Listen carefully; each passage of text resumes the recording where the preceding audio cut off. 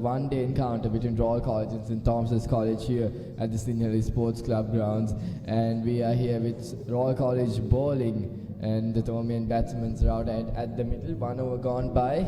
And welcome Dinet from the Thomian side. Thank you, Agam. First over was a very quiet over, no runs in it. Bowling a good line, Anush Polan Vitter. I don't think Avinash got any bat on ball that over.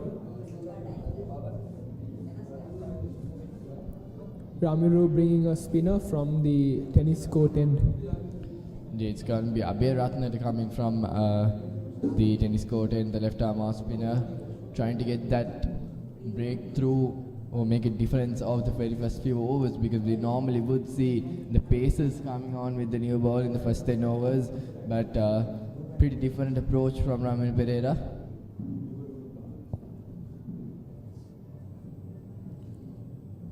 Into the batsman. Yeah, but nowadays most captains do start off with a spin from one side. It would usually be a pace open the first ball. Actually, some captains do bowl with pace, spin from both ends at the start itself. Definitely, it really depends on how the pitch moves along.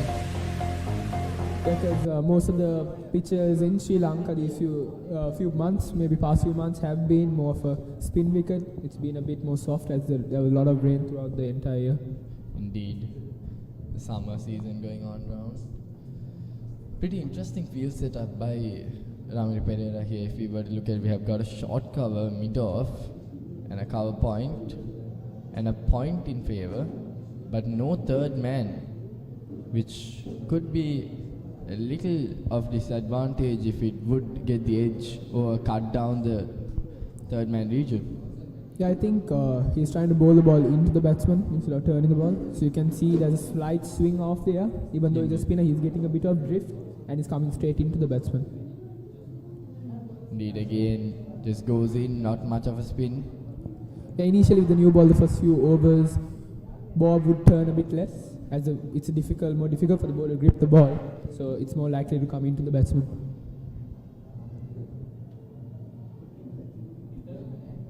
Indeed, well settled batsmen from St. Thomas's College, Avinash Fernando and Jaden Amravira. Into the batsman again, we can see Shane coming on with a very full approach and did not go very short throughout the over. He stuck to the plan and delivered a very good over again. Once again, a maiden over. That's 2 maiden overs in 2 overs. It's a very quiet start for the Thomian openers. Both Avinash and Jaden gave a maiden over. But it's not to worry, there are another 48 more overs left. And anything could happen in those 48 overs. They just need some time to settle down, get the runs moving around. And at this moment, what they really need to do is try to get the first few runs on the board, get a bit of pressure off them, because indeed there would be a certain amount of pressure within them trying to get the runs, as it's 12 balls without a run, which would give confidence to the Royalists. Yeah, but both of them should have a lot of confidence. Jaden did get 48 in the second innings at the big match, and Avinash did get a 50 in the first innings. So they know how to bat against the Royal lineup, and this should give them a bit of a boost in their confidence. Indeed. Now Anush on the offside, and it's going to be a dot again. Indeed, Anush is a senior player for the Royal team, had played the last 2 Mustangs trophies and has been an impactful bowler in the first few overs. He's got that swing, not much of a pace, but he has the ability to swing the ball both ways, and that's what's really impactful at this moment. Not the pace, but the line and length. Again, look at that, swings away. Yeah, he's got good control of his line and length, like you said, and he does get that nice in-swing, but to the right hand, the ball does go out, but if you take a right-hander, for example, the ball does come in quite a bit. And that's really good in a one-day match, as that line and length is really crucial when you're bowling to attacking batsmen. Indeed, but Anush can't go short at this moment. He needs to make sure that he goes a little back of the length and try to swing it. Again down the offside, and that's well stopped. Are they going for a single? And that's going to be the first runs on the board for St. Thomas. That's going to be an overthrow as well. That's a poor start. Poor start meaning it's poor team communication from the Royal team. just leaking runs there. There's no need for that second run at all.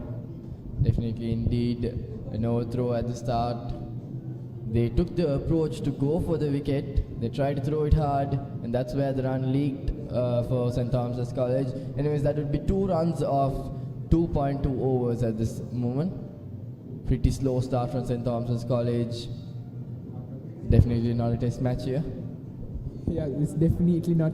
But you can start off a bit slow. Innings, it's always normal when there are 2 new batsmen at the crease to build a steady base and move up slightly with the run rate, but it's not too bad of a start. Definitely. Again, outside the off stump, left alone. I have a feeling the previous ball, not this ball, the one ball before that, the one that was on his leg stump, didn't swing as much. That's why his line was probably on the leg stump, but with his swing, he's getting that leg stump line. Is a perfect line that he gets to get the ball outside the off stump. Indeed, we can see both the bowlers from the ends have been really consistent with their lines and lengths and are bowling towards the field, and that's pretty important. Again, driven to the field, that's going to be another dot. Dots are piling up here for St. Thomas's College. It's 3 overs gone by and 2 runs on the board with a run rate of less than 1. Yeah, the Royal team does seem does look a bit unsettled, if you can say, because we did see overthrow and there was another overthrow that just, there was one overthrow and there was almost another overthrow. The keeper just had enough height to get that ball. I think the Royal team should settle down a bit. There's no need for extra effort in the field. You just need to keep it down to minimum. I think it puts down those aggressive field setup and try to get a bit of aggressiveness off the first few overs and try to put a bit of pressure into the batsman. That's what Royal is really trying to do here. Again, another dot.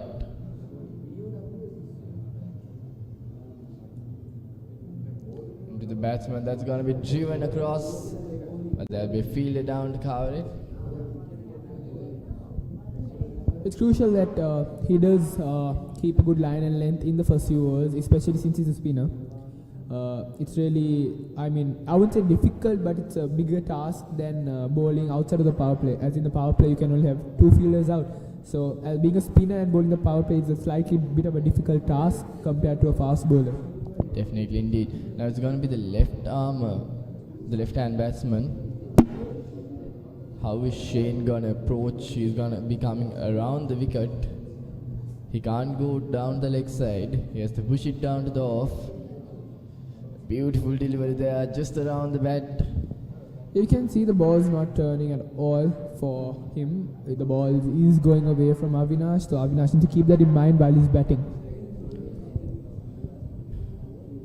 Shane really needs the ball just around the middle and off stump. He can't come down the leg side because the field is not really settled on that. There's a leading edge, but that would fall safe. A run or 2 maybe. There's 1 run there. He should initially in the first bid look to play the ball straight. Avinash, he should not go to, if you could say, break the ball towards the leg side. He should go with the way the ball is coming. That's quite important for any batsman with a new ball. And knowing he is a very qualified opening batsman who's faced a lot of new balls, I don't think he should be making a mistake. Definitely. Again, just short of the field there.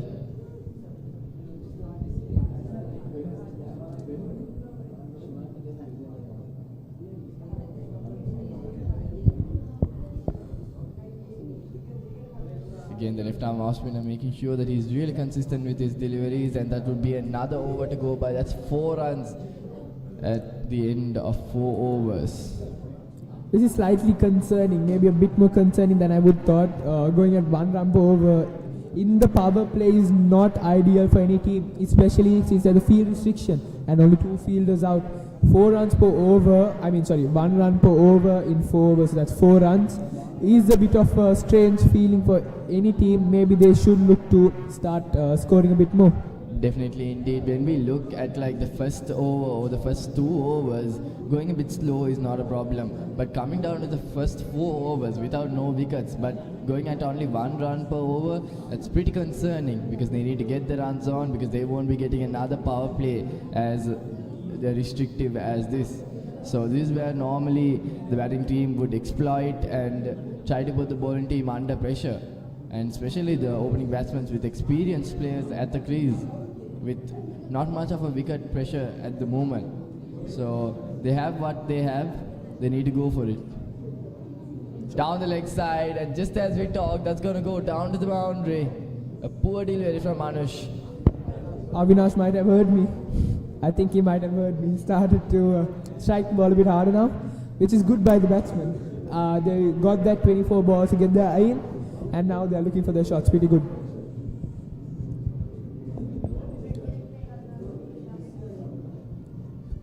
With that shot, the Thomians do double score to 8. They went from 4 to 8, so they did double that score in the first 4 overs. Down the offside now. That could have been a single there. That could have been a boundary if he did not stop. It went straight to him. If he did gap it, that would have gone straight to the boundary line. Indeed, now Anush really can't be putting out loose deliveries like he did, which went down to the boundary. Down the leg side is not at all an option for him. Outside the off time, maybe back of the length could be an option, but nothing down the leg side. Yeah, it's all about confidence. If the bowler does get the confidence in his first few overs, he's more likely to bowl a good line and length, but if the batsman does take advantage of him and he's more confident, he's going to score more runs. So it's all about a balancing confidence. If Anush can keep his confidence up, then it's going to be difficult for Avinash to score his runs. Indeed. Again, shot, and that goes down to the boundary once again. That is a slight loose shot there by Avinash, but not a bad shot. Just to the left of the point fielder. It's not too bad of a shot, but it's risky. Should not take too many risks in the first bit. But in this over, the Thomians have tripled the score, the total. It's gone up to 12. I think indeed it was a really good ball that he was waiting for. And Anush won with a too short, giving him too much room, and he knows the ball is going away. This is full, and this could be a close one. There is that a direct hit. That is a really close one there. The umpire would go down to third umpire. And that could be a very close one. That's a really close. So we'll just... Bit of miscommunication there when they were taking that run. I think he was pretty late on it. Avinash did hesitate a bit, but he ended up running. You can see Jaden talking to Avinash and maybe asking whether it was out. I personally feel he's a bit inside, in my opinion. Seems like he is in his... It's a really close decision. It's going to be a really hard decision.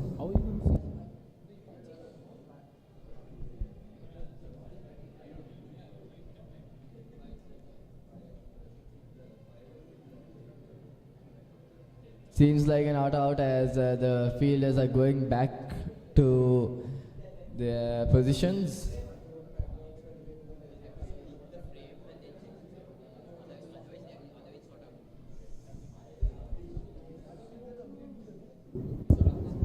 That's been given not out, I think, for now. Yeah, it's been given not out. Indeed, a very close call there and a direct throw from the fielder. So Thompson's College needs to be vigilant of those direct throws coming in. Roll is not bowing down, they're going for the shots. Yeah, for sure. They did show the aggression in the first 2 overs with those throws directly at the stumps. So it does show that they are attacking the field, they are ready for the run. And this should be a good warning for the 2 openers to be careful when they're taking the singles. Indeed, now 5 overs gone by, 13 runs. We can see St. Thomas's College getting settled in more over. It's going to be Shane again, the left arm off spinner coming in from the tennis court end. A close one again, gets the edge.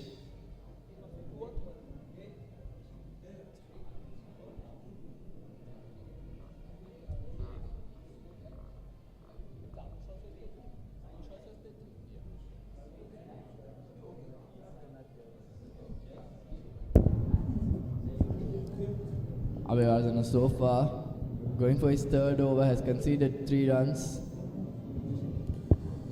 It's really good bowling by Abhivardhana, especially with the fielding restrictions. He's bowled at good line and length, making the batsman not be able to free his hands to play his shots. So it's really good bowling by the Royals. Over the covers, and that's gonna go down to another boundary for St. Thomas's College. 4 more runs to the tally. Just reaches the boundary. The fielder did get close to it, but just far from his reach.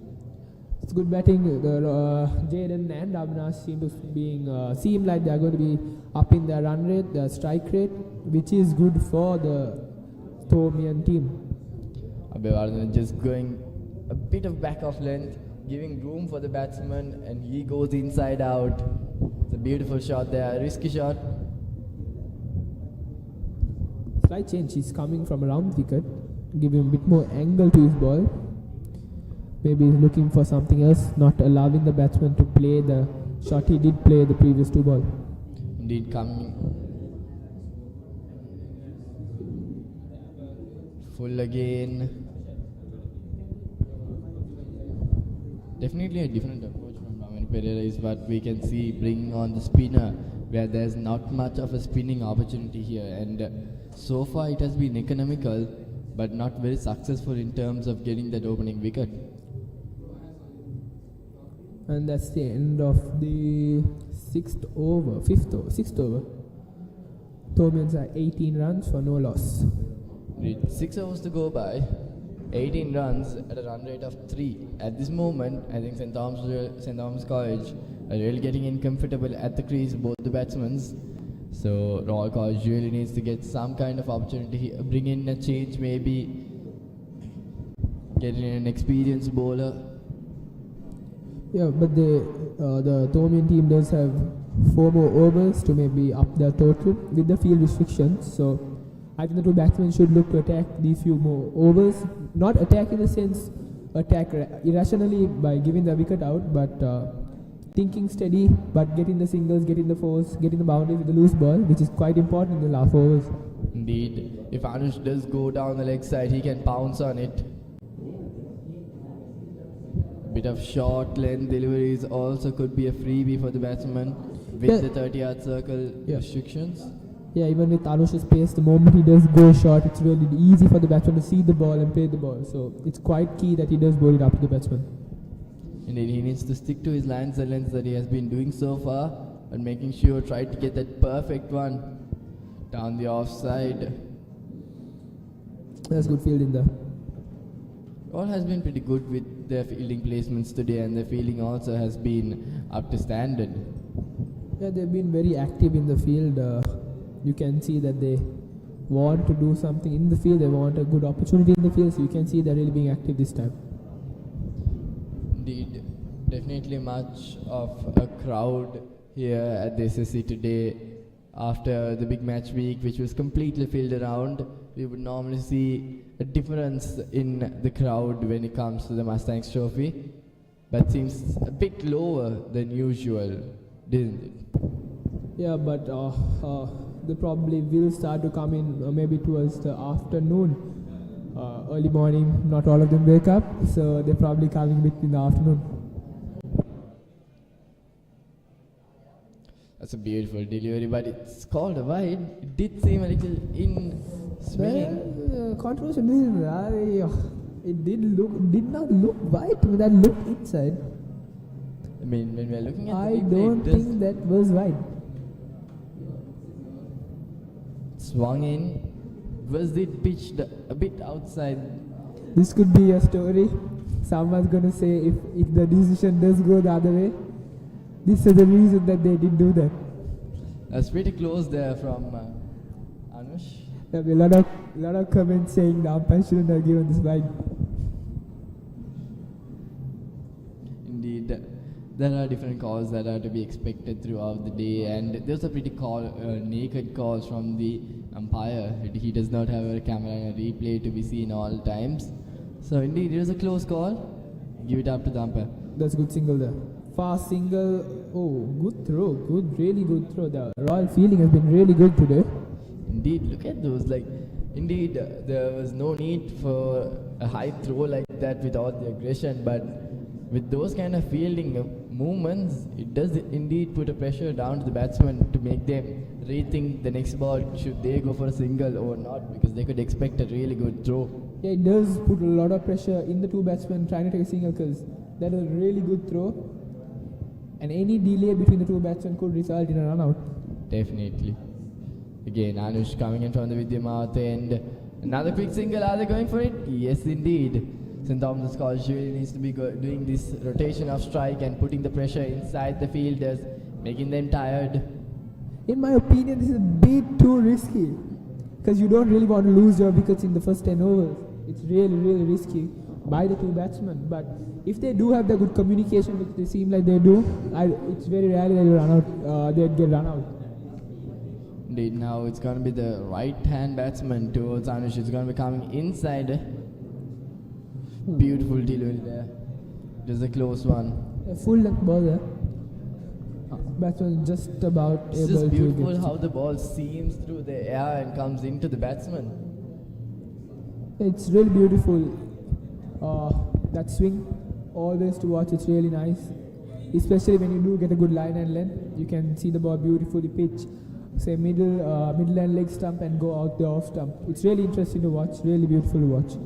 Indeed, 7 overs down now. St. Thomas's College 22 runs. Again at a run rate of around 3 odd. It's going to be the left arm off spinner to continue in from the tennis court end.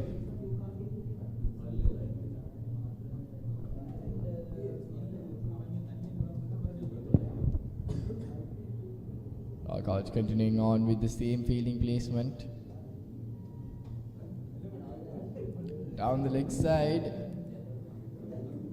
There is good rotation of strike by the two batsmen. They do look like they're trying to push a bit more.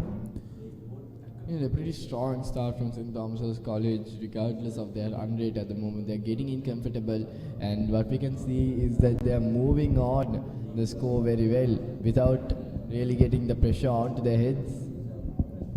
If they could up their score to about 40 in the first 10 overs, that's not too bad of a start. Indeed, if we were to look at the batting side, if they were able to get comfortable at the first few overs, and then onwards they could actually approach the bowlers at a higher state. Shane coming over the wicket now. Over the covers again, lofted, and it's going to go down to the boundary. That's really good batting here by Jaden, putting pressure on Abhay Ratna. That's a beautiful shot, beautiful shot over the cover field. They are pretty close in, so that's a really good spot to take on the field. Indeed, Jaden was seeming to be a bit defensive more than Avinash Fernando comparing the scores, but he also has taken the approach to go a bit more aggressive. Coming down to the last few overs, across. That could be a catch there. It's a tough one, and it's dropped. That should have been caught, in my opinion. He did get really close. He did get a hand on it, just out of reach of the fielder there. Definitely, it was a very hard catch. It was lofted up, moving outside the fielder in the air.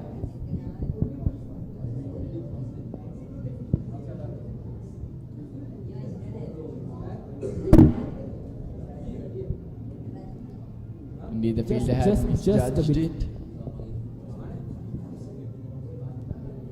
That might slow Jaden down a slightly bit, because he did give a chance. He might be a bit scared of giving another chance.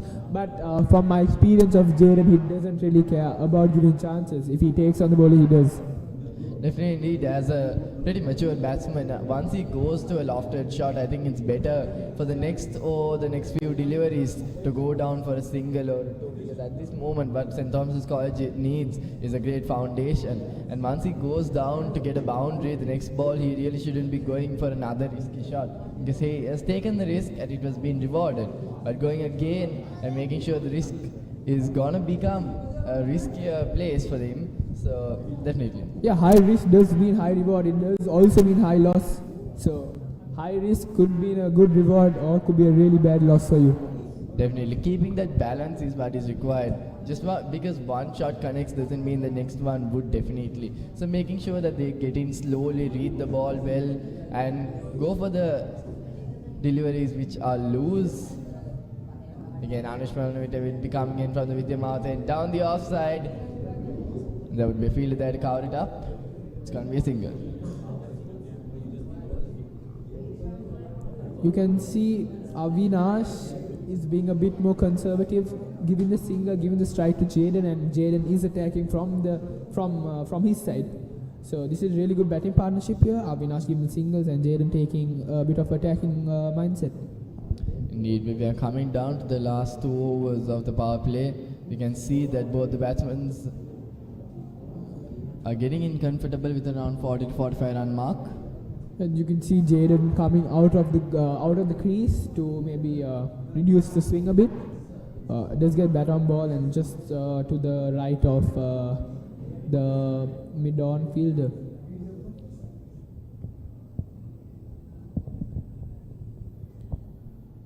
Another field change. There is no fine leg. There is no fine leg. There's a short fine leg. Deep third. Sweeper covers. Definitely, Ramil has opened up that cover region for the batsman to go for the shot, and he has kept someone to guard the rails down at the boundary line.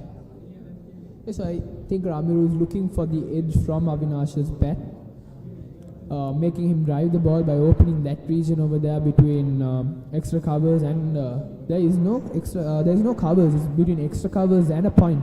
So he's got a point and a backward point. He's getting Avinash to drive the ball through that gap over there, and he does have cover for him in case it does go. Short and pretty quick from Palanavita. Again, if we were to look at the run rate, it was at around 1 to 2 at the first 5 overs, and now it has come down to 4 runs an over, and that is pretty good for a one day. More than 4, right?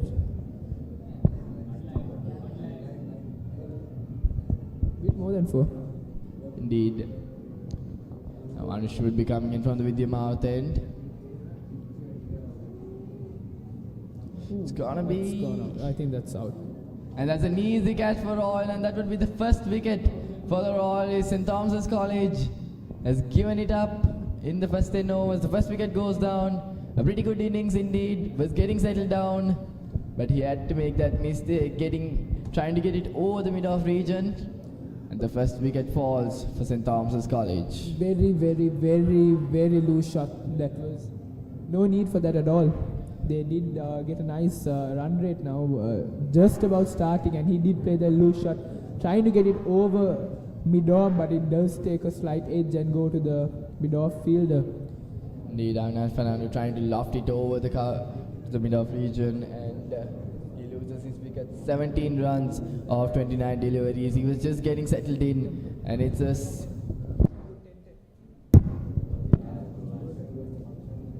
the new man for St. Thomas's College is at the middle now. Anush has picked up his wicket.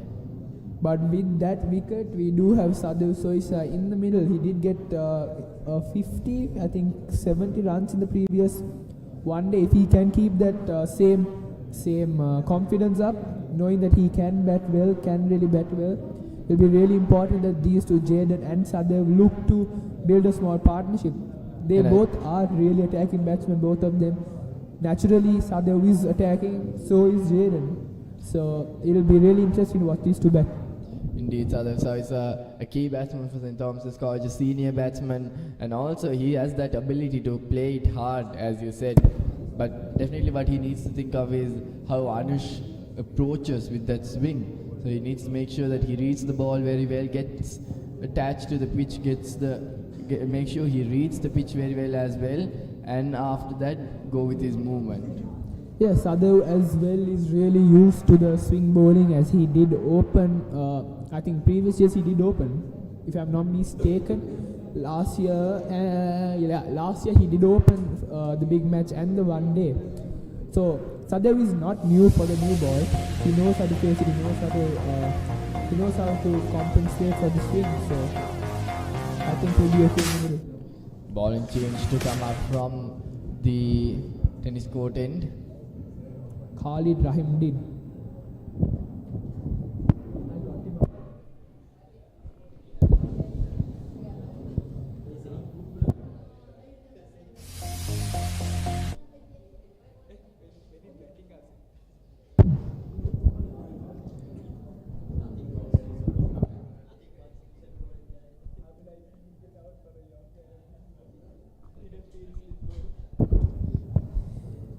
Here comes Khalid from the tennis court end.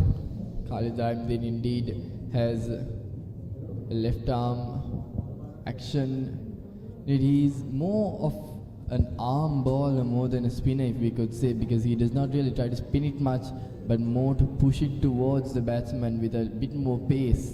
You can see that with the field settings, you don't really have a sweeper cover. You got a mid on, a long on, and a long off, with no sweeper covers. So with that, less turn is getting with the ball coming in. The batsman's more likely to take him straight. Indeed, we can see this is the second bowler outside of the big match who did not compete in the big match. Anush Polnavita did not play the Battle of the Blues, as well as Khalid Rahimdin did not play the Battle of the Blues. So they're pretty inexperienced at the SSC pitch, if we were to see in this particular month. Outside the off stump, it's a freebie for the batsman, cut it away down to the point region, and 4 more runs for St. Thomas's College. But if you take in the perspective of the Mustangs trophy, Anush and Khalid have played 2 each. If I'm not mistaken, this is Anush's 3rd one-day match, Khalid's 2nd. So this is not a new feeling for either one of them. They've played 2, Khalid's played 2, Anush has played 3. So they would be experienced in that sense, but with the wicket, with the crowd of this year, which they were not playing the big match, so it could be a slightly different for them. Khalid Rahimdin, with his action and with his abilities, he needs to make sure that he gets the ball in pretty close to the batsman, not give much room there. Loose ball missed out. Toss there. A loose ball missed out by Jaden, but it's not to worry. Khalid needs to try to get it full, a bit of back of the length, maybe around the middle and off stump. Khalid is bowling from quite outside the wicket. You can see the ball, he's trying to bring the ball in. And that will be 10 overs, and there will be a small change in the commentary box where Menkathenakon will be replacing my side.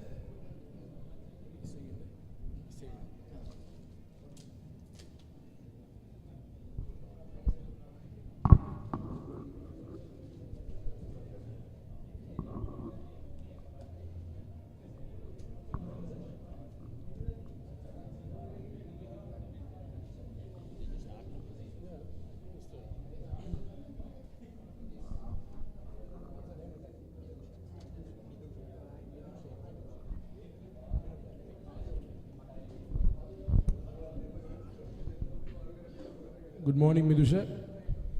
Morning, Mayur. We are here at the 48th Mustangs Trophy. We are the Sinhalese Sports Club. Again, Beautiful shot. driven by Sadev Soisa. Now Anush Polnavit is continuing his spell from the south end. Now after 10 overs, St. Thomas's College 37 for 1 wicket.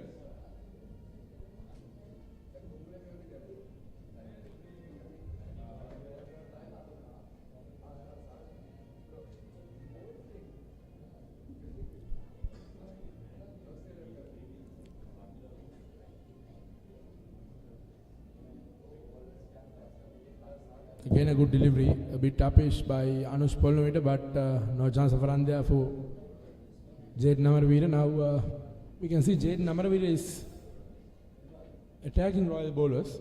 He's trying to move from his crease, coming up from the crease and trying to capitalize the Royal bowlers, and his aim is to attack those bowlers from the both ends. Definitely. I think he's trying to disrupt the length of the bowler, making sure that the bowler is not settling in. Great single by Jaden. Again another single. And we can see clearly that when the spinners are bowling, Jaden Amarveera is shuffling his crease and is trying to clear the boundary. So that would be the intention of Jaden to attack the Royal bowlers. And now Sadev Soisa, as an experienced player, he should anchor this St. Thomas's innings to a commanding position. Definitely. as a new batsman in, trying to make a partnership with Jaden. Again on the middle, no chance for Ananda for Sadev, and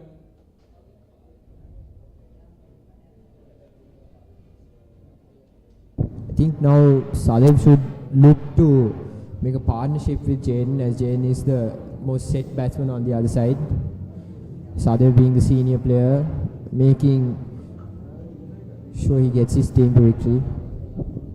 yes, Anush. Again, Sadev Soisa flicked it away to the short mid-wicket region and crosses for a single. There's another one delivery remaining in the 11th over.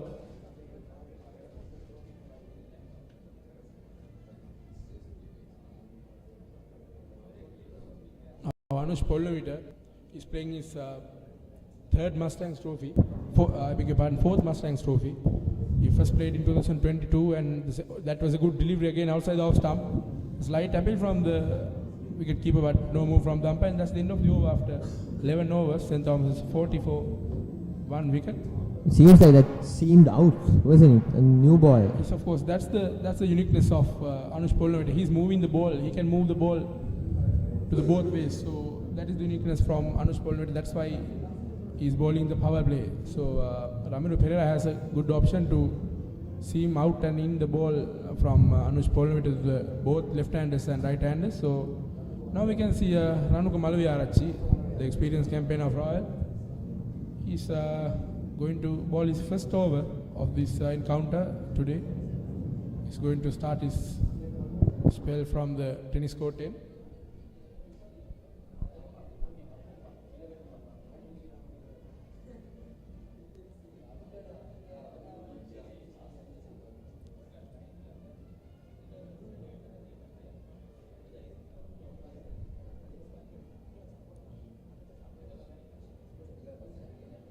Now we are here after a while, after a short break of 7 days after the big match.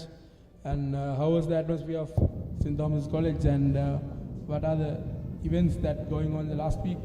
It was good coming to victory, something new after some time, since 2019, and then we lost it, and then it was good to win it back, So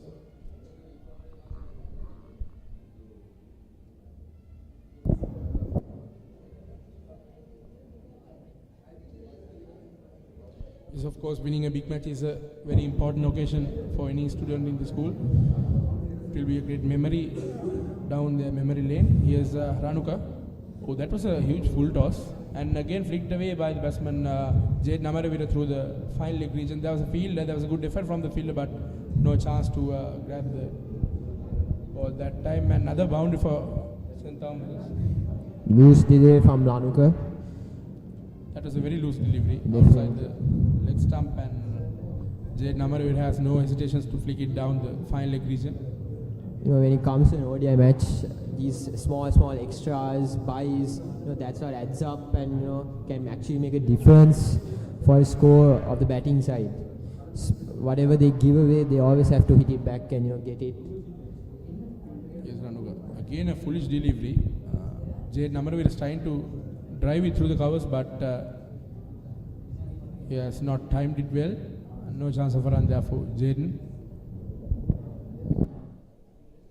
Royal should concern about the extras, how they are bowling and how they are managing their no balls. Now,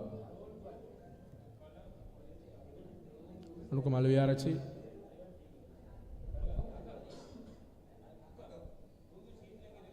Again a good delivery on the middle. That was very poor foot movement by Jade Namaravira. He was stuck on the middle.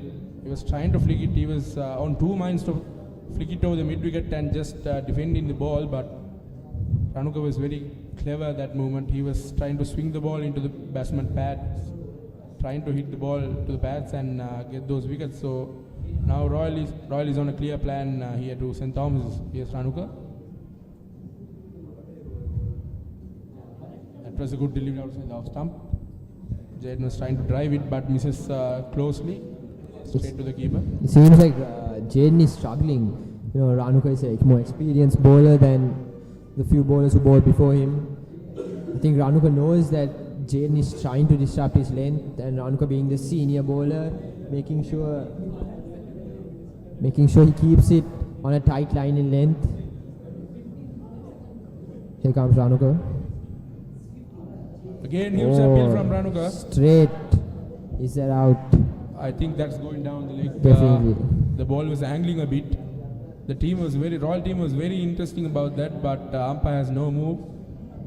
Jaden did not see that coming. Now this is the thing that I was noticing from the start of this innings. Jaden has not in his best with his foot movement. When the ball going down the leg, he is very poor with that. I think he's trying to flick it, but his legs are going to stuck in the middle.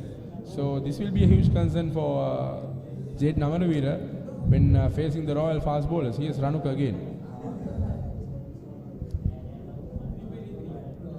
I think it's just that Ranuka, more experienced bowler, he knows what Jaden is trying to do. He's trying to stop him before he gets, in the rhythm of what he's doing.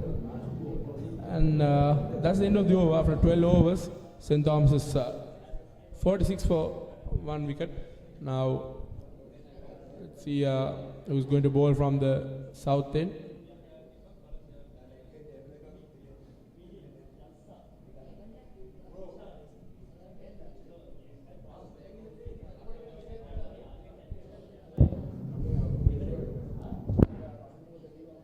Yes, Anush Polnovita is continuing his spell from the south end.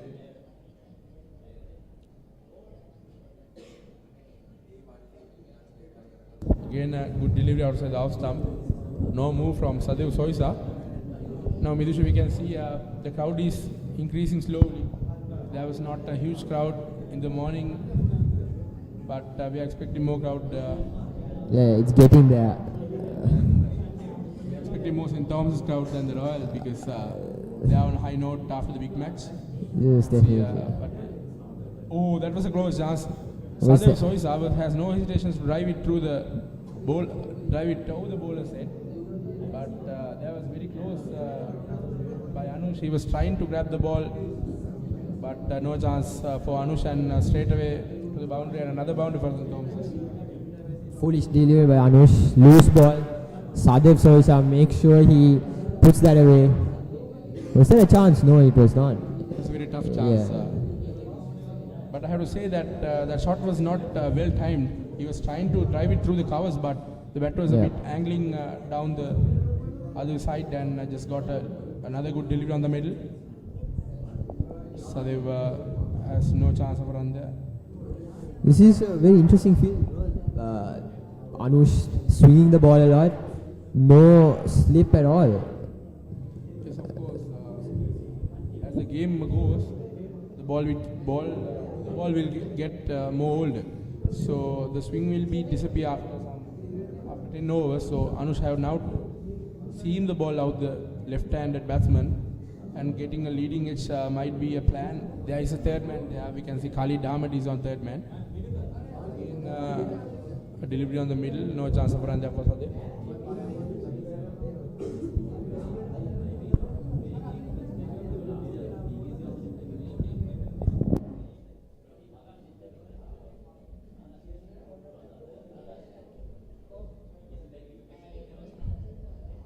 Now bowling fast bowlers to Jaden Amaravira will be very ideal at the moment, because I can notice that again a good delivery down the leg, again flicked away by Sadev to the fine leg region, and another single. Jaden's foot movement was very slow, I think, and that will be a huge concern for Royal to get him to the pads and create a chance to get his wicket. It seems like that's what they're trying to do. Spinners didn't work against him. The foolish ball, he made sure he put it away. Yes, Jaden. This will be interesting battle between Anush and Jaden. Here's Anush. Jaden moves across a lot. Oh, that was good stop. That was some trouble in the middle between the two batsmen, but they cleared it up. Another single. And that's the end of the over. After 13 overs, St. Thomas is 52 for 1 wicket. Here the Sinhalese Sports Club. We are here at the 48th Mustang Trophy.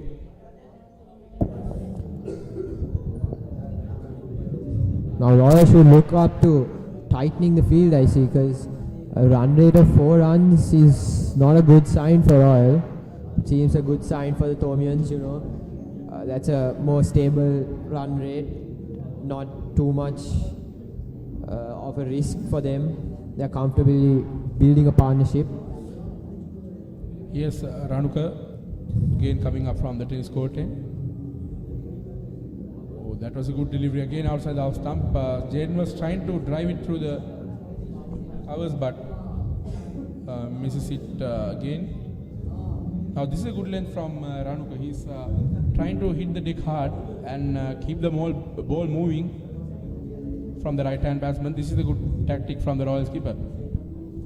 It seems like Ranuka might go for a bouncer, you know, with the square leg. And the fine leg is up on the yes, boundary. and definitely fine leg. Yes, Ranuka. Straight. I think the plan is what I was talking about a little while ago, that you can see clearly what is the line that Ranuka is bowling. He is bowling to the pads of Jade Namaravira. So he is trying to hit the pad of Jaden and create a chance again. You know, maybe with the deep square leg and the fine leg, I think he's trying to make that Jaden think that he might go for a bouncer, but he just might stick to the pads, you know. So of course that might be the plan for Royal. Because the big match also we saw Jaden struggled with the ball coming straight into the pads, and in the second innings Ramiru bowled a beautiful ball to get him out. Again Ranuka.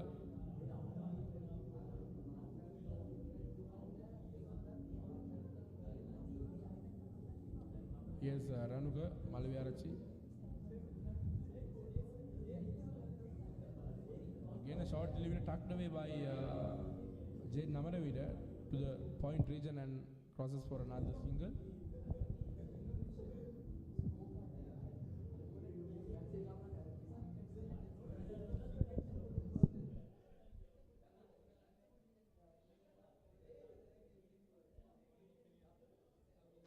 And Midusha, how was the mood of the St. Thomas camp after the big match? Did you all met your mates after the big match? Definitely, it was an exciting time to be at college. Again driven by Shot. Sadev. So that was a good shot from Sadev. That was a half volley, and there was no hesitation for Sadev to drive it straight back the bowler for another boundary. That was a beautiful shot, wasn't it? Straight down the ground. That was a glorious straight drive. That was a loose ball again from Ranuka. Now he has to tighten up his length if he want to get this wicket of Sadev Soisa. Sadev Soisa is a good batsman of St. Thomas's College. He's an experienced campaigner. Again driven by Sadev. There's a fielder in the deep. Now crosses for another single. It seems like the left-hand, right-hand combination is a bit troublesome for the Royal bowlers. I think the batsmen also know that, making sure they rotate the strike, making sure the bowler doesn't get a confirmed length and line, you know.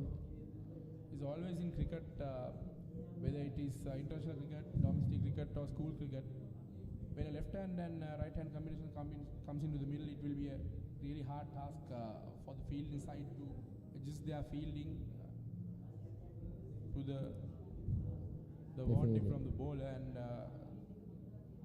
to be Khalid Ahmed from the south end. Now he was bowling from the tennis court end, which we are commentating here in the previous overs, but now the skipper has another move that Khalid Ahmed is going to bowl from the south end. He is Khalid Ahmed. Again a good delivery on the middle, again flicked by Sadev Soisa to the long on boundary and crosses for another single. Now this is an unusual action from Khalid Ahmed. He is bending his back way more than a normal left arm over spinner. Definitely. So he will have a good uniqueness in his bowling action also, Khalid Ahmed.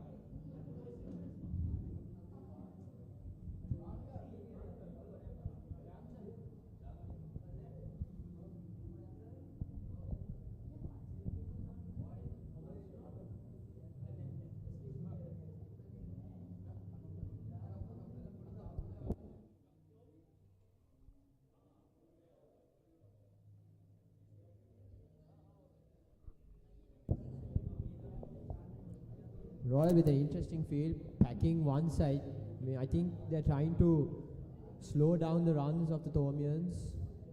Seems like they're trying to contain Jane Amarveera. Again, tries to drive it through the covers, Jaden, but straight to the field at extra cover, but crosses for a quick single.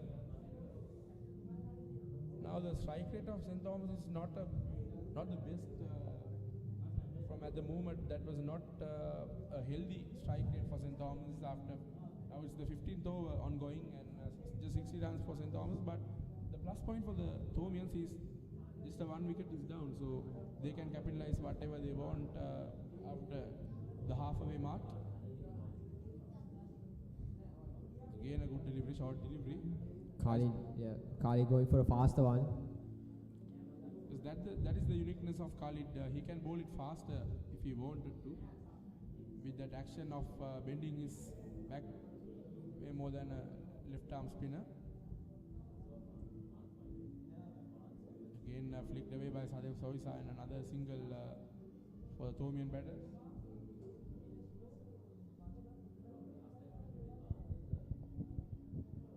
Now what will be the plan for the right-handed Jaden from Khalid Ahmed? Now this will be interesting battle. Jaden is trying to attack these Royal spinners. Again, now we can see Jaden is shuffling his crease, shuffling his batting position when spinners are bowling, and that's the end of the over after 15 overs. 61 for 1 wicket, St. Thomas's.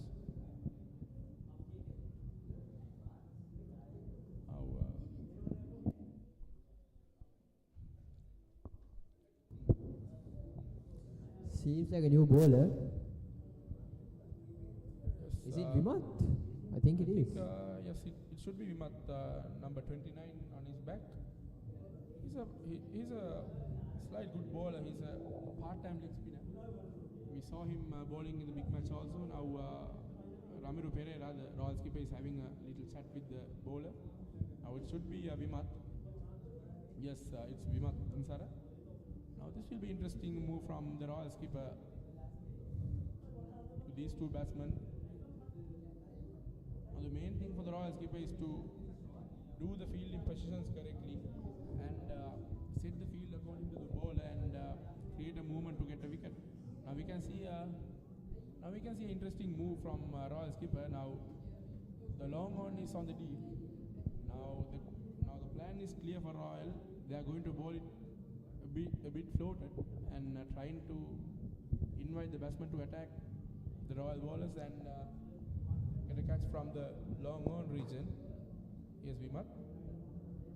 Oh, again hit it away to the mid region. There's a fielder rushing into the ball. Is that a boundary? That was a poor effort from the fielder. He was very late to judge that ball at that moment. And another boundary added to the Thomian scoreboard.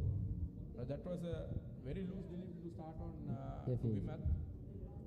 It was a big full toss and dispatched into the mid-wicket region. What are your thoughts about bringing in Vimat Dinsar into the attack from the Royal skipper? Seems something new to bring in. Two left armers, two fast bowlers with only 1 wicket down. Was it off spin? Seems like that was off spin. Yeah, he can bowl both leg spin and the off spin, but I think his off spin is more stronger than the leg spin. Right.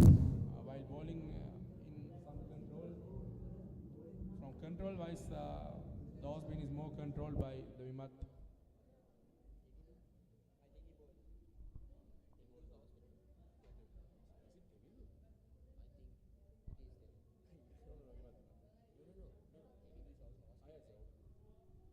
Yes, Vimat. Again a delivery down the leg, tries to flick it to the square leg region, but straight to the field at the 30-yard circle. No chance of a run there for St. Thomas's.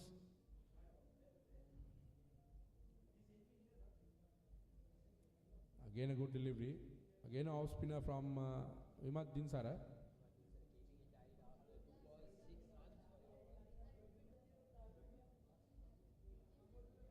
Now keeping it tight is the most important thing for Royal at the moment, because when you're Keeping it tight, builds pressure, and the up to wicket eventually. But thing is, the batsman has a big part, rotating the strike. That will actually let the pressure go. So I guess it's the bowler and the field setting of the bowler and the captain working through it and trying to make a proper field where the pressure is built and making sure the batsman is not free to do whatever he wants. And another thing is, Midusha, when you bowl to get wickets, when you are trying to get wickets, you can go for more runs. So if you are keeping things tight, and if you are bowling wicket to wicket, the wickets are coming at your way. So now Royal bowler should try to bowl it straight to the wicket and create a movement and a mistake from St. Thomas's. Now the batsman is having a short drink here at the middle, and the players are getting a small break here at the middle.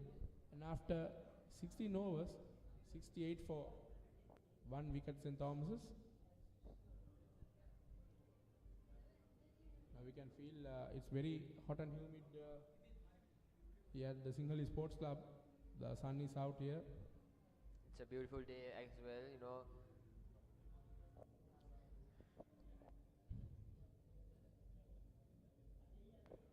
Khalid Ahmed from the Vidya Mawat end.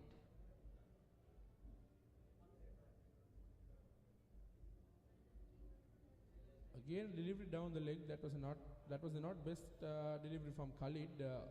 Sadev was trying to flick it down the mid wicket, but there's a fielder. No chance for Andya.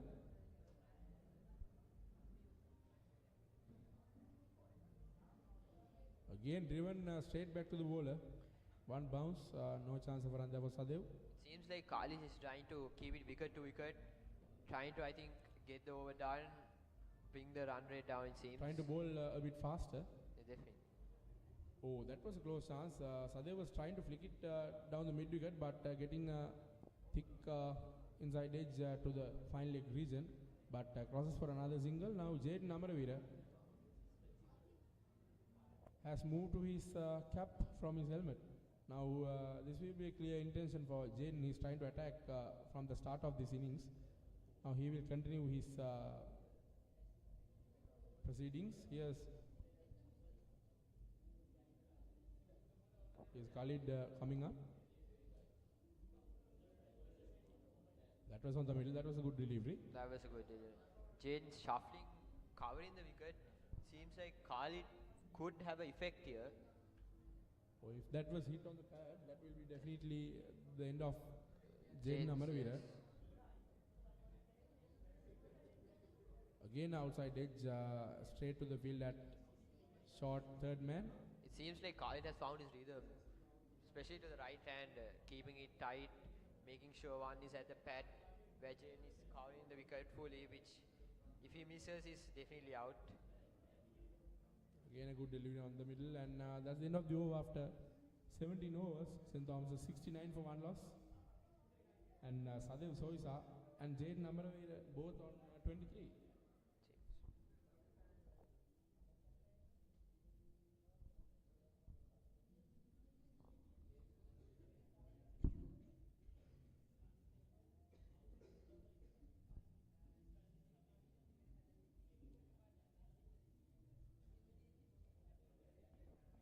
Vimat Dinsar again to Sadev Soisa. Again a good delivery on the middle, spun away from the left-handed batsman. Sadev, no chance from the... Yes, of course, that is much control from Vimat. Again the delivery outside the Assan, driven hardly by Sadev. But there's a field on the deep and just crosses for a single.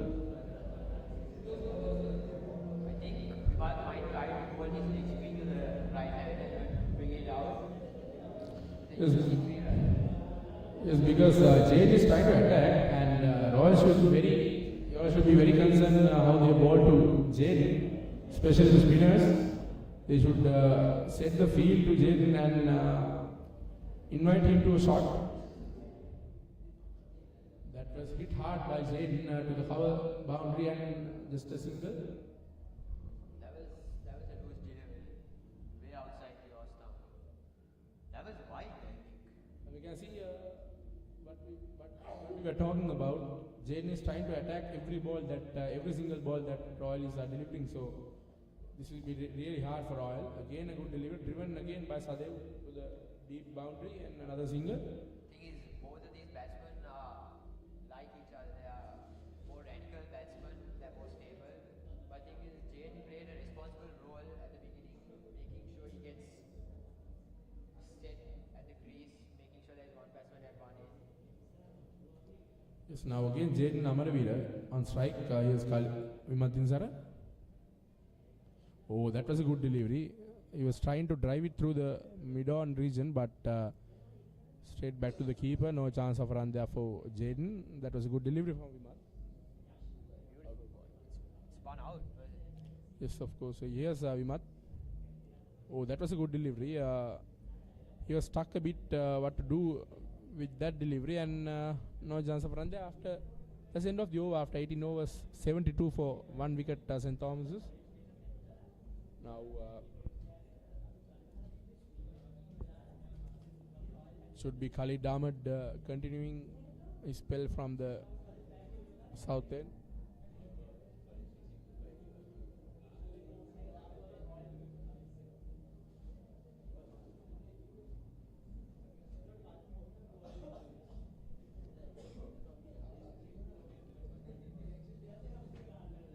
Here's Khalid Ahmed. Again, Sadev tries to come down the track and to get a move and break the shackles, but finally he was trying to defend the ball carefully, and here's Khalid Ahmed. Again driven. Oh, that was a close chance. That was that was a quick single from the two batters. Jaden was holding his head while running backwards. He was thinking that it was hitting his head. The throw almost did knock him. Yes, of course. No, Khalid should have a bigger effect to a right hander than a left hander here. Yes, Khalid. Again driven by Jaden. Another quick single. That was a dive from. That was a good effort from the batsman Sadev Soisa. And another single for St. Thomas's. They are keeping the St. Thomas's scoreboard moving. The score is ticking a little bit more than the first half of this innings. Seems like St. Thomas has had a comfortable run rate. So now Royalists should capitalize if they want to get a wicket. Of course, they want to get a wicket to break this partnership and dig into this game again a little bit. Here's Khalid Ahmed.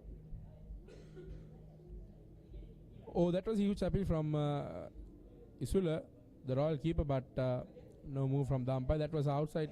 That was a delivery outside the off stump. Sadev Soisa was trying to cut it through the point, but straight to the keeper. No chance of run there. That was a very quick one. I think he's getting his length right. Oh, that was a very loose delivery from Khalid. That was down the leg, and umpire called it a wide. But Sadev has no defending intentions. He was trying to sweep it away again, but misses it. This is a good approach from these two batters. They were trying to attack the Royal bowlers and putting some pressure on them. Oh, that was a slight misfield, but there's a field again on the back. There's no chance of a run there.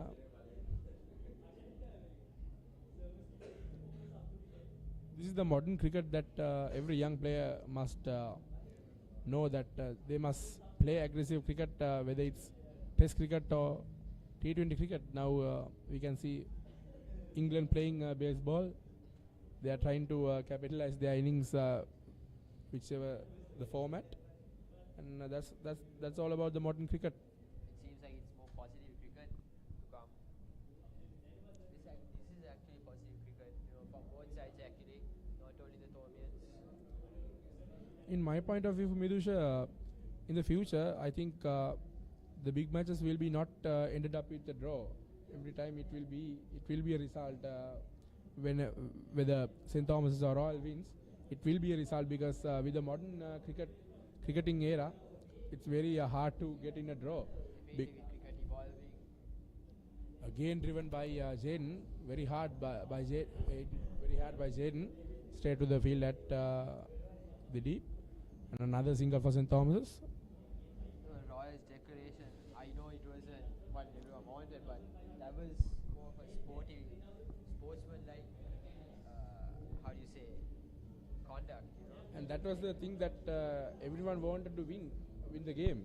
That was the thing that Royals were declaring, that there was some chit chat about what was the thinking behind that. But I think everyone wanted to win the big match. They were trying to get those wickets. When you take risks, you will be learning something. If you, I think in anyone's in I think in if it cricket or anything, you don't lose, you learn. If you lose a game, you will learn and come back in the next game. So that is not a huge impact of declaration, but You know, it seems that so for this ODI game, I think everyone must have been very, very involved, because the thing is now, the last day, the third day of the big match, was a very interesting game. Around 400, just more than 400 runs were scored in just one day. It was actually good cricket to watch, very interesting. of course that's all about cricket. Yes, Vimat continuing his spell. He's bowling on a good manner. That was a full toss and driven again by Jaden, straight to the field, but one run added to the Thomian scoreboard.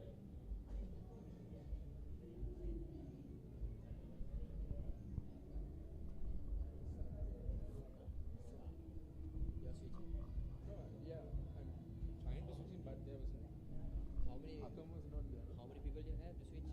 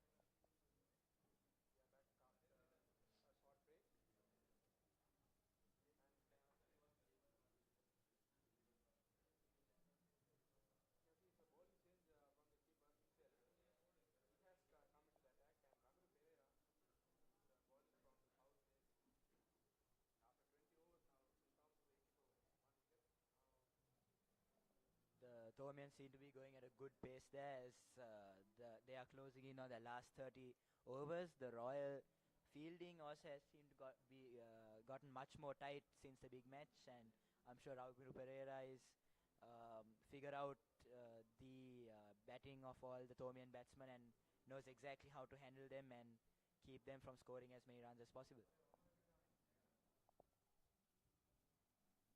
That was another good delivery from Ramiru outside the off stump, trying to drive it through the covers but misses it. Here's Ramiru again. Again a short delivery. Sadev cuts it through the points and covers to another single. Sadev Soisa is at a pretty good run rate right now, but Jaden Amravira seems to be going pretty slow, taking this somewhat like a test match, but he should, if he is to score more runs, or especially considering it's a one day, he should pick up his pace.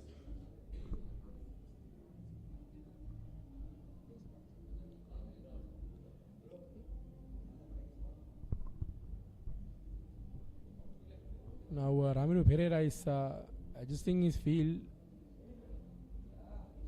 Again Jaden Amar. Oh, that was a good effort from the field, that catching position. It should be Rehan Piris. Very tight fielding there from the Royalists. Obviously eyeing to win the Mustangs.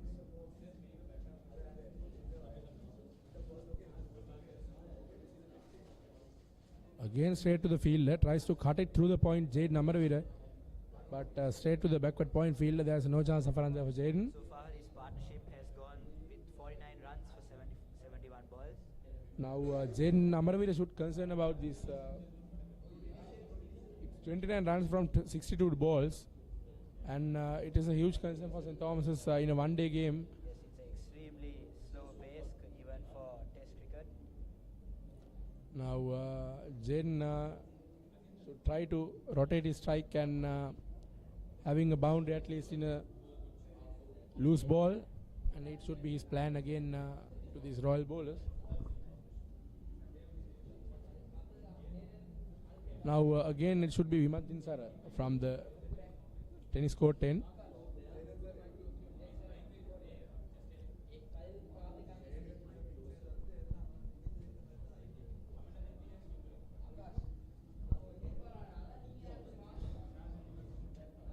Again a bit short delivery from Rimat, and tries to drive it through the mid off, but straight to the fielder. No chance of run there for Sadev.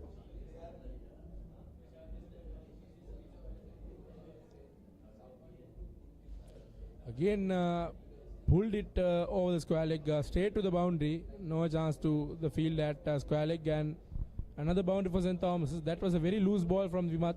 That was very short, and no hesitations for Sadev Soisa to get back onto his back foot. Really gaining the momentum there, especially from his last big match scoring with that incredible half century. He's set to score another half century right now as well. He's really filling his shoes well and stepping up for his team. No, that was a good delivery outside the off stump, trying to spin it away from the left-handed batsman Vimat Dinsara. He's trying to bowl it outside the off stump and trying to get again a good delivery, but again clever by Sadev Soisa, straight to the backward point fielder, but crosses away for a quick single. A lot of pressure being put on the Thomian batsman there, especially right there we saw Royal fielder throwing the ball straight to the wickets. Now after 20, now it's the 22nd over is ongoing here at the Sinhalese Sports Club. But after 22 overs now, it's just 87 runs on the score board for St. Thomas. Now they should concern a little bit about their strike rate and strike rotating. So now Jaden Amravira is the main man to capitalize these Royal bowlers, because he's trying to attack these Royal bowlers from the start of this innings, but not got the result that he wanted at his best. Again tries to cut it, but that is the boundary that Jaden needed. He has driven it through the cover straight to the boundary. Jaden finally picking up his stride and gaining his momentum after a very long hiatus. Obviously, after 64 balls, he's finally scoring a boundary there. And now after 22 overs, now 91 for 1 loss. St. Thomas's. As St. Thomas's closes into half of the overs that they have completed, and as they come up to another 25 overs, I'm sure they would like to pick up the pace more and obviously go past a century of runs scored, as they're still at about 80 runs. Now yes, it should be Ramiro Pereira, the Royals keeper, again coming up from the south end. That was a good delivery on the middle to Sadev Soisa. He has no interest in switching it up. And another delivery without a run. Here's Ramiro Pereira again. It's obviously very crucial for Ramiro Pereira. Oh, that was an appeal from the end given, and that's the wicket that Royal wanted after most 10 overs. They has got the wicket that they wanted. There for Ramiro Pereira. I was just talking about the fact that it would be very crucial for Royal to get Sadev Soisa out early into the game to prevent him from scoring too many runs, and he just did it right now. And I'm pretty sure the Royal side, the Royal coaches, everyone is very happy with what they just achieved, especially getting Sadev Soisa out so early would obviously slow down the Thomian batting momentum, and we are yet to see who will come in and replace him. It's most likely to be Dinesh Gunawardena. And that was the thing that I was talking with Midusha, that bowling wicket to wicket is the main reason to get wickets. So now Ramiro Pereira, the Royals keeper, has produced that wicket that Royal wanted. He was bowling it tight wicket to wicket on the middle and creating a moment to get that wicket, inviting the batsman to sweep it over the square leg, sweep a cover, and he was missing it and straight to the pads and given by the umpire. That was a loose shot from Sadev. Sadev Soisa also is very impatient batsman, and Ramiro Pereira capitalized on that fact and got him out early on. And now Royal has got the breakthrough that they wanted for a long time now. And Sadev Soisa, the experienced campaigner of St. Thomas College, the batsman who scored a half century in the last innings of the big match, who sailed their ship, crucial half century at that point, and he has gone to the dressing room again here at the moment. Now it's 2 gone for St. Thomas's. Now I think it should be the next, that's the centurion from the last big match. Dinesh Gunawardena, the vice captain for St. Thomas, is on the middle. Here's Ramiro. Again a good delivery from Ramiro. Now Dinesh Gunawardena, despite scoring a century and a half century in the first innings and second innings, this is obviously a one day, and before he scored a century in the test match. So his pace is much more calm, he's much more relaxed batsman. So we are yet to see whether he will be able to score many fast runs for St. Thomas in the last few overs that they have. He had a good shot there just now, but we are yet to see whether he will be able to step up to the challenge and perform like he did in the test match. Now Royal should try to dig into this game again after getting that wicket of Sadev Soisa. Now they are doing their fielding positions right here at the moment to Jaden Amaravira. He's struggling a bit to get runs here. Again tries to drive it. Oh, that was a very cheeky misfield from the fielder that was at point. He was trying to grab the ball, but there was a slight misfield, and that's the end of the over. No, I beg your pardon. There's another 2 deliveries. Jaden is struggling here at the moment to rotate the strike. It is very crucial when it comes to limited overs games, but Jaden is really struggling at the moment. But we know about Jaden; he's a good attacking player. He can break his shackles any moment that he wanted. So we will see what is coming up in the next overs, and that's the end of the over. After 23 overs, 93 for 2 wickets, St. Thomas's. St. Thomas's College need another 7 runs to reach that all-important 100 runs. Dinesh Gunawardena also be the danger man. I'm sure Ramiro Pereira would want to prioritize all their bowlers on keeping as much pressure as possible on Dinesh Gunawardena more than Jaden Amaravira. As of right now, Jaden Amaravira is in a good spot, and I'm pretty sure he's exactly where Ramiro Pereira wants him. So we are yet to see if Dinesh Gunawardena will be able to break through and help Jaden Amaravira get through this. Yes, now we can see another bowling change from the Royals keeper. Now we can see Sandul Abhiwadana, the 15-year-old young man, has called up to a ball from the tennis court end. He was bowling in the first part of this game. He was bowling 4 overs for 16 runs, and again now the Royal skipper has called him up to continue his spell. Now Sandul Abhiwadana is bowling again.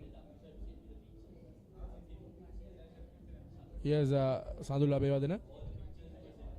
Sandil Abhiwadana left arm orthodox there. Oh, that was very clever from Dineth. He's knowing that the third man was on the 30th circle, and he was trying to cut it through the third man region, but the fielder has a good effort on that 30th circle. Here's Sandul Abhiwadana. Again a good delivery on the middle. No chance of a run there for Jaden Amaravira.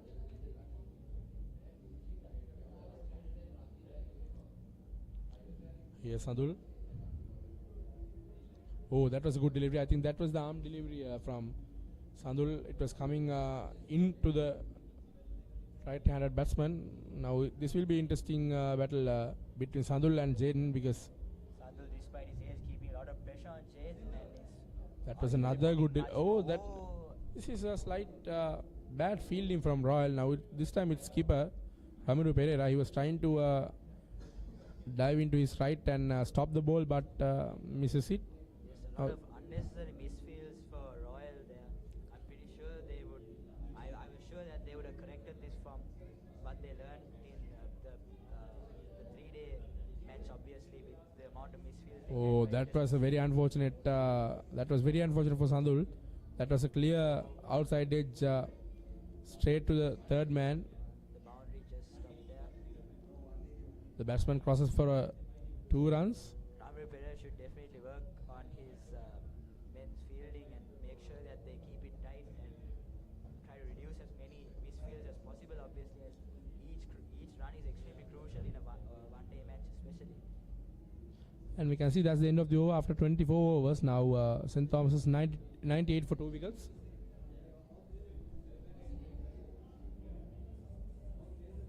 Now it's Ramiru Pereira. The Royal skipper is continuing again from the south end. Now we can see there's a cover field on the deep, placed for Jaden Amaravira. We were seeing him trying to drive it uppishly from the covers. Again a good delivery on the middle. No chance of a run there for Jaden.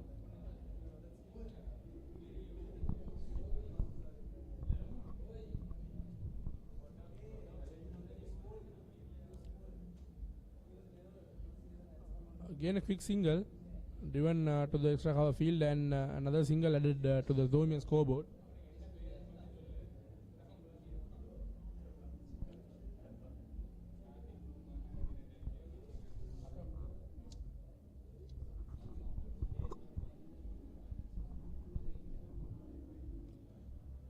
Now Ramiru Pereira.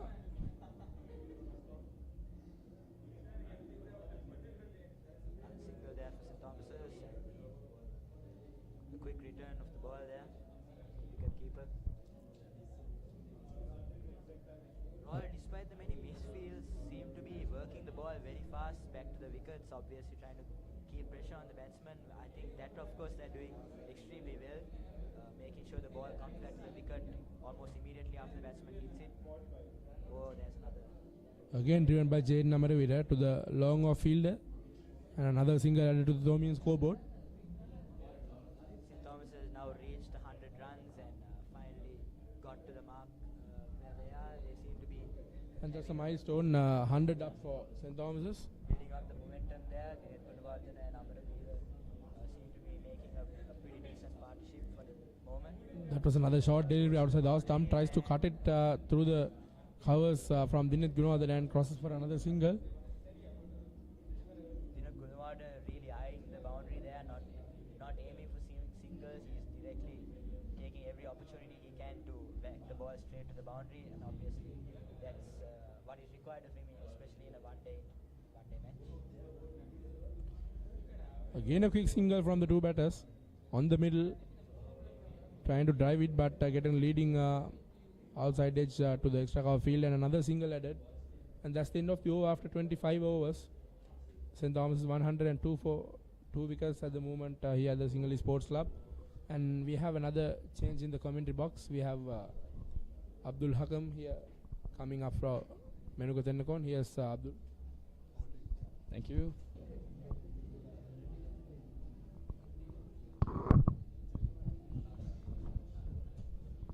Good morning, Hakam. So as St. Thomas's has reached about their halfway mark for the match, and they seem to be set to score about 200 runs. What do you feel? What do you think about the Thomians and the Royals' performance? Indeed, if you were to look at how the morning went down, Royal College was really economical at the first few overs, but St. Thomas College tried to climb on, lost a few wickets here and there, but St. Thomas College at this moment, with 2 wickets down for 103 runs, are pretty comfortable at this stage. But what they need at this moment is really try to get the runs in, because 25 overs, 100 runs, a run rate of 4 is pretty comfortable for a batting team at a one-day match. But indeed, at the latter part of the game, they need to accelerate a bit more, try to get the run rate to around 5 to 6 maybe, and get the score around 250 above, and that would be a good comfortable score which they could defend up. Yes, scoring that many runs obviously is no difficulty for us. Oh, they seem the Royal is asking a question there. The umpire does not give a result. Obviously, scoring this many runs isn't anything strange to St. Thomas's, as considering the fact that in their second innings in the last in this third 3-day match, they scored about more than 200 runs in about 44 overs. So I'm pretty sure Dinesh Gunawardena was one of the batsmen who achieved that feat.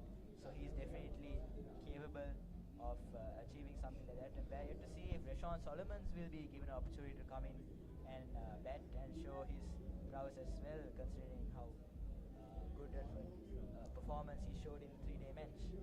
Indeed, if we were to look at the wicket here at Sinhalese Sports Club grounds, it's a pretty good pitch to bat down, because we saw it in the Battle of the Blues as well. We are seeing at the Mustangs Trophy also. Not much of swing, not much of movement of the pitch. It's coming down to the bat comfortably. It's not also a very easy pitch to bat at, but it's pretty comfortable for them. Not much of movement, so they could get it down. We can maybe see this pitch slow down a bit when it comes down to the evening time.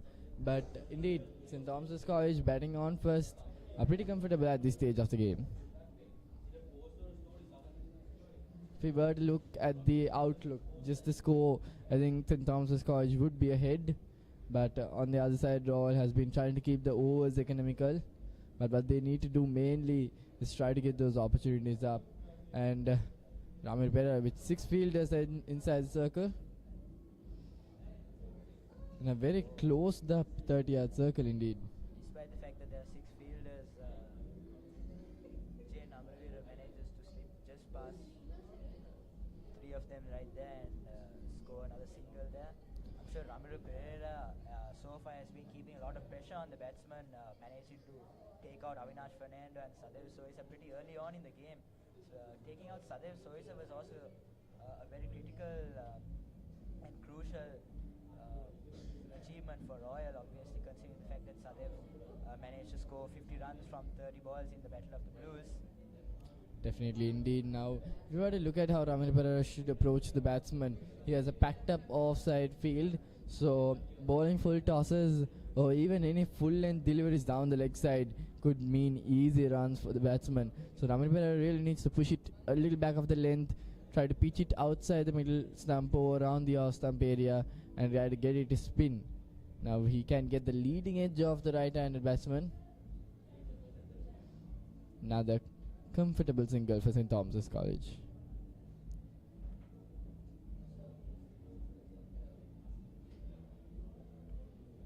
Indeed, All these singles, Dinesh Gunawardena and Jane Amravira still seem to be going at a test match pace, not a one-day pace. So I feel like Ramiro Pereira is also in a comfortable position right now, as I'm sure he is confident in his batsmen, especially Rehan Pires, in being able to score and catch up his runs there as the Thomians go for another single and a double edge.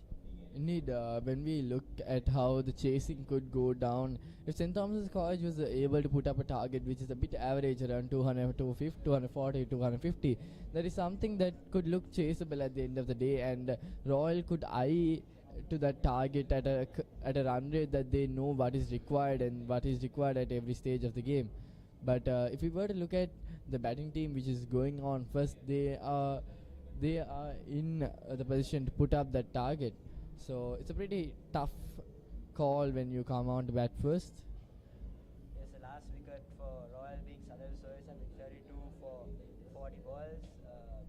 That's pretty much the ideal ODI scoring pace, and I'm sure Royal is extremely happy that they took out the ideal ODI batsman so early on. Definitely.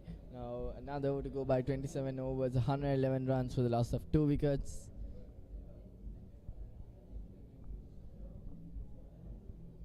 The number 111 is something, a myth in cricket, where a wicket normally falls down, the most number of wickets to be fallen. So will we see something interesting here?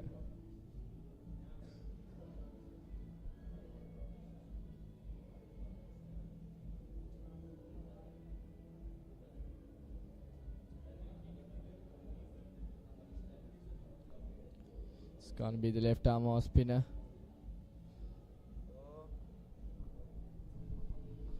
Good delivery there.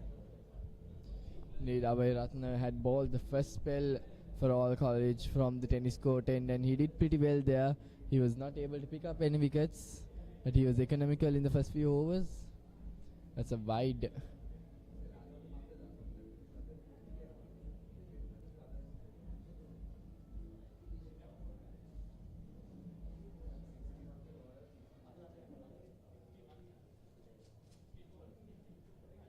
Abhivadan, despite his young age, seems to be doing very well, keeping pressure on the Thomian batsmen who are much older than him and more experienced. Definitely, if you were to come to the center stage of the game, you need to have that ability regardless of your age, and that's what he's doing here right now, and he's executing it well. He just needs to get that final execution where he could get the batsman off guard, and definitely taking a wicket is not something that comes off a random ball or lucky ball. It's more something that's structured throughout his spell. We also have a special pairing here, considering the fact that Abhivadan is a left-arm orthodox bowler and going against right-arm batsman. Over to the cover region.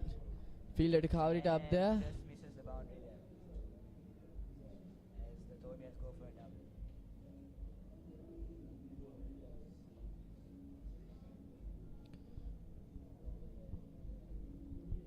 Indeed, we can see the crowd growing up a little better than the morning.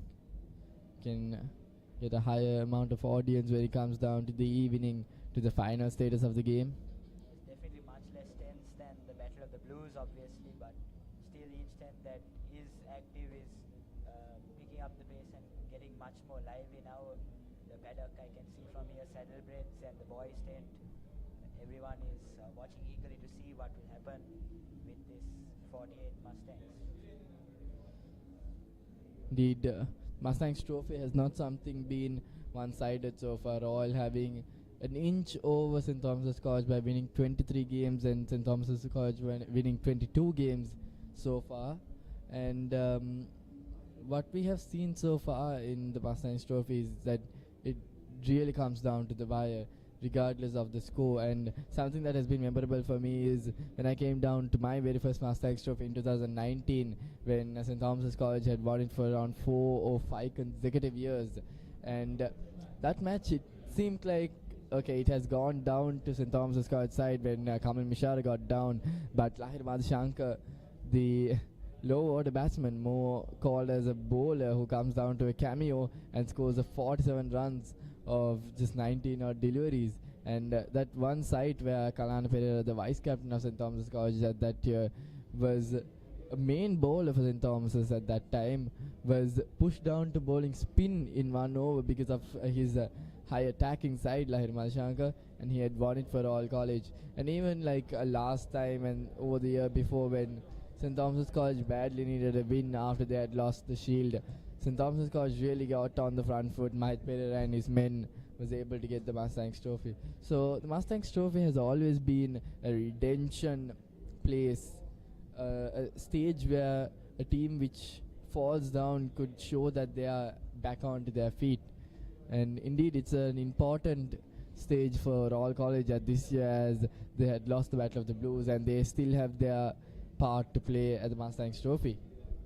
Now that you mentioned the importance of the Mustangs trophy, it's not only a redemption for Royal, but it also gives an opportunity for the winning team of the Battle of the Blues to absolutely show their dominance when it comes to winning the cricket encounters, because if they win the 3-day match and the Mustangs, it shows, properly cements their legacy as one of the best teams to play in the Battle of the Blues as well. Dasis Manchanayak and his team in 2023 showed that they are a team to be remembered for the years to come, obviously, and I'm pretty sure Kamal Dias and his team would also want to replicate that and win the Mustangs for their school and for themselves, so that they will be remembered and carry on an incredible legacy to hold, especially considering the fact that it's pretty rare for a team to win the DSA Naik Shield and the Mustangs as well. Definitely, indeed. Every year, every Battle of the Blues and Mustangs followed by has a story to tell. And if we were to tell about 2019, I was just talking about that. And if we were to talk about 2023, and as well, we can talk about the year 2025 if St. Thomas's College does dominate it. And even if Royal gets on the front foot and gets the game on, we can tell another story there. So indeed, every year, every March, there is a story to continue.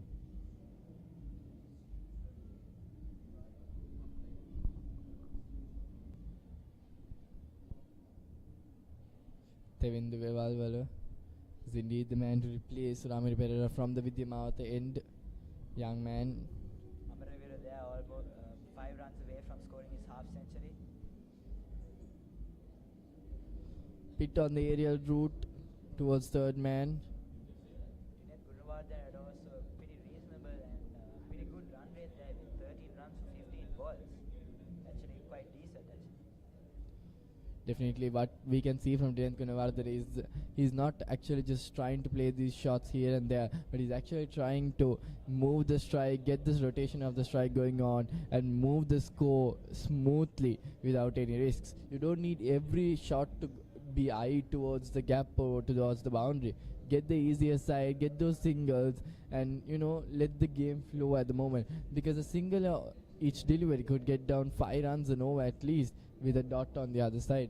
So try to get around 2 or 3 singles, maybe eye for a boundary, and that would be an ideal over for the batsman. Getting 6 runs off 1 over at this stage is just going to be incredible, and getting that smooth flow on is what St. Thomas's College need on the side. And Royal College on the other side needs to keep the dots building up, keep the pressure on, and make sure that the run rate dims out, making sure that the batsman would eye for those runs, and that's where we can get the mistake out of the batsman. Anyways, Khalid Rahimdin, the slow left armer, pushes it down. Beautiful shot there, beautiful drive by the Thomian batsman there, but still doesn't make it to the boundary. Dinesh Gunawardhan with an incredible shot.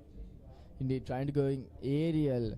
Dinesh Gunawardhan, knowing that there's a long on, a pretty risky shot to get on with the field placement. If he needs to go aerial, go all out, or go to the gaps. Go to the fielders where they're inside the 30-yard circle. That aerial shot there went straight to the long on.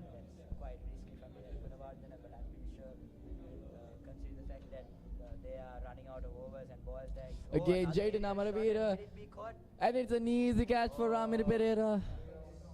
Just after Dinesh Gunawardhan took that miss, Jayden Amaravira does the same, and Royal capitalizes on that fact and gets another.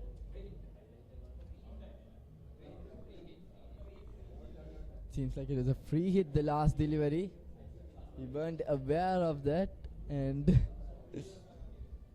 small confusion here at the commentary box, knowing that the catch was taken in cleanly. Why was there no celebration? A lot of luck there for Jayden Amaravira. show how much luck is really involved with this game of cricket.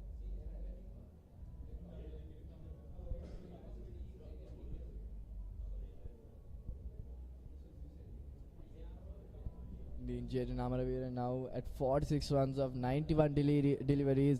It's pretty slow for a one-day match, but he has been settling in, cementing the foundation for St. Thomas's College to reach this situation.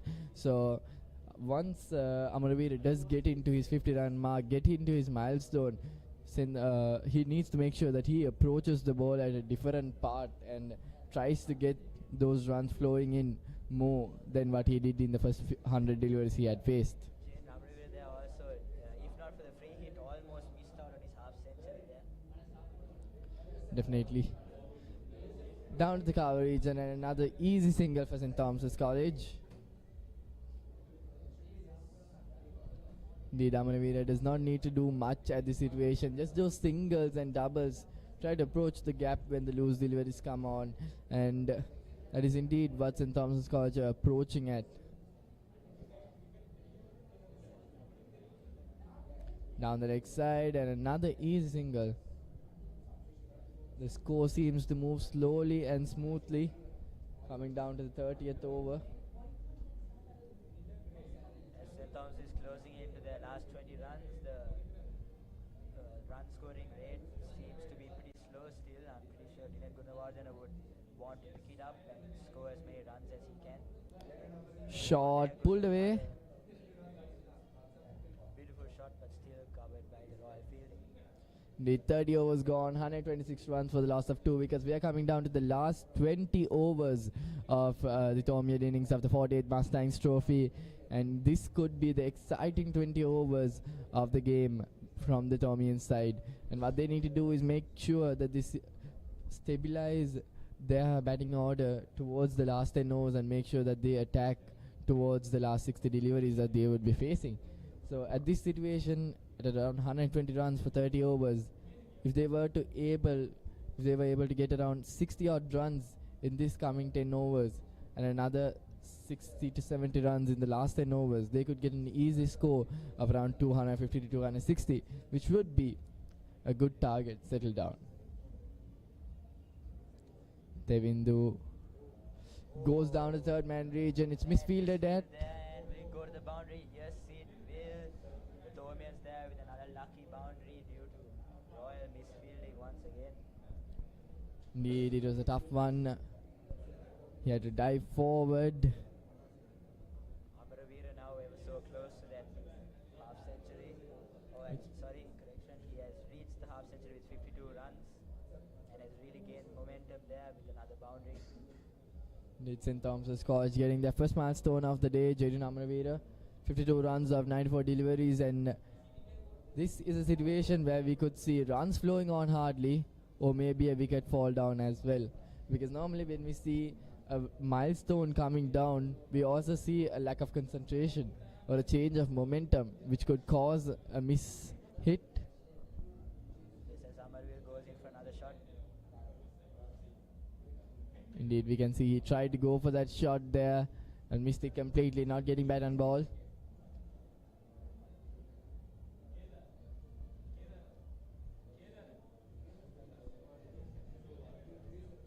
Indeed, if we were to talk about the outlook of the field, it's pretty interesting as we've got a cover. Another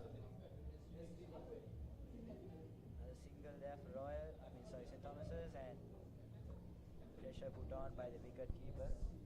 Indeed. Getting back to what I was talking about the field is that we've got a cover point in place, a packed up offside field, and when we look at how the deep fielders are placed for the left-handed batsman, is we've got a deep square leg, a deep forward square leg, and a fine leg just outside the 30-yard circle, but not at the ropes. Indeed, try to cover up that single, also making sure that there's an extra security at that region.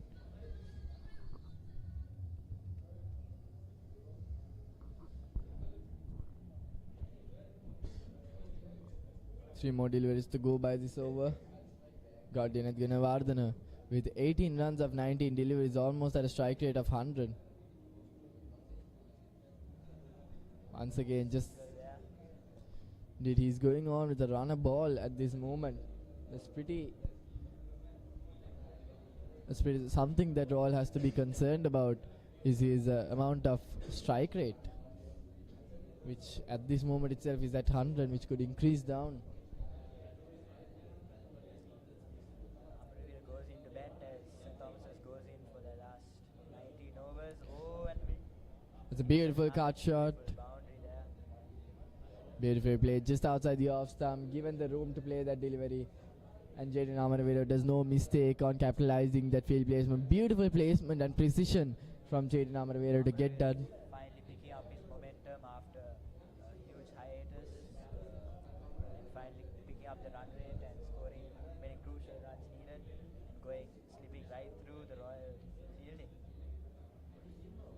Indeed, the placement is something really crucial with a packed up point region.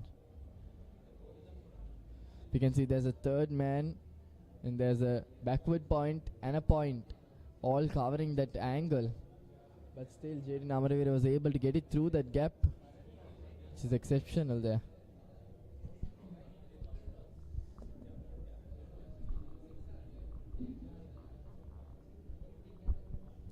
Indeed, we can see St. Thomas's College setting up the tone for the last 20 overs. It's going to be a pacer coming in from the tennis court, and it seems to be like Ranuka, the experienced man for all college. There seems to be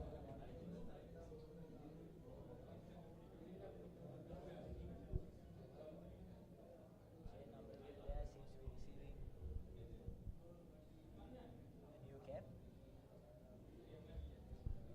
Putting on the helmet for the pacer, indeed.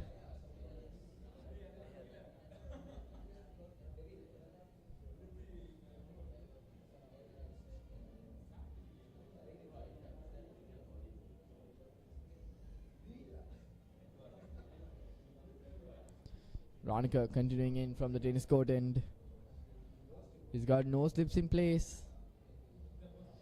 Full and would get bat on ball. Another run for St. Thomas's College. Jane and Glenn scoring this single just like how Rashawn and Glenn had their partnership in the second innings of the big match, taking every opportunity they can and at least scoring a single, and obviously using the opportunities given by the bowlers to score some beautiful boundaries, as we just saw a few balls ago. Indeed, Ranika Malaviarachi so far has conceded 13 runs. Oh, that's a beautiful drive across. Boundary just stopped by Royal fielding there. Very good fielding by Royal. Indeed, the batsman could use the pace from Ranuka to get it across down to the deep fielders. And as we saw also, he did not put much of strength into that delivery. Just tried to glide it down to the third man region. And a beautiful few runs for St. Thomas's College. Just easy and comfortable. That's what we are seeing from St. Thomas's College at the moment.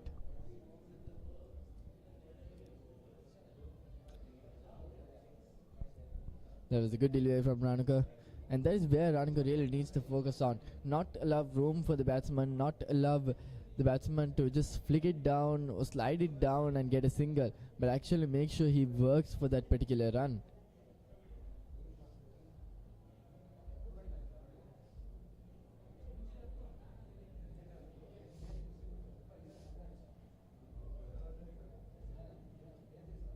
Malavarachi Again short, trying to get a quick single, but abandons it.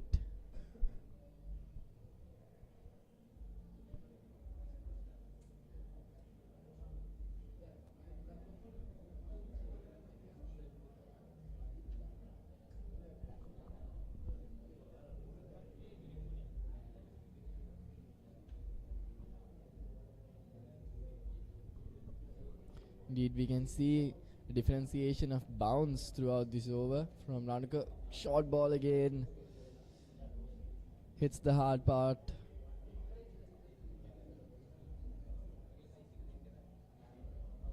Indeed, we saw Jaden Amravira coming down the crease. And once he saw it was a short delivery, he was a bit stunned at that moment. Amravira has taken about 101 balls so far for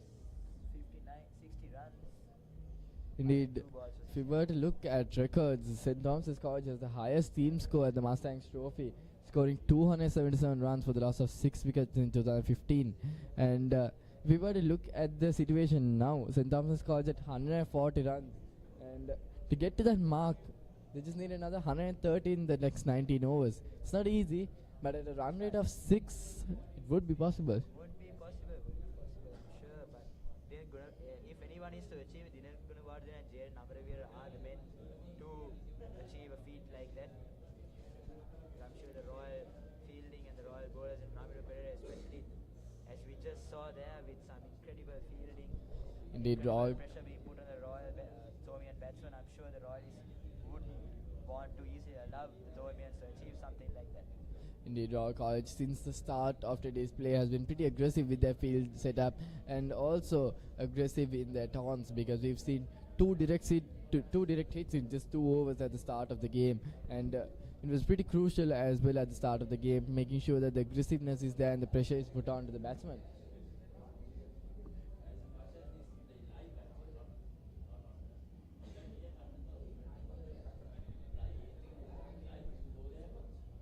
So indeed, we'll be having a short drinks break, and if we were to look at to summarize the game, it's 32 overs gone, 142 runs for the loss of 2 wickets.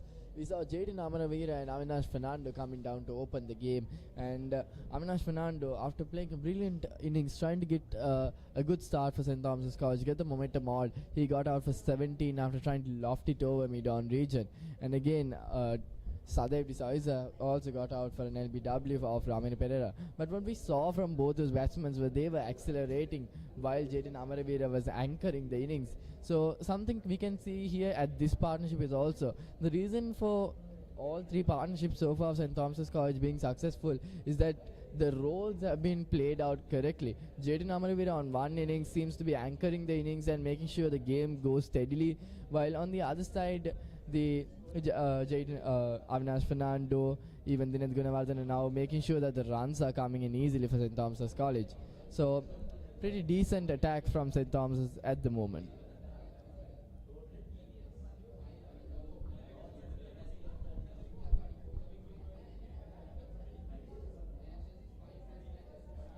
Vivalwala Tevindu coming in from the Vidyamavat end.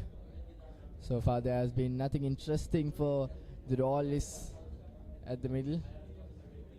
Gunawardene there with another shot and a single. A lot of pressure being put on the Thomian batsman there, getting absolutely the minimum amount of space needed to score each single. The Royalists bringing the ball back to the wicket keeper almost immediately.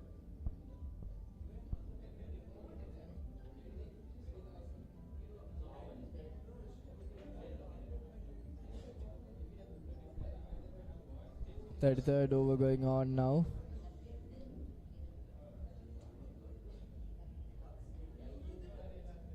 Another 18 overs left for St. Thomas's. Another single scored. Indeed, if we were to look at the pitch, there has been not much of a movement or spin coming off the pitch. And as of for me, as how I see the game of cricket, it would be really interesting to see some movement of the pitch or some spin of the pitch. So there's something going on at the middle rather than just a few singles going on here comfortably for the batsman. Close appeal from the Last question. So much pressure being put on the Thomian batsman by the Royal fielding and the Royal bowlers right now. I'm sure this is exactly what Ramiro Pereira wants, so as to pressure the Thomian batsman into making some form of mistake so that they can finally take them out and break the momentum of the game. Oh, an interesting opportunity from Tevindu. Almost a man-cut opportunity, a warning given to the non-striker. That's beautifully played over the cover region, and that could go down to the boundary. Yes, it did. Is beautiful boundary there for Dinesh Gunawardene as he finally picks up the momentum and A beautiful boundary of Dinesh Gunawardene. It is full pitched up front and waited to be hit, and he made sure that it goes down to the offside and through to the opened area of Royal College fielding placement, and a beautiful boundary. And he had the muscle to get it along as well. Dinesh Gunawardene Gunawardhan has now scored 25 runs or 25 balls. A pretty impressive feat, showing that his average run rate is 1 run per ball. He's definitely picking up the momentum there and scoring very crucial runs for St. Thomas's and his team. Indeed. After 3 overs, St. Thomas's College seems to be moving up their run rate at 149 runs for the loss of 2 wickets. Getting down on the 150 run mark within 35 overs indeed is exceptional. And St. Thomas's College might just break the highest record, which themselves they set. Ranaka bowling up short.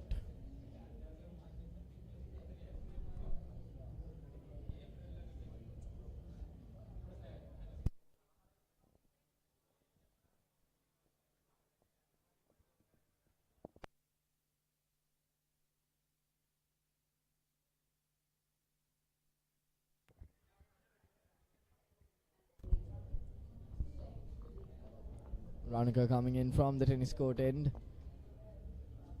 Short delivery, it's in the air. Full shot there. Just falls in no man's land, and that could be a double. Round opportunity there, and it's a direct hit from the deep, and it's directly given a wicket. What a throw from the deep. What looked like it was going to be a 6 for St. Thomas's has turned out to be an incredible opportunity for Royal College there with a beautiful wicket. Never slack off when running. What an unexpected throw from the royalist, Hirun Matisha.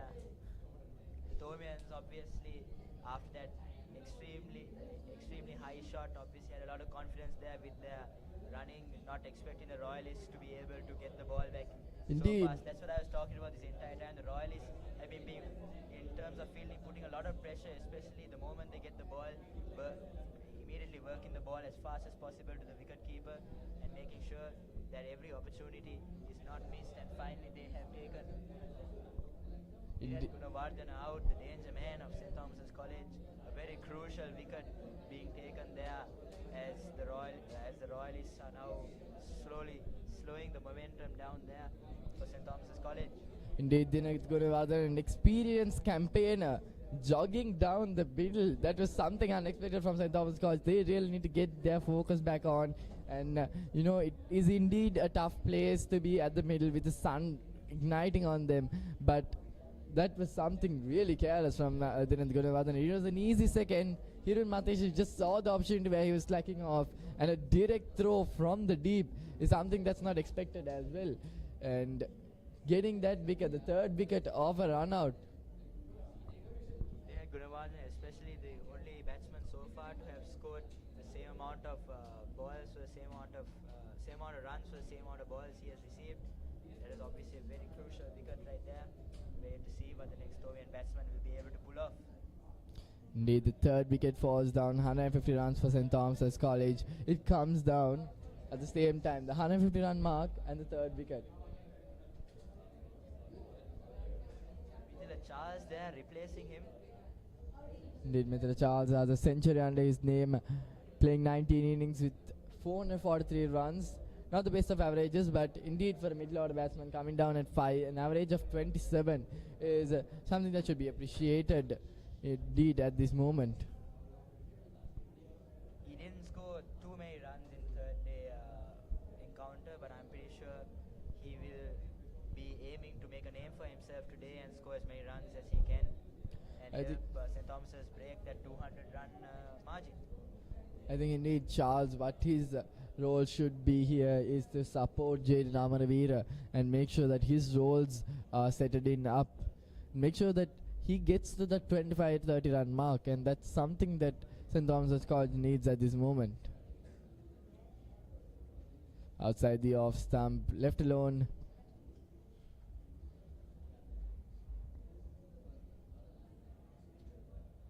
Indeed, the run rate for St. Thomas's College does look comfortable with 4.51 at the moment. And normally in a one-day match, getting around a run rate of 4.5 at the 35th to 40th over is something that should be seen good, because at the last 10 overs with the power play up, we would normally see the batting team aggressing and try to get to that target. So if they already have a strong score by the 40th over, they would be able to be more comfortable. That's a beautiful catch. That's gone outside, throwing his right arm. And Almost back-to-back wickets there for Royal College. what a keeping up the beautiful pressure on catch from Thomian. Vimad Dinsara. Vimad Dinsara, a safe hand, a safe fielder to be kept at that slip position. He caught 3 catches in the first innings in the Battle of the Blues itself. And what a beautiful catch there, outside the off stump, making sure the batsman goes for it. And look at that, off his left arm, flying towards it. And what a beautiful catch from Vimad Dinsara to pick up the 4th wicket, pushing the game. Charles will go just as he came. And Jane Amravira there will be left in distress as he will be deciding on what he will be doing next as the next batsman for St. Thomas's College comes in. He looks to be In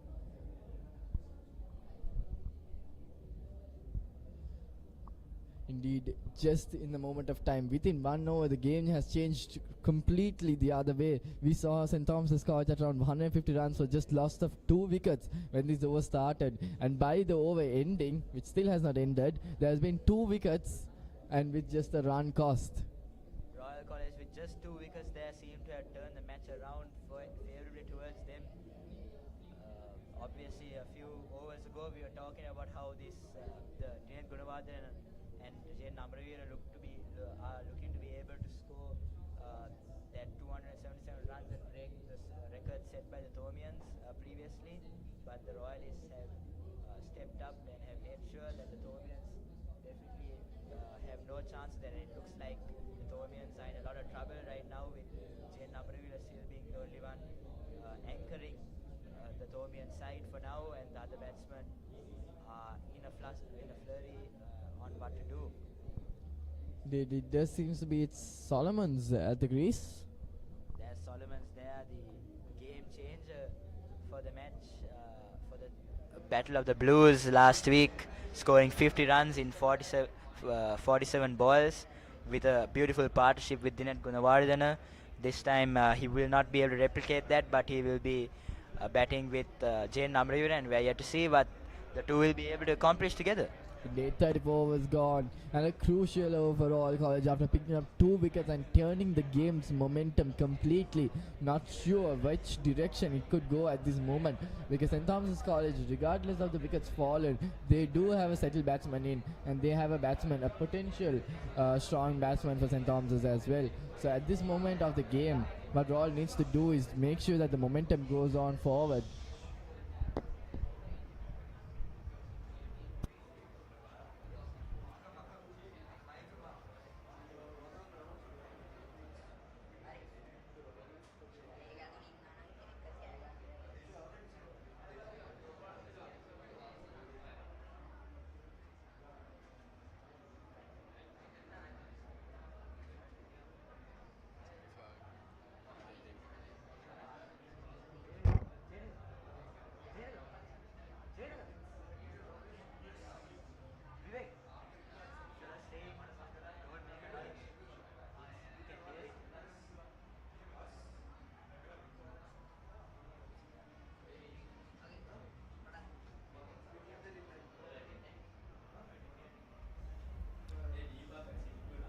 Indeed, 34 overs gone, and St. Thomas's College at around 150 odd runs for the loss of 4 wickets.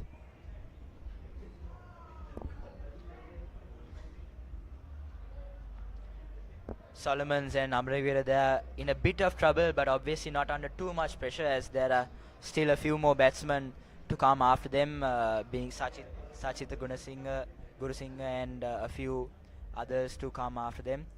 Jane Amravira still doing his job and being an anchor for St. Thomas's College. He is stepping up really well. Rashawn Solomons, obviously, the way he played last time doesn't take too much pressure to him, so I'm pretty sure he will be able to pull off something incredible for his team this time as well. Indeed, Ramir Pereira being reintroduced back by himself from the Vidyamavata end, and it's something crucial that the captain comes on at this stage of the game after picking up 2 wickets by Rankumara Vyarachi. So indeed, Ramir Pereira needs to make sure that the pressure stays on and he can't lose those runs going by. Tried to get that wicket of Jaden Amaraveera. Tried to use his variations, the arm one, the leg spin and the googly. Beautifully cut off, but there would be a fielder covering the reins. Going for the second, and they are making sure that they're active when running that second.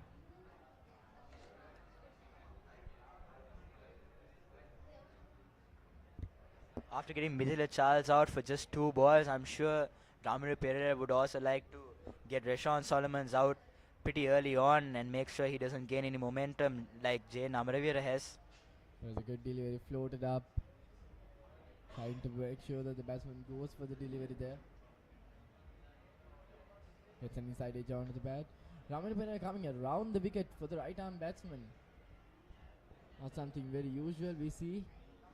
But a change of tactics, change of game plan could get the change of momentum as well.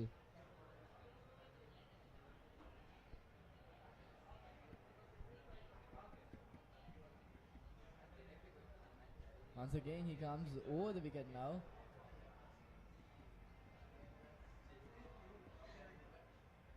Try to play with the batsman's mind there, Ramiro Pereira. He's an intelligent cricketer, and that's why he is the captain of Royal College cricket team. Jay Namaravira seems to be feeling the heat and the exhaustion now, especially since he has been batting since the start of the game now, and it's been quite some time. Indeed, staying at the crease for 35 overs is not something really easy, and when I went down to capture some photographs at the ground, it was really hot down there. The temperature, the humidity really gets on to us, and when we see at a one-day international, in a one-day match, we see them wearing the coloured jerseys, which gets more of the heat. So indeed, it's a tough time to be at the centre stage. And now we see Rashawn Solomons coming into bat. Sigan Biranuka continuing in from the tennis court, and he picked up, he got 2 wickets in the last over, a run out, indeed going down to the name of Herun, and one off the edge, which Vimat Dinsara. So definitely 2 spectacular fielding movements, one flying down to the left, trying to get that catch off one hand, Vimat Dinsara, and another one from deep mid wicket to the wickets, a direct hit which got the third wicket. So definitely Royal's fielding has been top notch today.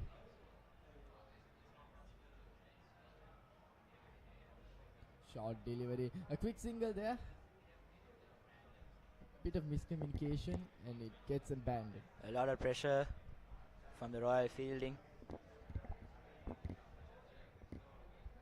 Indeed, Solomons needs to understand the fact that his partner has been at the crease for 35 overs, and not to exhaust him and not to push for too much at this stage, because indeed going for those quick singles is necessary at the moment, but as of the situation of Jaden Amaraveera, he really can't go for those, as there's an amount of stamina that a batsman does hold.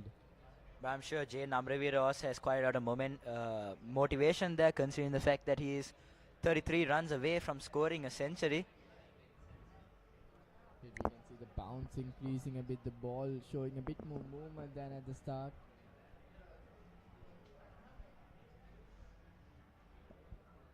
What can Vanika do here?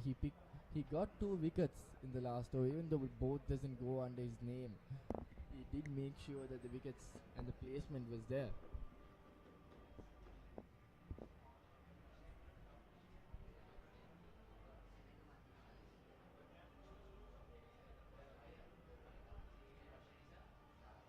Ranuka now.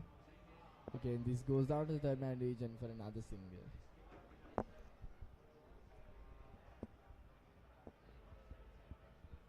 Indeed, something we can see from the Thomian side. Over the last 2 to 3 overs, the run rate and the scoring rate has dropped down a bit. And indeed, it is those 2 wickets which has impacted here. And if Royal could continue that momentum of putting pressure and not allow the runs to go down as comfortable as it was when both batsmen were at a comfortable stage. Malarachi there with another good delivery and a good shot by Jay Namaravira there. Thomian's going for another single. Rashawn Solomons will be taking on the batting for the next ball. Indeed, if we were to look at Jaden Amaravira now currently at 68 runs, was actually dropped on 10 runs by Hiran Leonararachi at deep mid-wicket region, and that's something that has been impacting both games, because we saw Rehan Piri scoring 160 odd runs in the big match, and he was also dropped twice. Oh, some incredible bowling and fielding there from Royal College as Rashawn Solomons is pressured. Look at that delivery, just around the back of the length area. A bit good, a bit short as well, just in the middle of that. And just combing around the offside, try to swing the ball in. Veronica so far has been good in this over, not conceding much runs. 36th over going on. Shot outside the off stump, and it's going to go down to another run.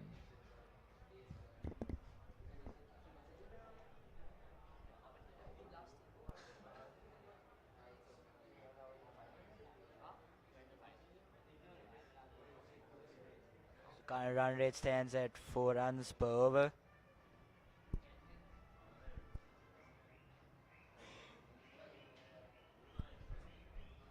Indeed, 36 overs gone, and St. Thomas's College at 158 runs. So indeed, we can see just off the last 3 overs, there has been only around 8 runs. When we were to look at the last 5 overs before that, it was going at a steady 4 to 5 runs per over. So indeed, the wickets has impacted, as we had mentioned earlier. And St. Thomas's College needs to get back on their feet and get the movement along.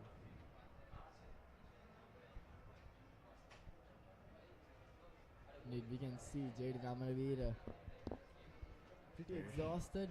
Really feeling it there, trying to take as much rest as he can before the next over starts. Indeed, it's something that an external factor could also affect his wicket. His exhaustion could mess up his mind and indeed make sure gets his mistake out. And It looks like needs to make sure that he exploits that.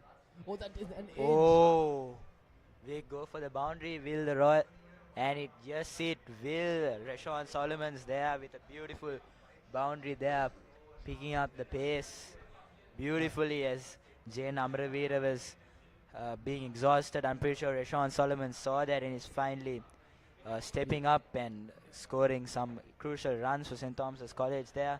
Indeed, Obviously outside giving the some off- motivation to Jane Amravira to keep moving on, seeing as his young counterpart is performing. Jane Amravira there seems to have gotten a boost of energy and has gotten up onto his feet and is ready, and he takes a single there beautifully.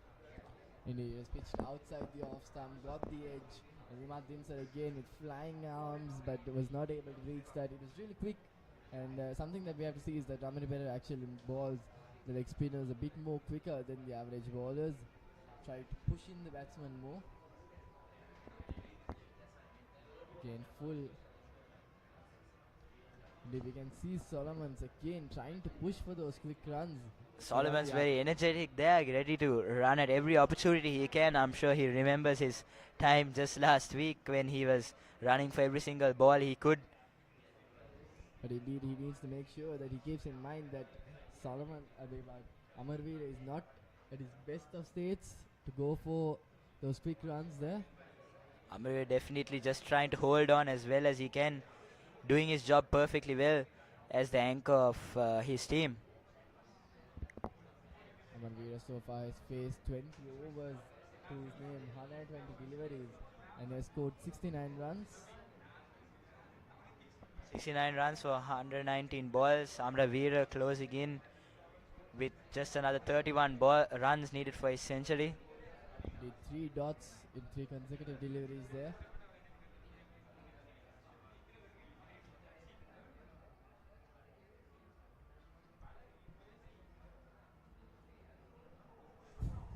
That is dropped at cover region, and that was a tough catch to be holding on to with the bat coming on quick. But indeed, that was something that is needed from the bowling team. Should have been a wicket there. And that is going to be a drinks break here. With 37 overs gone by 164 runs for the loss of 4 wickets.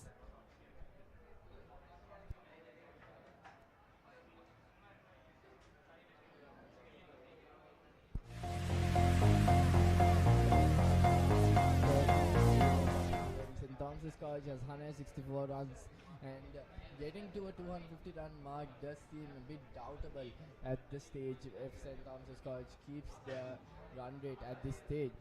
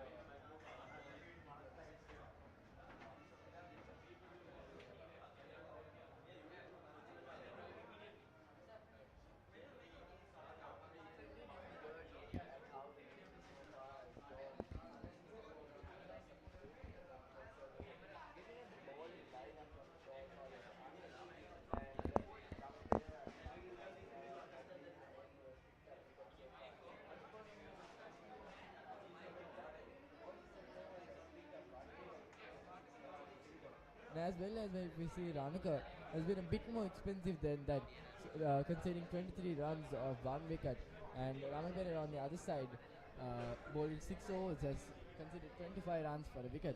So indeed the people who have picked up wickets and also the people who haven't picked up wickets so far has been at a certain economical rate at around 3.5 to 4 runs an over.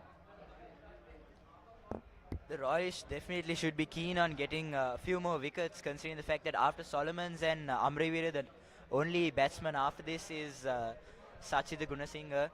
After that, the rest of the Thomians are all bowlers. So these last 2 wickets will be extremely crucial for Royal College if they are to completely shut down the Thomian batsmen and prevent them from scoring any more runs. Indeed, 13 more overs left, and even if they were able to get around 4 runs per over in the last 13 overs, they could get up to a 200 run range, and that is given out outside And Amravira is out with just Ranaka. 30 runs more for his century. He's taken out beautifully by Ranaka Malabar Rachi right goes there. for the short delivery just outside the off stump, pushing Amaravira to go to put out the bat, and a beautiful Solomon's catch there from- chasing his counterpart, Jain Amravira, congratulating him. And Indeed, we saw Jaden Amaravira getting his exhaustion. He was real exhausted, and we weren't seeing him really comfortable at the middle. Even last over, he was struggling a bit here and there, trying to get those runs. 3 to 4 consecutive dot deliveries from Jaden Amaravira. we And saw that it was just a matter of time until Jain Amravira finally got out. We just didn't know when, as there Sachitra Gunasinghe will walk in for him, as he is the last batsman and last line of defense for St. Thomas's College. And Indeed, if how the game has flown from the last 5 overs. We saw St. Thomas College so comfortable at 150 runs for the loss of 2 wickets at the start of the 30 odd overs. And now if we were to look at this position, All College has picked up the next 3 wickets in just quick succession and putting the Thomians down to the back foot, making sure that their run rate goes down lower as well.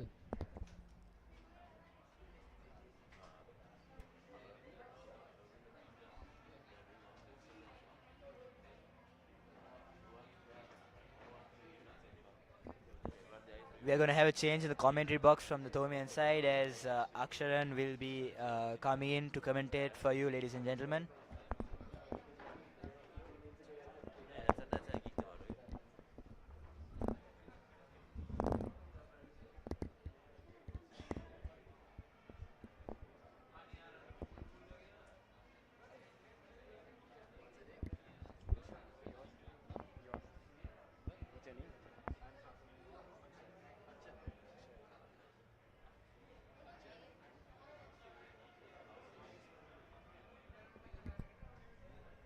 So welcome Aksharan back to the media box, and indeed what a moment to be back at the media box as a Thompson's College who was in the front foot as I was just mentioning, getting on to the back foot.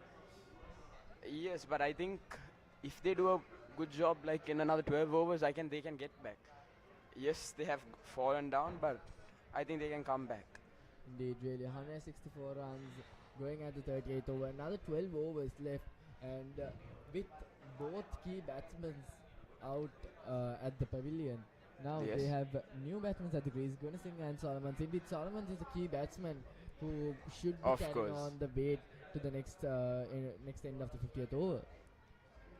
Yes, But- he has proven also. I think he can do a good job. But I think Sachitra has to do the hitting part over here. I think Solomon has to play the anchor role, and I think he can do it. Indeed, a beautiful shot down there, getting into the third man region, and we'll get a single there. Passes it on to the new batsman. Ranaka on the other side has picked up 2 wickets and both off the edge. So 1 wicket which Rimadinson really caught up, and the second one was a soft dismissal of the offside to the exhausted batsman J.D. Namanavira. So indeed, Ranaka, an experienced campaigner for Royal College, has the ability to dismantle the new batsman.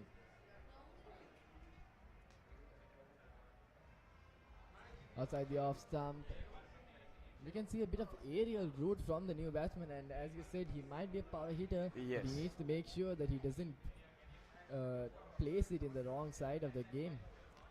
True, he is in a bit of a pressure now after 2 quick wickets. He has to do the. Wait.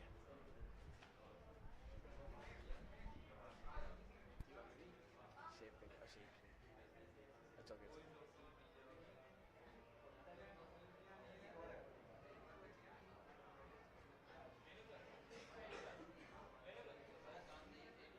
So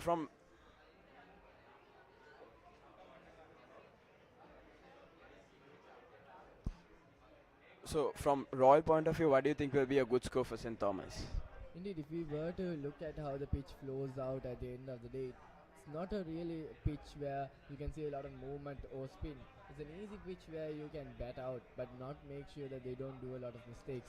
So if St. Thomas College is able to reach a 240, 250 run mark, it would be something that they could actually defend of. It's not something easy. 240 to 150 is something achievable. Yes. But you don't know how the course of the game could go. So around 250 run mark would be something that they could defend on. But lower than that, that could be a curiosity question. True, but I think the pitch is a bit slow, so the spinners have a really good role to play for St. Thomas as well. Indeed, now St. Thomas College 167 after 39, the 39th over going on. And another 10 overs to go. If they do get around 60 off the next coming overs, they could actually reach around 220-30 run mark, which would not really be enough. So they need to get on the front foot, make sure some runs go by in these overs. Yes, Just as we were talking about, that slided down to the offside region, and that could go down to the boundary. a very good shot from Solomons. Indeed, Solomon's making a good roll there outside the off stump and drives on it, gets the check drive in and goes down to the boundary of the point to third man region.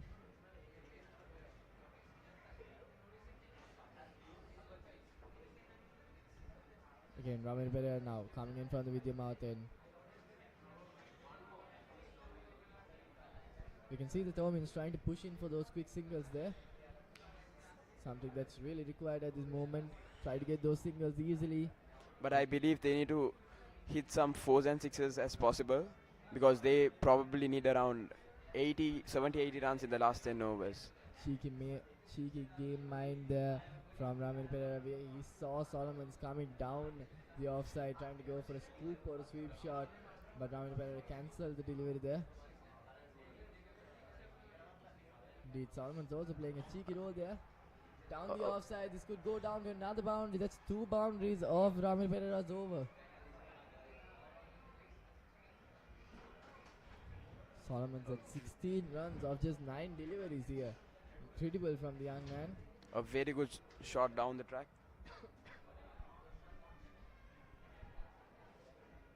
Indeed, Ramin Pereira giving room outside the off stump, and a batsman like Solomons would not just wait.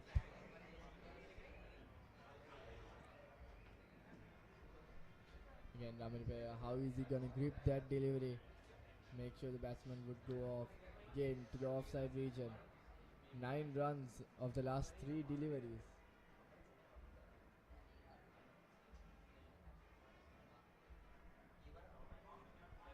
Indeed, we really can't see how the game's direction is pointing at, because at one stage it looked like St. Thomas's College could really beat up their highest total, and the other side Royal really getting on that continuous wickets and dismantling the batsmen. But at this stage of the game, it's really unsure how the final 10 overs could go by. Yes, we really can't say until Royal bats, and we can't 100% judge the pitch also. So we'll see. The third 9 overs gone by 177 runs for the loss of 5 wickets. Another 11 overs to go by, and an expectation of at around 73 more runs needed to get to that 250 run odd mark. So 73 runs in another 11 overs is not something easy indeed, but it's something Two with the possible as wickets well. fallen. But if we were to look at an average of 40 to 50 runs, that could make up the total to go around 220. And do you think a total of 220 to 230 would be enough for St. Thomas College to defend? No, I believe more than 240 is like a minimum score here. The pitch is also not turning enough. So I think they can score 240, 250 unless they lose wickets. And also, as I said, Sachitra has to do the hitting part. If he does it well, 100% we can get it to that score. They direct to the field, a good fielding placement down there. We did see the Thomians exploiting that third man area gap, where the third man was indeed in the deep. So he has put, Ramin Pereira has put that gully fielder at that position to cover it from going down to the boundary, and also making sure there's an opportunity for a fielder to get that edge. Yes, the placement looks a bit of a unorthodox fielding, but it's working from him. Again, outside very off good stump, too much room there. Beautiful fielding there from the Royalist at cover, making sure that was stopped from going to the boundary. Indeed, as we saw, Royal's fielding has been top notch today. A direct hit from a deep mid wicket, which got the main batsman to go on, then it's Gunawardena, and a beautiful catch from Mehmet Densara flying to his left. So indeed, we have seen some beautiful fielding movements just off those wickets. There has been many direct hits and fielding positions like this. Outside the off stump, and a quick single again. One more run. And a direct hit once again, just as we were talking about how Royal has been really keen on their fielding, even though the Thomian batsman is comfortable inside the crease. A change in commentary from the Thomian side. Dwaragan comes in for Akshara.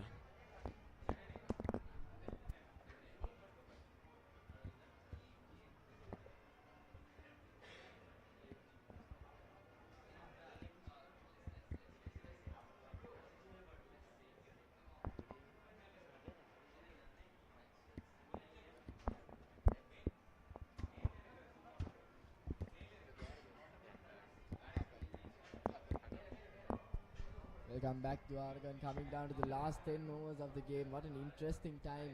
Again, back to be in the media box to the last 60 deliveries to be bowled. Yes, I mean, I think these 60 deliveries will determine the match. St. Thomas is in quite a good position, Royal also in a good position, but I think these overs they'll decide the target and obviously where to go. Indeed, 179, 180 odd runs now at 39.3 overs. 3 more deliveries to go until the last 10 overs are to be placed, and the last 10 overs are pretty crucial as there will be a power play as well. That's full over the cover region, and that could go down to the boundary. Beautiful delivery, a big one, beautiful shot from the Thomian, and Solomons does not waste any. Yeah, we saw what he could do at the big match as well. He's a man with good potential, and he's showing it here. With Solomon's 22 runs of 13 deliveries, he's just keeping on the momentum, and it's not just those lucky runs or lucky deliveries that he's been going around. He has been making sure that he places the deliveries perfectly and make sure that it goes down to the perfect spot he wants to. Ranaka on the back foot now after the boundary going down. It's a slow yoga there, Oh, and it's a close run there. that could have been close for St. Thomas's College. A mix-up between the Miscommunication there, batters. Solomons. Sachitra had gone halfway down the pitch. Solomons there being a bit immature there. There was a run there, and he was making. A better throw, and Sachitra could have been back in the pavilion right now. Indeed, we saw Solomon showing his disappointment without moving on to the single.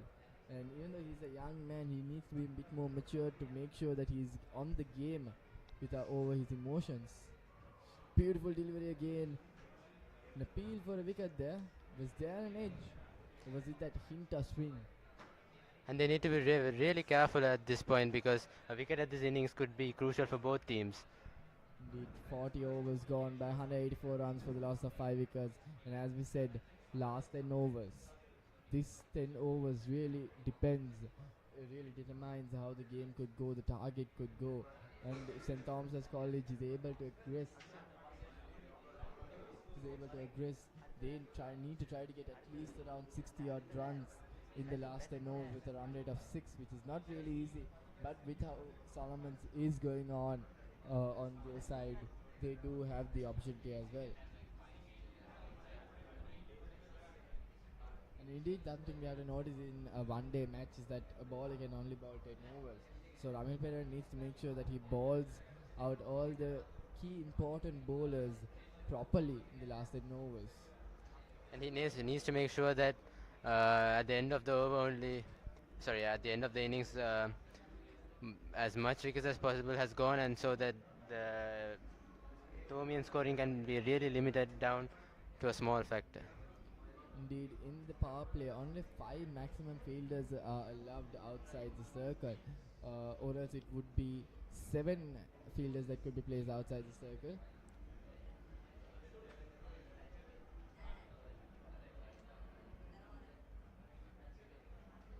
Swept, and it's going to be a single. Indeed, with the power play effective, we can see how the Royal fielding would be actually in depth.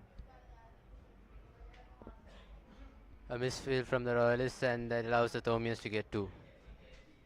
The Royal College can't really afford to give those extra runs there.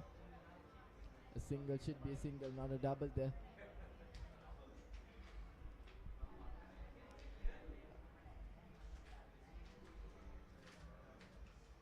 Coming down the track, and it's stumped there.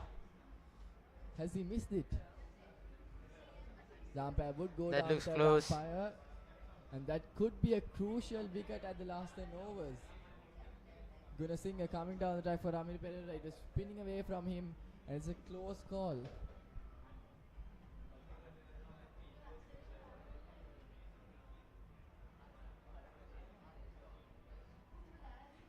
Gunasinghe is the man, the victim at the crease now.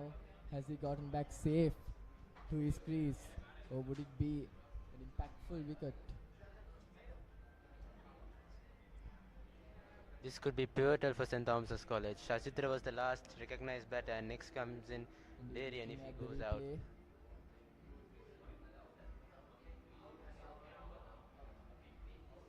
And it is given. He's come down the crease, and it seems like he's out, but it's pretty close there. It's not an easy call there. And it's given a wicket. He's gonna go back to the pavilion, and the 6th wicket goes down. Royal College getting back up on the feet. It's the 10 overs. The last 10 overs, as we said, it was really crucial. And just as the second delivery goes out, Royal picks up the 6th wicket, and it is Ramiri Perera, the captain, to do so. Gunasinghe goes to the dugout, and the Royal flags are waving around. The Thomians are staring down at the barrel right now. Darian Diego will come in and he'll have to look to build a good partnership with Solomons before going all guns out. There's indeed 200 looks possible, but at how Royal could respond to this movement, if they could restrict it to below 210 runs, it could be a comfortable score down to chase for Ramiri Perera and his men. From this point onwards, I think St. Thomas's should look to get about 200, 210 or even 220 if the next partnership goes well, so that the latter batsman could come and score a bit quickly and get a few quick runs. Indeed, Ramil Perera at this situation needs to make sure that Solomons does not get onto the crease pretty much, get on to strike much, and Darian would be on the strikers then, making sure that there are no runs going by. And it's County Dyers, the captain of St. Thomas's College, to be on the crease. County Dyers, even though he's coming down the order, has a pretty good average and a good score. Ramiro starts off well to the new batsman. The Thomians really looking for a captain's innings now.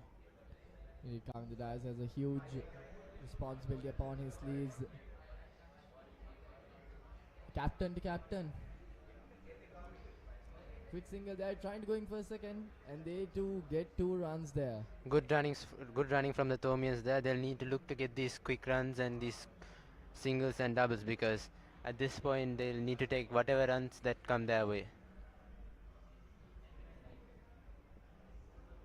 Indeed, Ramil Perera is bowling his 8th over now, and if he does conclude that, there will be 2 more overs with the span of 9 overs left for him to bowl. Floated outside the off stump, and it's gonna be a dot. Kavindu showed good promise during the first innings of the Thomian side at the big match, so they'll expect that from him here as well. Indeed, 41 overs to go by Count Dyers and Solomons at the crease. Solomons needs to be a bit more cautious when he's going around his innings, as Gunasinghe is back at the pavilion. But Count Dyers is also a reliable batsman.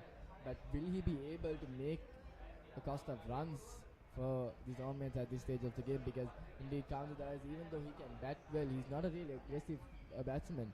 We can see him taking the runs slowly, even in the first innings at the Battle of the Blues. He was making sure that he gets the ball defended well, and on the opposite side, the anchor could get the game going on. So indeed, looking at how Ramiro Perera is going to be putting up the field for Ratna, is it? The left arm Yeah, but this spinner. situation, I think it expects a little bit more from him, because here he needs to make sure he doesn't get out, and then he needs to score runs as well, because the last 10 overs as well. So Indeed, he needs to be very careful about his innings. He needs to structure his innings, because at this point Solomons and Kavindu have to make it through. If not, then Thomians could be looking at a really low score. Indeed, that score is something they should be able to defend as well. So the batsmen need to make sure they put up a good score on the board, so the bowlers could defend it.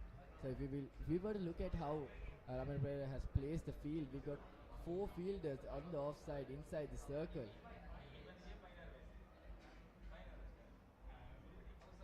Indeed, there's a third man, there's a point, and there's a cover point and a short mid-off at place.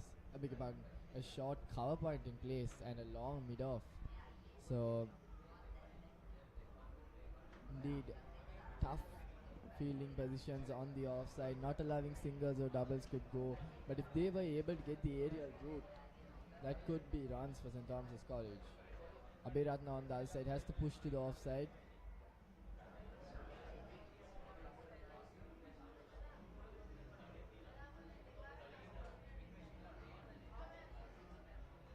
The only players for all to play for 5 years has been Ranjan Madhugal, A.D. Alvis and Bhanuka Rajapaksa.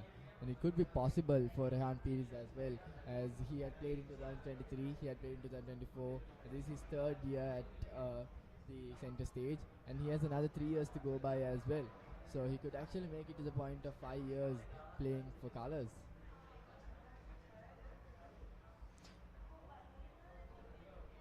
Yeah, I think he's a super batting talent. We saw that at the big match as well. Indeed, getting 160 runs is something that should be appreciated at the center stage of the game.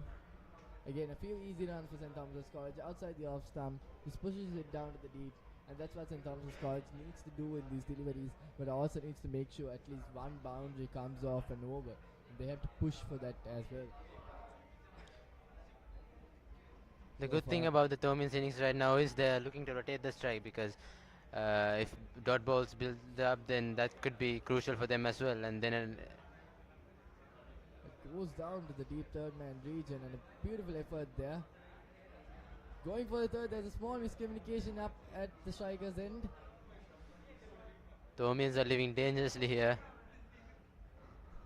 Indeed, so far this over was pretty successful for That was Royal. almost 2 mix-ups, Indeed. and another wicket could be really crucial for them, so they need to be more careful. With Solomons, the man has been pretty not really in up to communication for the runnings. He has been the man who has been miscuing those communications between the striker and the non-striker. So he really needs to get that up to his mind and make sure that the communication is going on. A young man indeed, pressure is up to him. He's making sure that he gets the runs for St. Thomas's College, but also showing a bit of his mischievous side. Yeah, I think that would have been the talk there with the captain.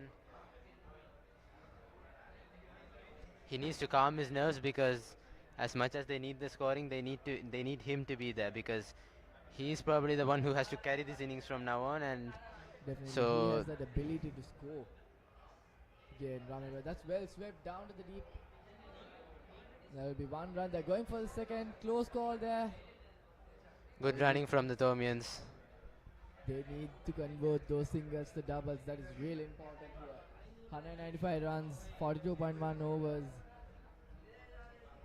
There's another 39 deliveries left of game for St. Thomas's College, and every run they can get is important.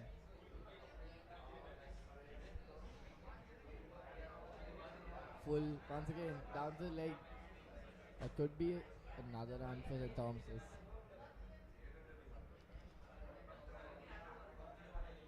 Indeed, 3 runs in 2 deliveries here. It's been a slow start for Kavinda so far, so let's see how he goes about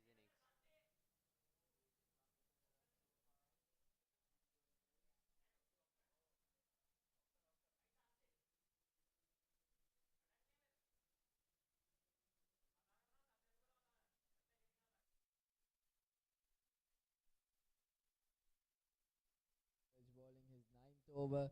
He has 3 more deliveries to go up.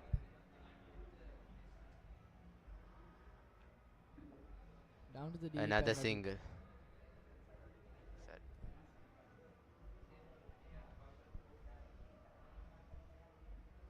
2 more deliveries to go by this over. And it has been pretty comfortable for St. Thomas's College getting those runs up. 5 runs off 4 deliveries.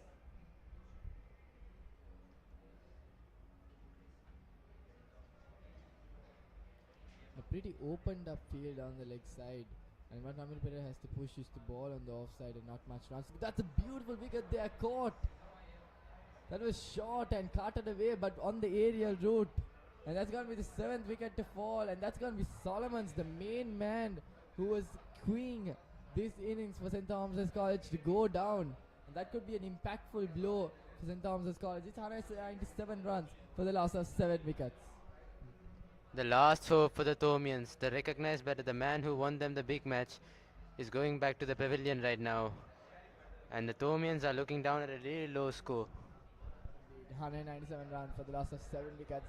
They do have another 8 overs, which could possibly get another 30 to 40 runs. But if there's no batsman who could achieve that for St. Thomas's College, that is a light being dimmed for St. Thomas's College, because they've got the opportunity. But who will grab that is the question here. In comes Darian Diego. He can also bat, we know that, but this situation, it requires way more than that. It requires him to be calm. It requires him to be scoring as well as being there, because we saw that pressure get to Solomons, and if that gets to Diego as well, then that could be the end of the Thomian innings. Indeed, Ramir Pereira, the captain, makes his mark here at the most important part, where Solomons was just increasing his score. Scoring 20 odd runs in 15 balls is something that should be appreciated. Getting the strike rate on, scoring boundaries, putting pressure on Ramir Pereira. We saw him scoring 2 boundaries for Ramir Pereira in 2 consecutive deliveries. But Ramir Pereira gets his revenge and puts a mark on. Another wicket falls down for St. Thomas's College. And it's 197 runs for the loss of 7 wickets. Again, full, well defended. It's also something key that we should be looking at is that regardless of how talented you are, when you come down to the middle, you need a bit of time to settle down. And there is no time to settle down is the possible situation here. It's about how well you handle the pressure at this point, because let's say you come in at 20 overs, you have time to settle down, you can get those easy singles, but now the team requires you to score, so it's a pressure situation, and let's see how the captain and Darian Diego react to it. Indeed, 197 runs in 43 overs, 7 overs to go, and Ramir Pereira has 1 more over to go as well. We got Abhay Vardhana from Royal College to come in from the tennis court end. And what he needs to do now at this situation is make sure that he doesn't leak a lot of runs. A single or a double would be okay, but not more than that.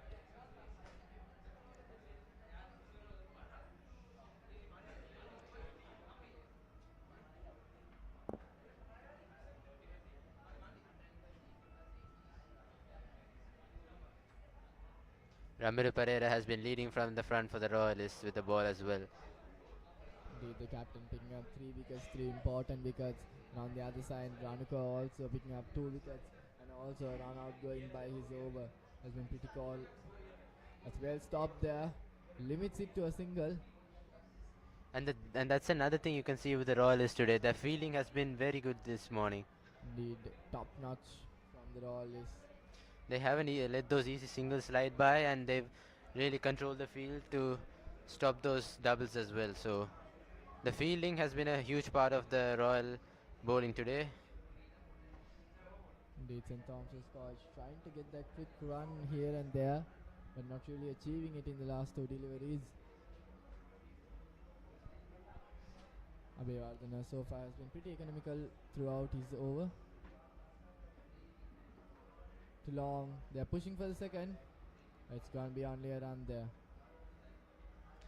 Good call by the captain to stop the double.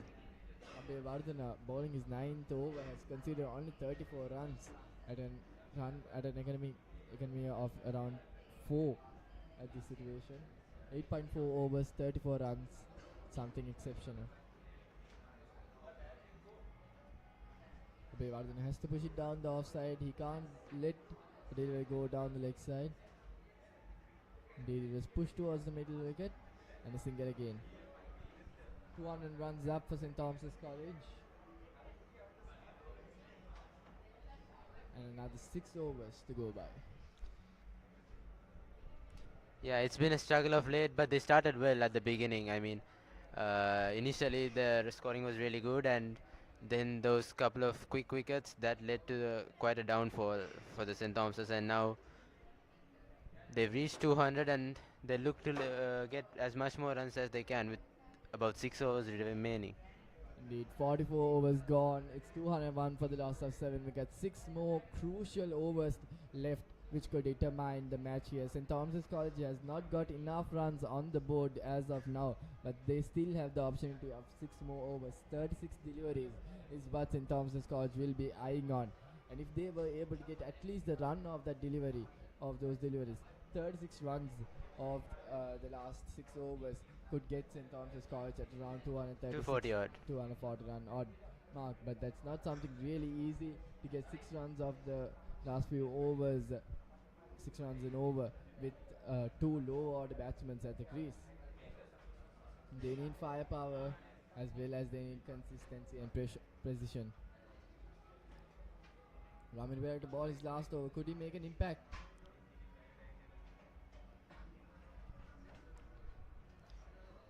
I think at this moment, one person should really look to anchor the strike and rotate the strike, while the other goes for the shots. Because at this point, just rotating the strike it will get you runs, but if you're going to put up a challenging total, I think you need to get those big shots as well. I think they really need to go for those big shots at least once and over at this moment.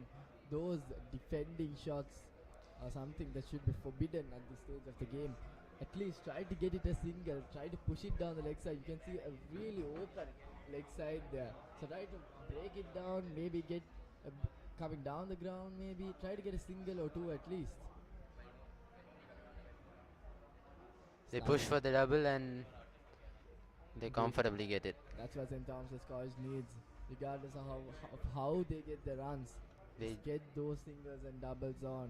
Every single ball counts here at the moment at the SSC.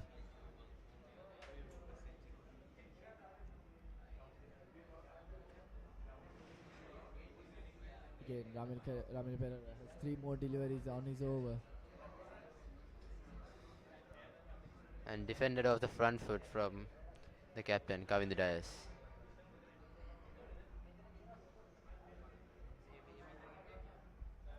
On the dais, the captain of St. Thomas's College to the skipper of Royal College. Again, leading edge.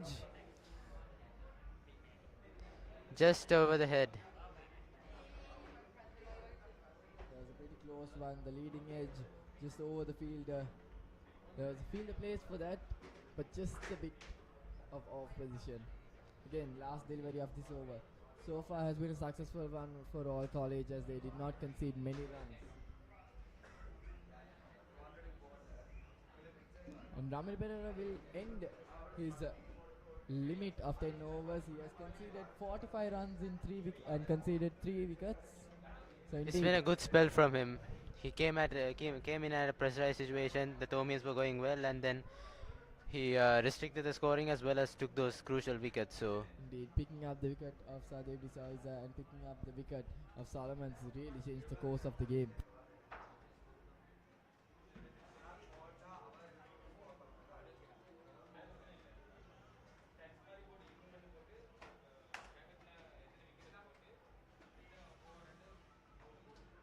Indeed, 205 runs and the last 5 overs to go.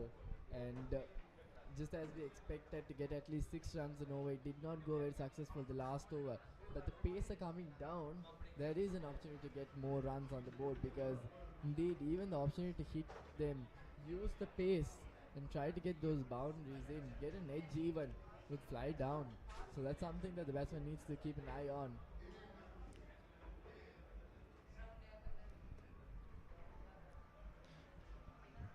Radhika, he has 3 more overs left on his limit. yeah, I mean there are a lot of free space on the ground, and I think with the pace of Ranuka Malavirachi, I think the Thomians should really look to capitalize on that, because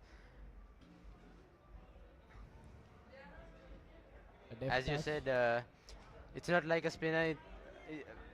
Scoring the big shots is generally a little easier because you have that pace to work with. So, just chipping it up, even that could get you runs at this point. Use the pace is what the batsmen currently at the crease should do. Try to get a cut shot, try to get the third, try to get it to third man region. Outsmart the fielders, maybe push it down to the leg side, get a few runs off there. Try to push for those twos, because 3 doubles could get 6 runs there.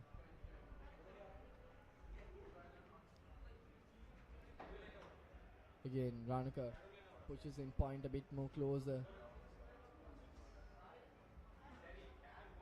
Short delivery, and just as how Ranuka was signaling the point fielder to come a bit more forward to push stop that single, that's exactly where he went. So Ranuka knows where his fielders are. He knows where to ball. He just needs to implement it perfectly and stop those runs from going. Get those dot balls, and that is key situation here for the bowlers. Not only picking up the wickets, not allow the runs to go by. That builds the pressure on the batsmen. The Thomians should really look to go for this ball, because there have been a lot of dot balls. They need to get that pressure situation. Oh, that's a good short ball. Delivery, pounding on the batsman's head, and well left. He could not do anything on that delivery. How can you play a delivery just like Look at the pace. It could come around 130 to 140, eyeing at you straight eye to eye with the ball. I think Diego was expecting the ball to be in the same space as before because he moved his off stump, but that was a surprise ball and it worked well for the Royalists. Indeed. You have to have a lot of courage to face that delivery coming straight onto your eye. Getting hit would be awful. Again, that was a close delivery there. Quick run taken. Quick single there. That's 2 runs of 4 deliveries. Ranaka so far has made sure that he has successfully taken down the four deliveries of this over. 2 more deliveries in this over, and if we could just limit it to less than 5 runs, it would be very successful on his end. Kavindo on strike here. I think he has to go for the big shot here. 2 more deliveries, last 5 overs.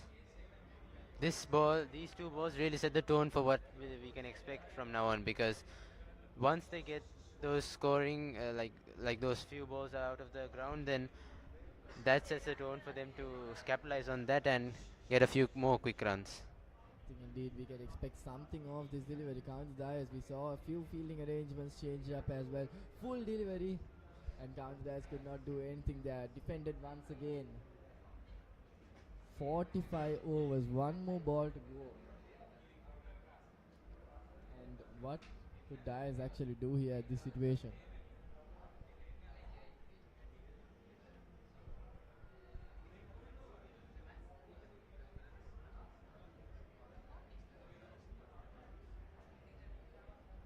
Ranka again gets in the point field a little more closer to stop that single on.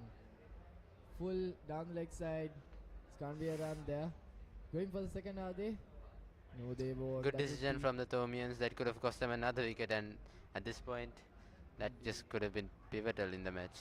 3 runs of the over. The last over also was just 3 runs. This is not really looking good for St. Thomas's College. Next comes in action for commentary.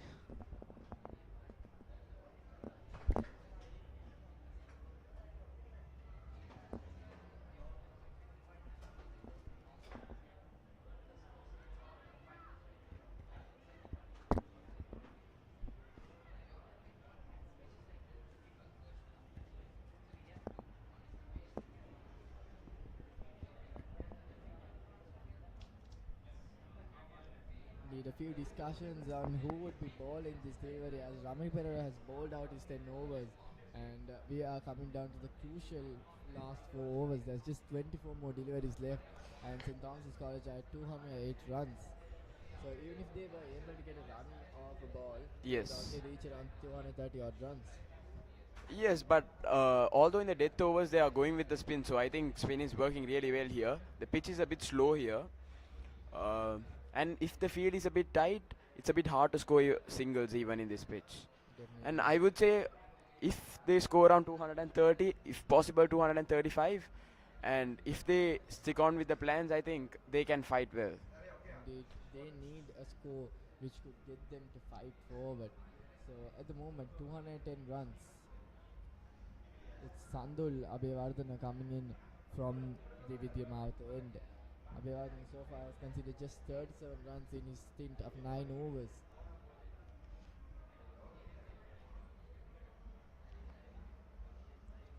Again, the batsman is comfortably placed it down to the deep mid-wicket region, and that would be another run. 3 runs in 2 deliveries. A good start for St. Thomas's College. 4 more balls for them to exploit. But I don't think Thomians don't even want to lose 1 wicket, because those 2 batters over there could at least convert for singles. So they try their best to at least score single runs in a ball at least. Again, hit hard, but at the end of the day, they'll only get a single off that delivery. 4 runs in 3 balls. I think that's a decent stuff from St. Thomas's College. Indeed, looking at how the last 2 overs went, just 3 runs in the overs. So again, St. Thomas's College doing a good job here. Another single through leg side.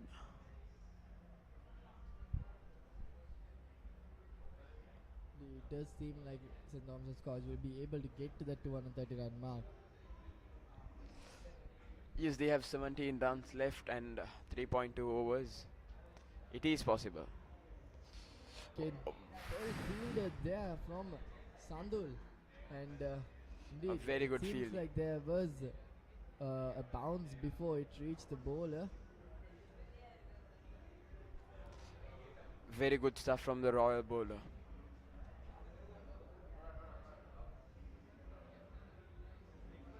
Again stopped. This is good. This is good bowling. The first 3 deliveries, first 4 deliveries went down to the Thomians to scoring runs, but the last 2 deliveries were dots.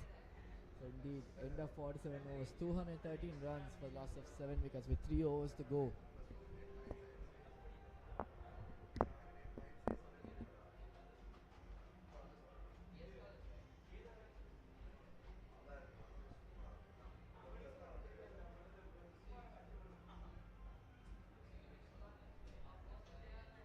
It's gonna be Ranaka coming into bowl the last 3 overs, and indeed it seems like he has another 2 overs left to bowl out. So he might bowl this over and the last And the over. final over. Ranaka coming in from the tennis court end. Shot towards point, and there's going to be a single direct hit. Could be meaning something. It seems like the batsman was in. Indeed, these direct hits, how many times have we seen them from the Royalists? Even though not all of them has been successfully a wicket, it has been impactful. The Royal were really good with their fielding today. There were 1 or 2 missed chances, but especially with the 30-yard fielding, they were really good with that. When the batsmen are running between the wickets, they have made sure that they are going at every single chance that they can possibly exploit. Again, Ranaka now. Slow yoga there. Again, going for a second run, are they? Very good fielding from Royal there.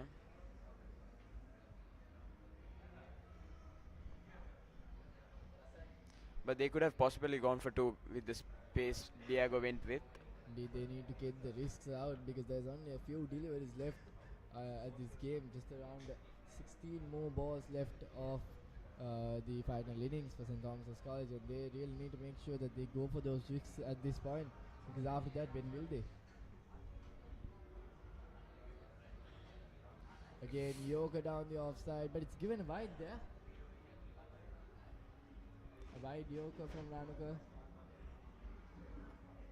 Indeed, just outside the line. The Thomians would love for these extra runs, especially in this crucial time. Indeed, Ranaka getting that line and length on his mind perfectly, but just his implementation was not correct there. If he could just get it inside a bit and away from the batsman's reach.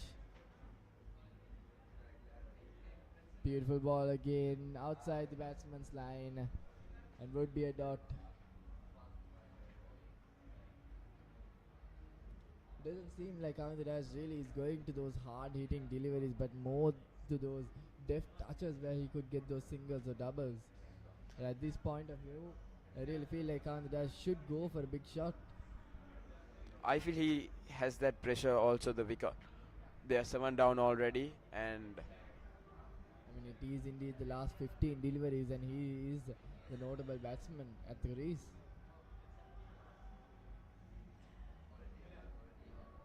Tyres on strike. Again, Yoga. Huge swing, but no. It would not go over the lines. It's going to be another single. the Thomians need boundaries as well. They only target for the singles. But to reach a score like 240, they need 1 or 2 boundaries at least. Indeed. 47.4 now. Diego on strike. 2 more deliveries for Ranaka here. Could he capitalize?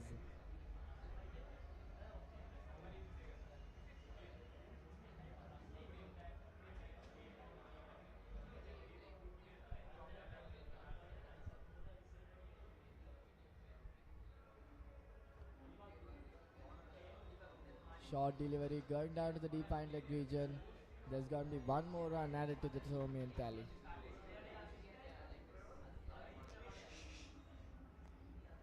One more ball in this over. 47.5 overs bowled. 217 runs, 7 wickets. It is indeed coming down to the end of the Thomian innings in the limited overs encounter between Royal and St. Thomas's College played for the Mustangs trophy.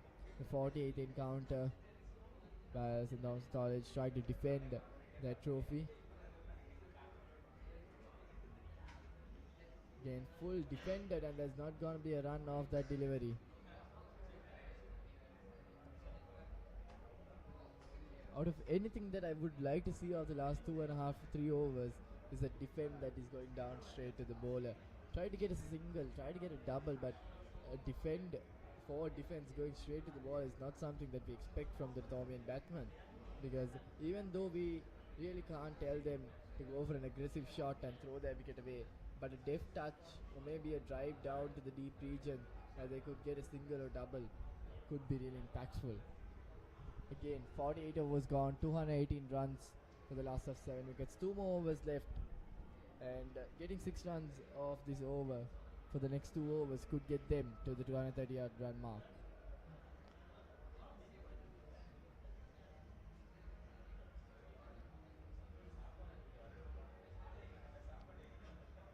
Indeed, if we did not see that over of Ranaka Malaviarach, we picked up 2 wickets from 150 for 2 to 150 for 4, would the game gone different ways?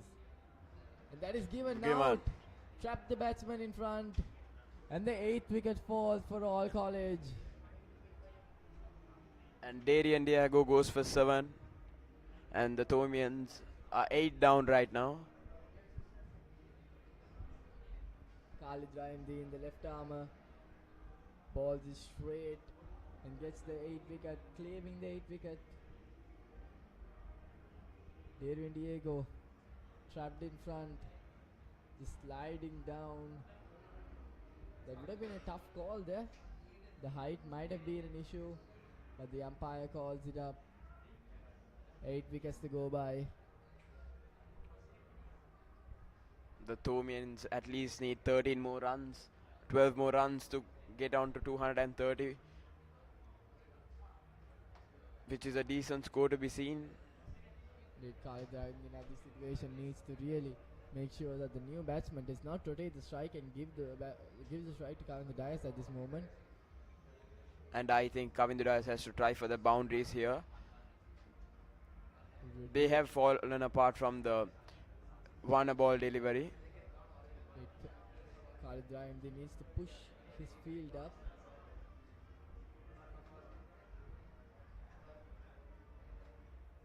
Again, straight to the fielder. Very good bowling from the Royalists. Indeed, another dot. That is what matters here. And the fielding setup was so impressive from the Royalists from the first over itself. A single. It's going to be Minon Varnasuriya. Kavinder Dias in strike.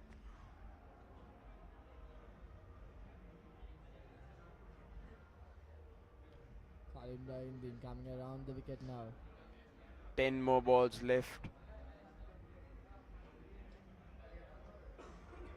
Balls is straight, hard, and it's given out. It's got in the edge. And the 9th wicket falls just like that. 2 wickets in 3 deliveries for Khalid Raimdi. And St. Thomas's College lose their 9th. And it's Kavinder Dias, the captain of St. Thomas's College, back to the dugout. And what a change of game. It seemed like St. Thomas's College could leap in to that 230 odd run mark. But Khalid Raimdi just changes the course of the game by picking up 2 wickets in just 3 deliveries up. Just 1 more wicket for St. Thomas's College to hold on with 8 deliveries left. Kavinder Dias does make an impact. 17 runs facing 27 balls, which is almost 5 overs. Yes, but with the run rate, it was a really good score. The skipper falls. and 1 man to stand. 1 wicket left. Let's see what the Thomians do. It's Abid Paranidana. It's gonna be a dot. 1 more ball to go. Khalid Rahimdeen with a successful over so far. 1 run, 2 wickets. Could he get that final one out? The final blow. Full. There's gonna be a run there. To the long off for a single. 49 overs to go by 220 runs for the loss of 9 wickets.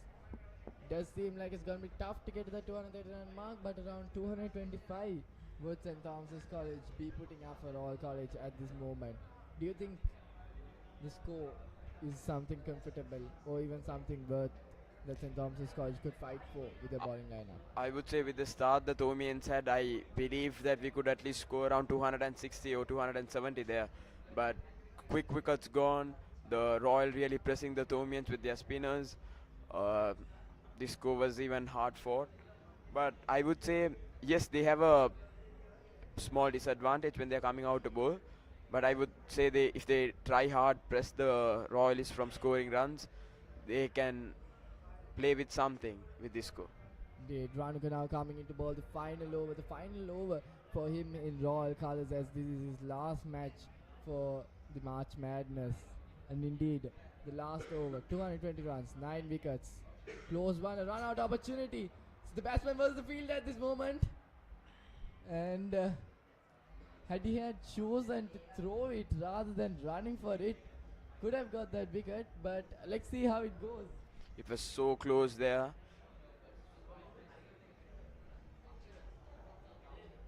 Not really comfortable on how the play went out.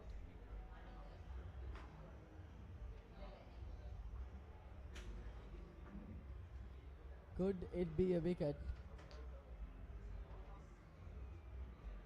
And it's a wicket. It is indeed a crucial play by Vimat Dinsar. He did not go for the throw and he pulled up a stunt and picks up the wicket. 220 runs is the score at the end of 49 overs.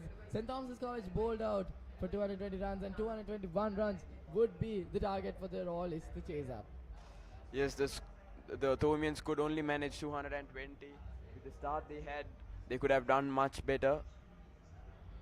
But let's see what happens in the second innings.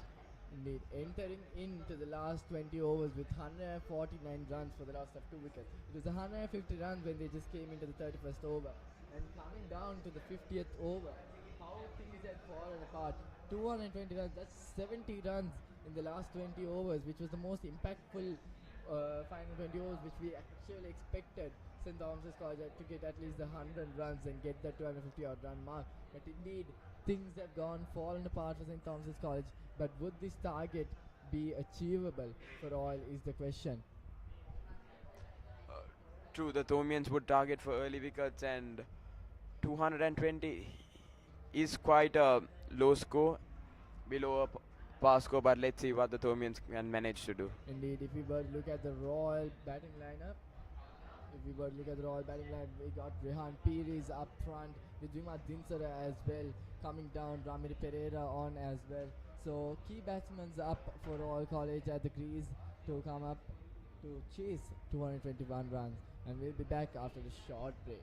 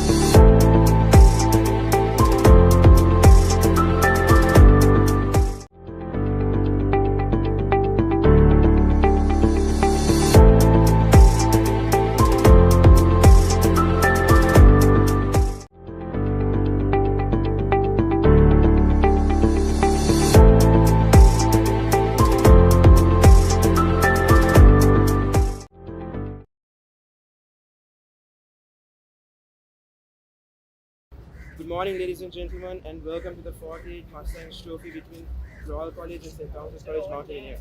Here we're joined here by Samuel. Samuel, what has been the highlight of the Royal Tournament events for you as a viewer? I think it's been a great experience as a whole. I mean, a lot of people come to have a great time and meet friends after so many years. And I think, especially this year, it was a great match. It was a really entertaining big match, and hopefully we'll have a similar one-day encounter as well. As a past college prefect of school, how does it feel to witness a Serenaica Shield be back at college again after 6 years? It was truly a great experience because I was talking to so many of my friends as well, and in my entire school career, I've only managed to witness one victory. So after so many years, after 6 years, as you said, for the Shield to be back home, it was a great feeling. And hats off to both teams who played really well at big match. And that run chase was one of the most incredible run chases I've witnessed. So yeah, it was a great feeling. Yeah. If you could say something to a royalist without any consequences, what would it be? Without any consequences? I mean, there's nothing I would say like insulting them or anything like that. I especially this year, I would say that I actually respect the decision to declare in both innings. I think it was a really bold move, and a lot of people might have scolded it and said that it was a wrong choice and things like that. But this year especially, I think that really made the game interesting and brought the game alive for the spectators as well. So nothing against them. I would say I respect how they played the game, played in the right spirit. And at the end of the day, cricket was the winner. Alright, last question. What do you think the weakness is of the Thomian side, and how do you think they should improve on it? I think what's the big match? I think one weakness, if I could point out, maybe our bowling was a bit weak. Luckily, we were able to chase the runs down. The batsman performed well in the second innings, but I think our bowling was a bit weak. The big match, I think, just doing the basics right, hitting the right lines and lengths, and I think there's a couple of changes as well to the team today, and hopefully, I think they would have worked on that and will be able to improve on it in this end out. Alright, thank you Sam for your time. Yeah. That's it, ladies and gentlemen. No worries. Good morning, ladies and gentlemen, and welcome to the 48th Mustang Trophy between Royal College and St. Thomas College, Mount Rainier. Here we're joined here by Karina Pereira. How's it been? How are you?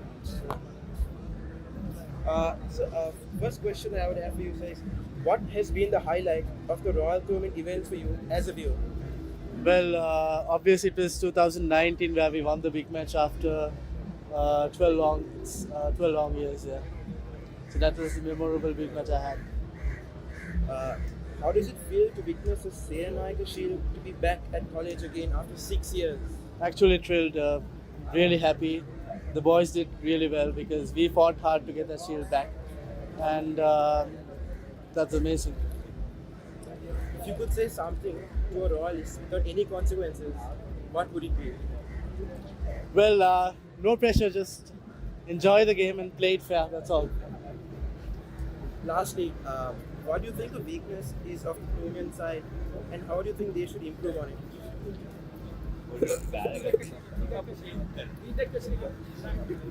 it? And finally, what do you think the weakness is of the Thomian side, and how do you think they should improve on it? Well, I don't think there is any weakness after winning a big match. So obviously, it's always try to play the game hard, and it's all about handling the pressure and playing well. That's it. All right, thank you very much.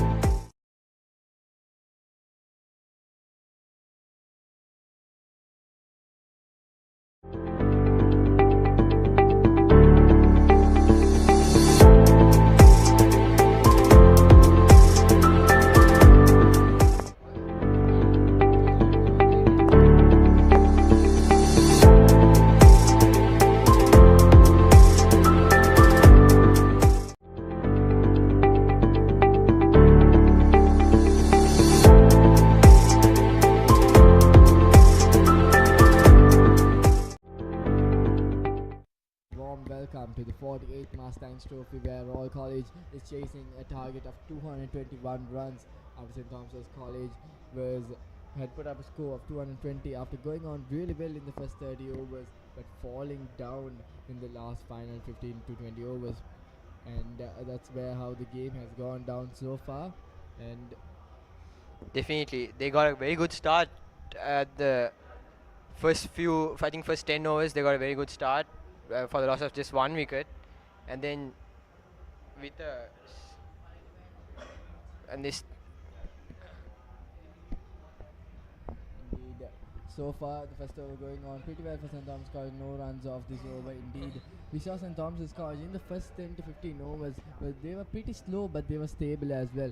Coming down to 30 overs, they were 149 runs for the loss of 2 wickets. But that's when things started to fall apart. Ranaka came in, picked up a wicket and a run out in that over. 2 wickets going down in that over. And in that particular 10 overs, 3 to 4 wickets went down. And indeed, coming down to the last 20 overs, St. Thomas's College was able to achieve only 70 runs when compared to their streak of 150 in their first 30 overs. So indeed, how St. Thomas's College looked at the start going down was indeed the collapse of wickets in the middle order.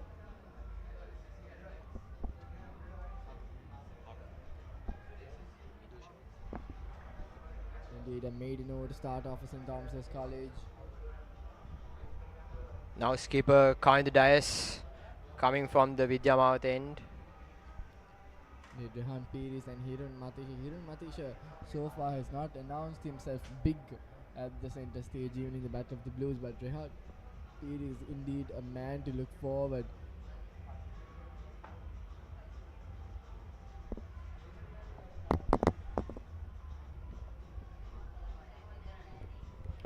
Royal does not have a huge mammoth total to chase for, but indeed a decent average score that we are looking forward. 220 runs. Indeed, we need a run rate about 4 to 4.5 to chase that runs. And it's pretty simple, their game plan. Make sure that they don't lose wicket, keep the run stable and not aggress too much, take too many risks is not required. Just go with the flow, not lose the wickets, build partnerships. The Dias outside the off time and a beautiful drive. What a way to start off the innings. 4 runs on the board.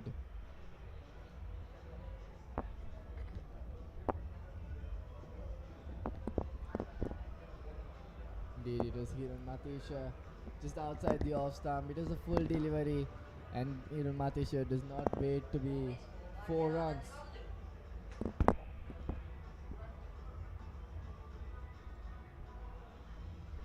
Four runs for all. They putting pressure on the Thomian captain straight away. Shot again to deep third man region, and that'll be 1 run.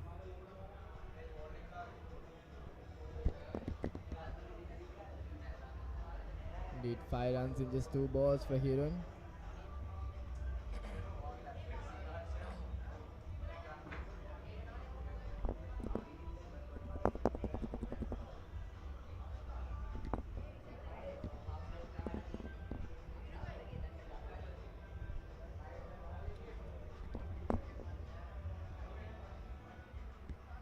Rehan Pate is on strike now. Vice captain, and he's gone. Carmen the Dias picks up the first wicket for Royal College just after a boundary of the first ball. Third ball goes for a wicket, and it's the main man to go down. Jade now hanging on to a great catch at second slip. The big man Rehan Piris goes for a duck. That's a crucial because that's a crucial part in this game, in the chase. Rehan Piris is the main man where we expected at least a half century from him to come by and to strengthen the top order. But Rehan Piris going down means a lot for the Royal batting side.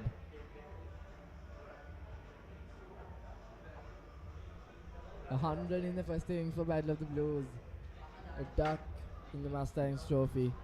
What a transition.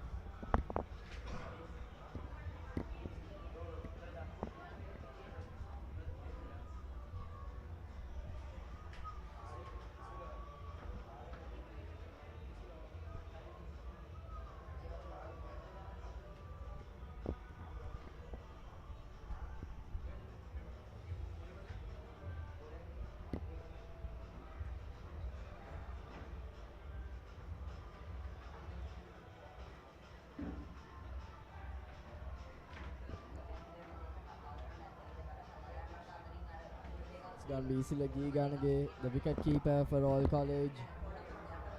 Indeed, a good batsman up on the top order, but not as indeed has announced himself big at this particular innings in the 146 Battle of the Blues. So indeed he has a key role here to make sure that Rehan Perez's dismissal wasn't really shown out.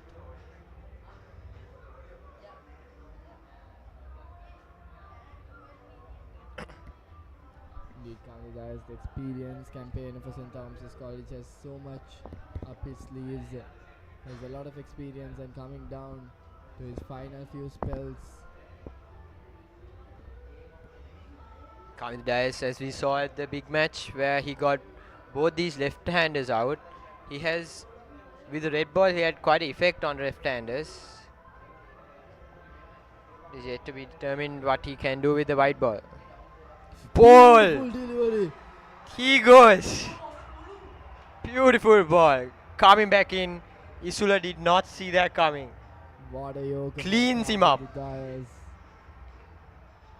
Middle stump goes flying.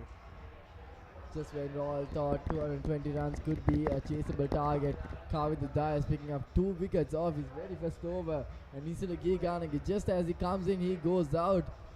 And what a moment, the crowd erupts as the middle stump goes away. He takes a stroll. And that would be pushing Vimat Dinsara, the experienced campaigner and a key role batsman for Royal College, to come back to the crease.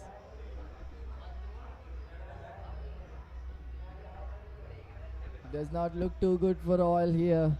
Losing the Battle of the Blues and losing 2 wickets here in just the second over.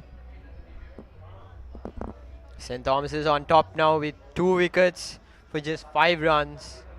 And Kavit Dias with 2 beautiful balls. The Thomians are pumped up and the Royal is under pressure. And this is what a captain could do to the game. Sri Lanka cap Vimat Dinsara. I think it's crucial for Vimat to just hang in there, just making sure he stays in the crease for a while. I guess making some runs with Hirun. Side the off stump, that would be a wide. Not a really great follow-up there from Kavit Dias after picking up that wicket. He needs to make sure he traps in the batsman, makes the batsman go for those shots, but also make sure he does mistakes. Vimat Dinsara, indeed, we don't really need to talk a lot about him because he has made sure that he has proven that off his bat has put up a lot of runs for Royal throughout the season. He has been the highest contributor for Royal throughout the season. And indeed, lot relies on him. Down to deep third man region, and will be 1 more run for the Royal board.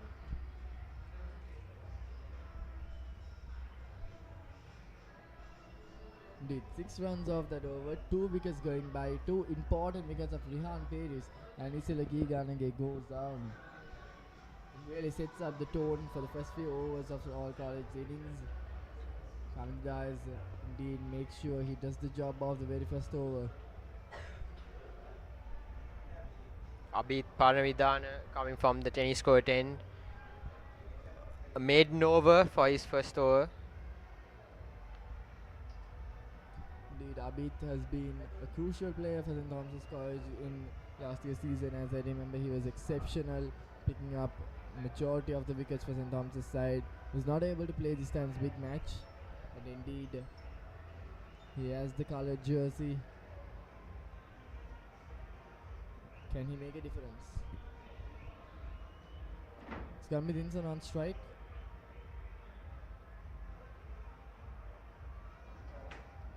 Beautiful line and length. Not too close to the foot. 1 long off, I guess. Making sure Vimat doesn't get any runs with boundaries. Bowling. That was a beautiful ball. He pushed it up front. More than a off spinner, he pushed it up. It was a left armer. faster one, I think. I think we're just going down. Dinsar has to be careful here. That's beautiful variation used by Palmidana, not waiting a long time to get the batsman settled. Dinsar not scared just to play across, doesn't he? Indeed, he has that confidence, but he needs to make sure that he has got it in his mind that he's going to be the key batsman who's going to be anchoring the first quarter of the game, or even the first half of the game, because 2 wickets down in just 2 overs. Definitely, he must be under a lot of pressure as a 2-down batsman coming in at 3rd over of the match. Indeed. Dinsar has saved Royal many times, and he has to step up in the centre stage today to redeem what Royal gave away a week ago.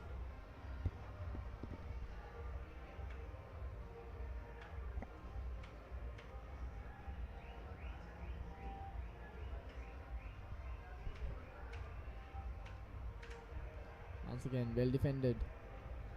Abid Parinidhana coming across to the left hand.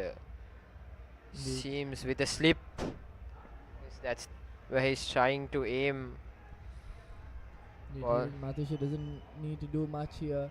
Just make sure that he keeps his wicket on hold and get a few runs here and there.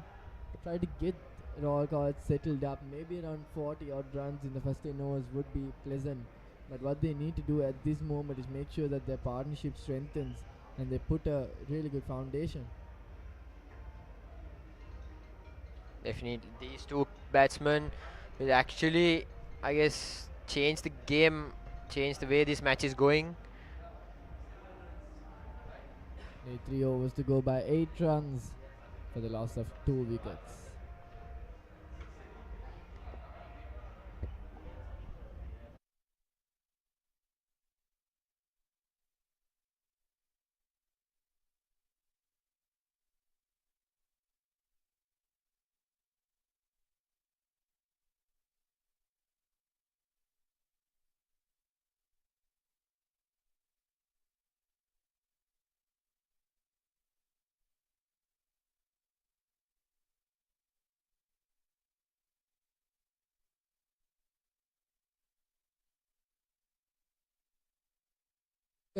In his first over, coming back on from the Vidya Mountain. Look at that pace, but runs down to the boundary. A beautiful drive from Dinsar. And indeed, that's how the last over also started, but did not go well for Royal. But indeed, confidence from Dinsar off the bat. Just outside the off stump, waited to be pounced on the slot. Just driven down to the coverage and for a boundary.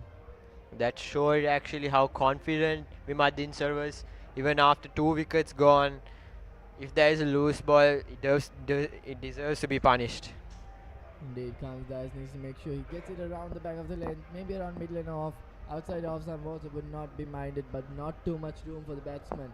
Cramp the batsman up and not allow him much room. Short. There's a lot of pace coming in from Kamsdas. Definitely aggressive by Kavindu, trying to attack Vimat, making sure he doesn't settle in, because Vimat Dinsar is definitely a dangerous batsman. Indeed, something that we can see from the Royal side is that they are not really defensive. They somehow try to make sure that the runs come onto the board regardless of the situation, and that's something we saw in the Battle of the Blues as well. 320 runs in just 78 overs. So when comparing that to how St. Thomas responded in day 2, they took 90 overs to reach about 280 to 90 runs. So indeed, that's how the game shifts into the place according to how teams go on with their momentum. So if you see even the third day, both teams combined scored around 430 runs, actually more. That was some tremendous cricket from both teams. Both teams wanted to play for a result. At the end of the day, St. Thomas College was able to get the result in their favour, but it was also that both teams wanted to fight for that. Short, close one. Slight appeal from the bowler. A hint of in swing just around the bat. Dinsar needs to be careful. Let's bring it in and out, trying to get a nick of Vimat Dinsar. with Dinet Gunawardene at second slip. Indeed, Dinsara needs to be wary of how the ball is swinging, as Consolidation has the ability to not just to swing it inside but also outside. The deviation is there and a slip in place as well.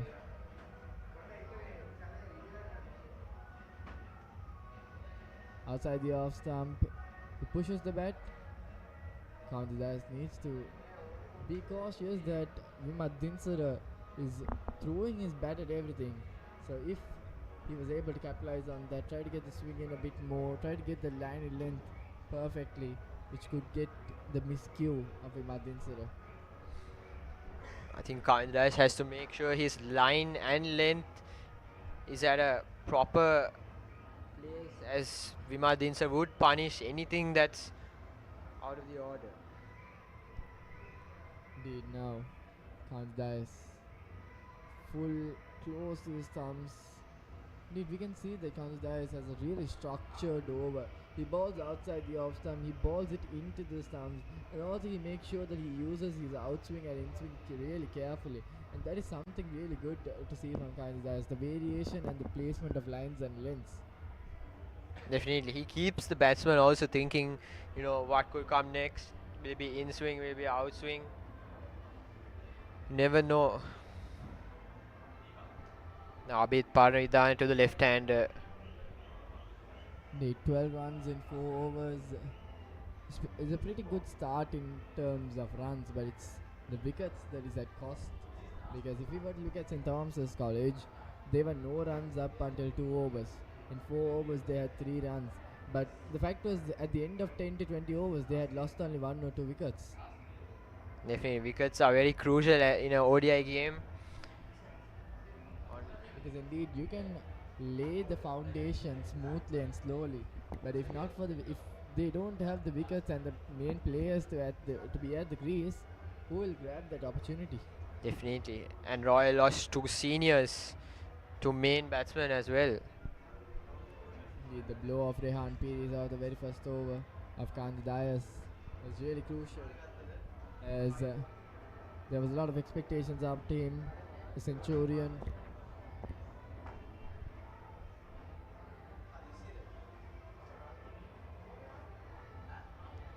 Good bowling from Palihawardene.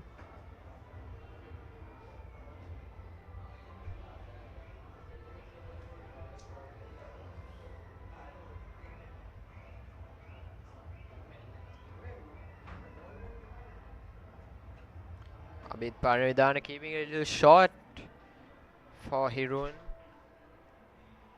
Indeed, we can expect Ramana Pereira to come in as well after this if a wicket was to fall, but that would really indeed push the batting limits of Royal College, because once Ramana Pereira goes down, Tevindu Veyalwala is there, but once after that, it's not a really recognizable streak from the Royal side. These 2 batsmen seem to be settling in there, I guess. They know what their duties are, trying to build a partnership.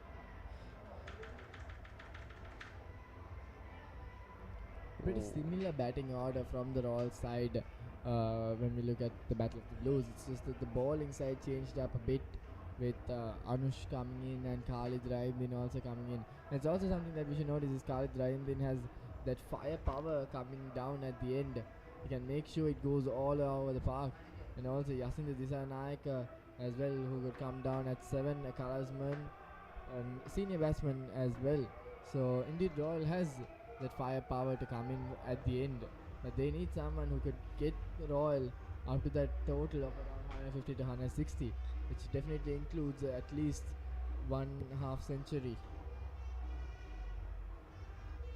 Consolidation again from the Vidyamavat end with 1 slip in place.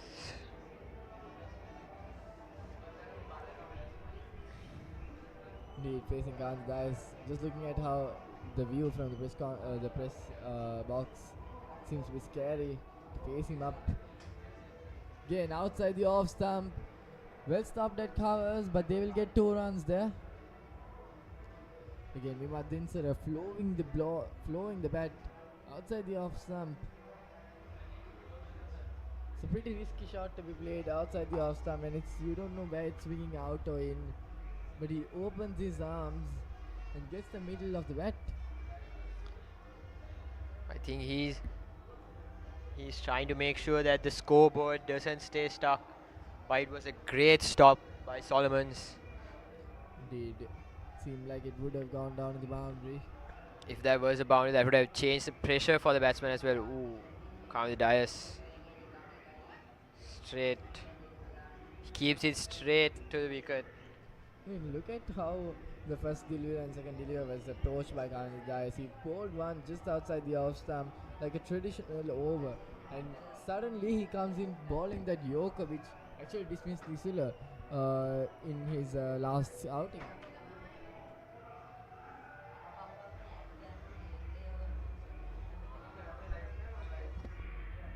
Indeed, Vimadensar on strike. Down the leg side, and it's gonna go down to the deep fine leg region. One more run added to the tally.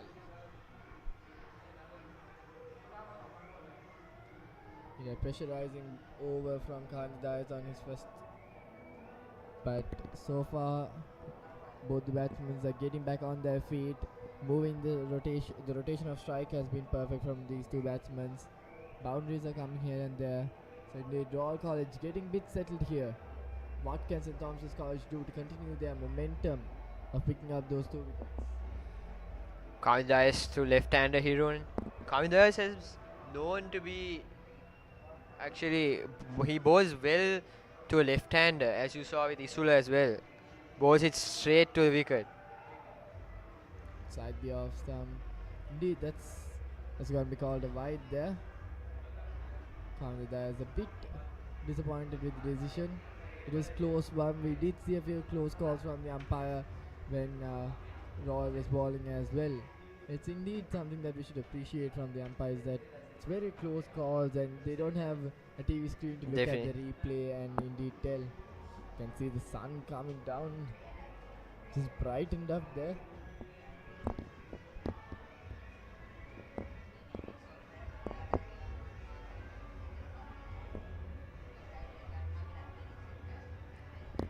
Once again, that is just punished down to the coverage, and that's gonna go down to the boundary just like a flash.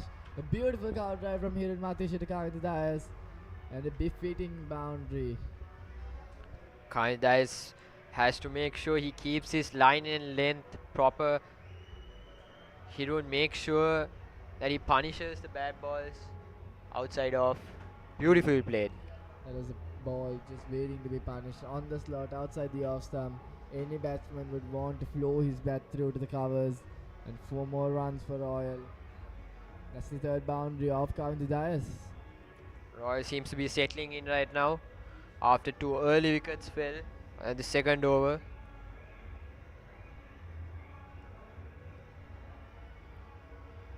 Beautifully played. And that might just go down to the boundary as well. Beautiful drive there from Hiran Matisha. Just look at that delivery, full and hit straight as a blade. 4 more runs for Royal. That was an exceptional shot, straight down the ground.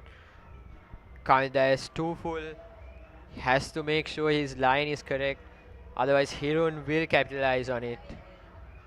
Dude, so far all boundaries have gone off the pacer, and all wickets also gone off the pacer. Kamil Dias has to tighten up his length and line. Slow Yorker, and well read by the batsman. Good variation in by Kamil Dias, but it would be an expensive over St. Thomas's College. 26 runs for the loss of 2 wickets after 6 overs.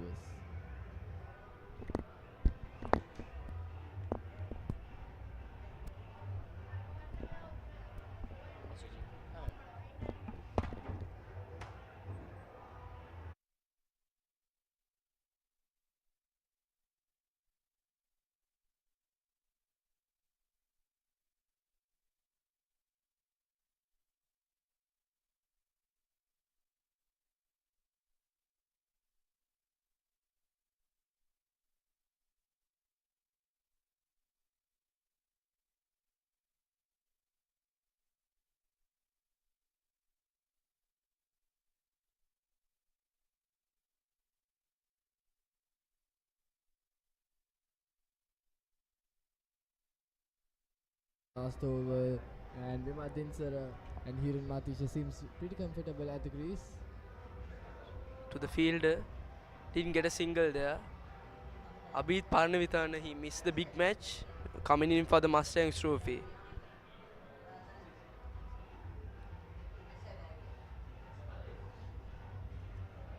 Indeed, Abhijit coming in from the tennis court end. Huge Down the leg appeal. side, a few appeal from the fielders. The umpire gives it a no. Did seem like it went down the leg side, but was not called a wide there. Indeed.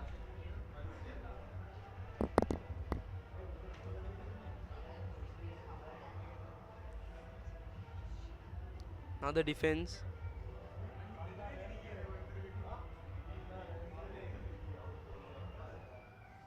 Abhijit Parnavithana, the highest wicket taker in this season for the Thomians.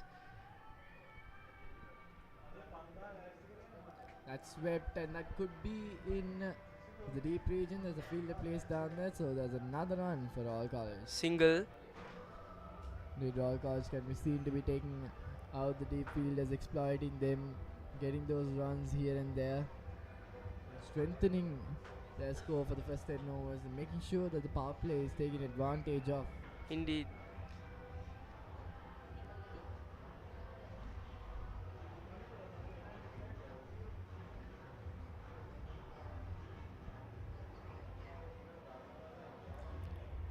Did something that we haven't seen from Royal so far is using that aerial route over the power play. Indeed, it is. Because indeed, when St. Thomas's College was batting, we saw Avinash Fernando and Jaden Amaravira Yes. going over those 30-yard circle field, getting that area shots in. For the boundaries. Royal College should make it effort for the aerial shots, as you mentioned. But indeed, they look pretty comfortable with the score at the moment with 27 runs. And a dot to end the over. 7 overs gone by, 27 runs with a loss of 2 wickets. The sun is very much out.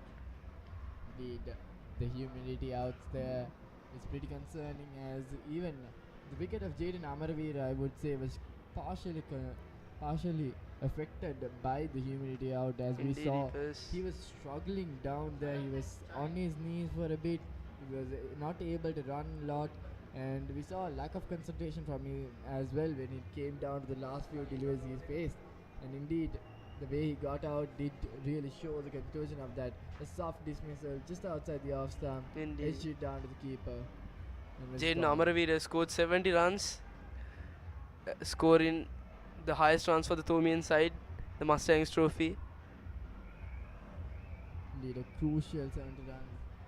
And when you say that particular milestone, it reminds me of Ryan Peters when he was just 14 years of age, had scored that 70 odd runs in the 46th Mustangs trophy to win it for Royal College. Indeed, it was. When he was just an open, he came down till the end to chase it down. And now he's the vice captain of the Royalist team. Yes, indeed. But something that was unfortunate was that we saw him going back to the dugout very early on in the game, in which a lot of expectations were mounted upon him.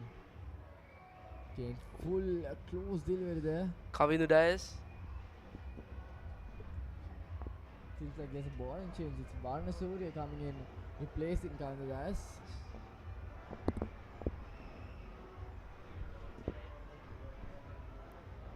Varna Surya's first match, the Mustangs trophy now.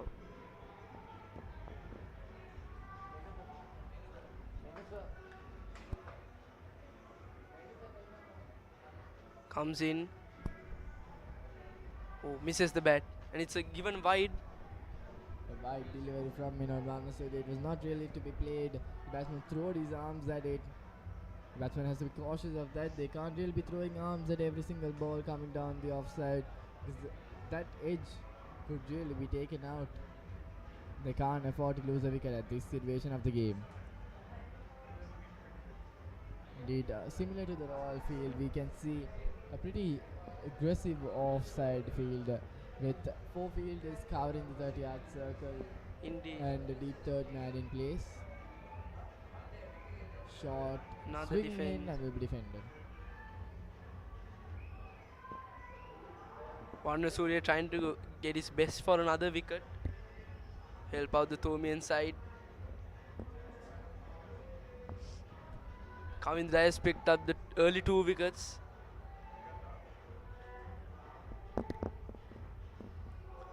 Madhinsara with 11 runs off 20 balls, and Hiranli and Arachi with 14 or 15 balls. So we can see that both of the batsmen are striking at a good rate.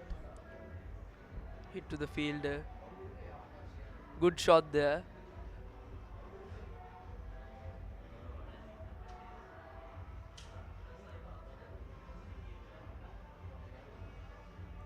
Indeed, the required run rate as of now is at 4.52, and it is indeed at the start. During the middle overs, we can see it enhancing on with the field opening up a bit and those singles and doubles coming in. So what Royal really needs to do now is to make sure that they hold on to their wickets, build partnerships and keep that momentum. Cut it away and we'll go down to third man region for a single. Madhinsara wants to go for second. Wanted a double. A great throw from third man there. Didn't let them get 2 runs. Just a single. Liana Arach back in strike.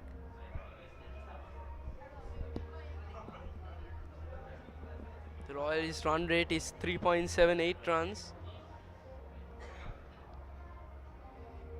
Indeed, 2.2 overs left in this power play. Royal College needs to make sure they get maximum advantage of the next 2 overs.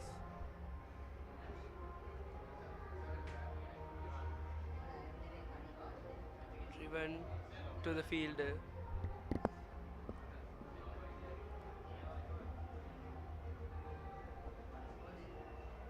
Another thing we are seeing is the audience. The spectators are increasing by numbers, joining in for the Royalist innings. Indeed, if we were to compare it with the 146 batters of those, it's very dull, but looking at how the morning went out, it was pretty disappointing to see the crowd was not there at all. But as time moved forward, like just around 11, 12 o'clock, and even at this moment, we can see the crowd really turning up now. Yes. It's packed up in these particular tents. Joining in for the 48th Battle of the Blues Mustangs Trophy.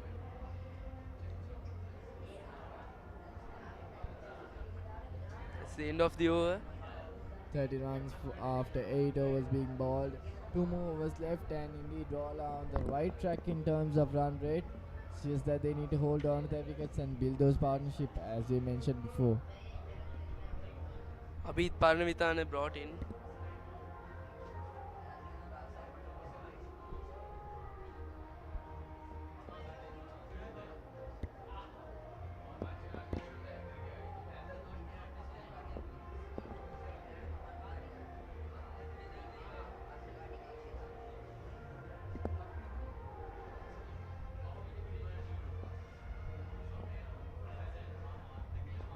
Driven away. Will it go for a boundary?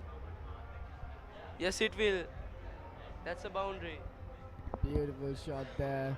And Royal College really getting use of that power play. Liana Arachi. Again, 4 more runs for Royal College, and the partnership seems really growing up. 29 runs of 38 balls, the current partnership as between Hiran Matisha and Vimad Dinsara. Look at that, beautiful. Abhit Parnavithana just puts it up on front around the full area. He got punished there.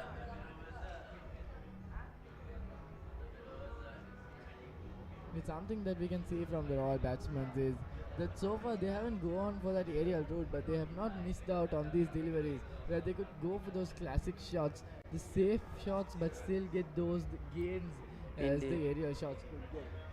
They got in 5 fours, 5 boundaries in, no sixers yet. Indeed, something that we saw of the Thomian bat was also that there was no sixes throughout the innings. So we can say it's not really easy to get it bat on ball in this particular pitch. But also we can see not much of a movement or spin. Vimad Dinson on strike. Indeed, there's a guard up on the deep square leg, a bit deep backward square leg for that sweep shot up. Bowling into the batsman, and would be a single again. It's a single.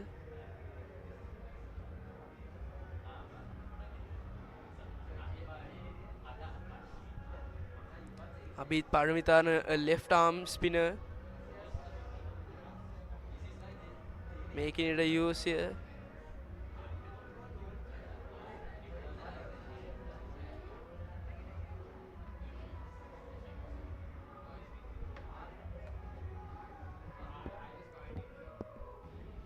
Outside the off stump. And That's that a check drive down to the deep Tasman region, and that's going to be 4 more runs for Royal College. Hiran Matisha does not disappoint. Liana Arachi, second boundary. Last over he scored one, this over again another one. Indeed, that has just opened up outside the off stump and waited to be hit. Abhijit Paramithana, 2 boundaries of this over. Look at that, just beautiful from Hiran Matisha. Off the back foot, waited for the ball to come, and 4 more runs for Royal College.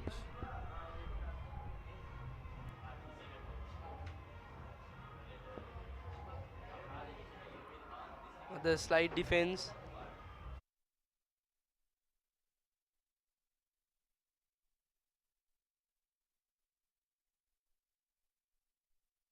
Hiran Matisha now 24 runs of 20 balls, ahead of more than 100 strike rate. Keeper runs in, doesn't let them get in a single. That's 10 runs of the over, 40 runs at the end of 9 overs. Indeed, Kangnida is picking up 2 wickets at the start of the innings, but Royal does not seem to be going down. Getting more runs than St. Thomas College did at the first 10 overs is something that we can see in comparison, even though Royal College lost 2 wickets at the start. But what they need to do now is make sure that they go on with this momentum and complete this innings. And not lose any more wickets. Building this partnership up may be their victory. Varnasuriya again. Varnasuriya coming into ball the last over of the 10 over power play. And we got Vimat Dinsara on strike. Ooh. Outside the off stump, and Vimat Dinsara is really throwing his bat at those deliveries. He needs to be cautious on that. He has time. He has another 40 overs at the crease. There's one slip there too. That's the exact same way how they picked up Rehan Pires. Got an edge in, the slip caught it. Vimat Dinsara is indeed feeling the pressure a bit when his non-striker seems to be striking really well, and he's not getting that connection to that gap. Outside the off stump, and again Fielder straight to takes the it. fielder.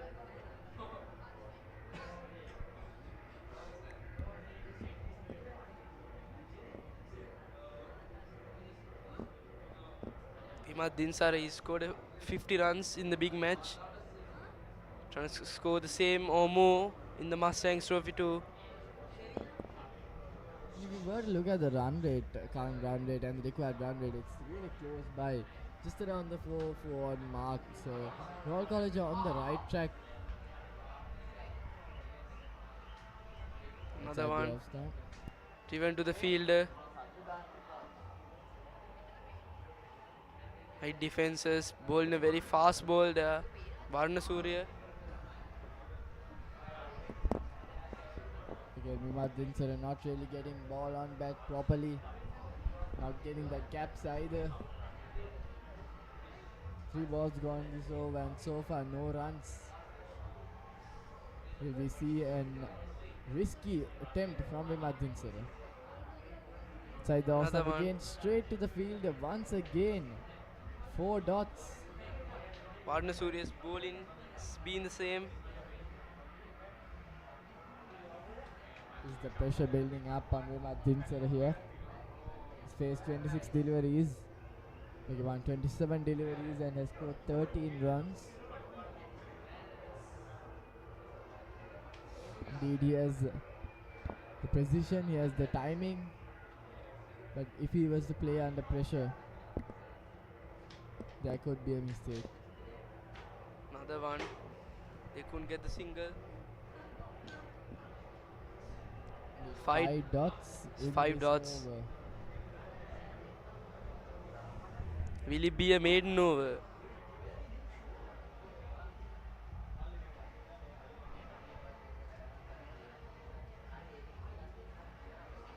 If they get a maiden over, they'll be in favor of the Thomian side. Indeed, Manasuri doing a really good job here, regardless of what the outcome of this delivery could be. Yes, ball 5 deliveries and 5 dots. Again, outside the off stump. That is through the gaps, and that is going Finds to the gap. Mid-innings off the back foot, just outside the off stump. Short ball. Beautiful shot there. Driven it for a boundary. He was just waiting for that gap to open up, and really well played from Mid-innings to end the power play. 44 runs for the loss of 2 wickets after 10 overs.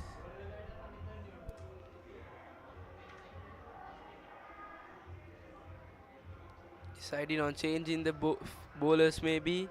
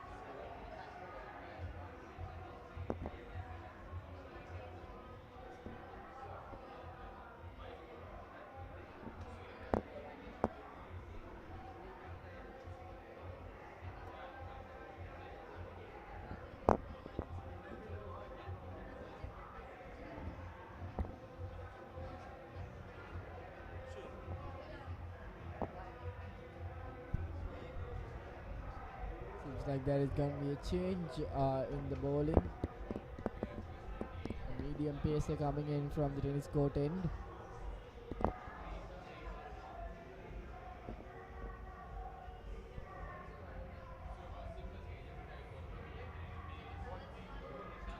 Yes, it is Jade Namaravira, I think. Jade Namaravira.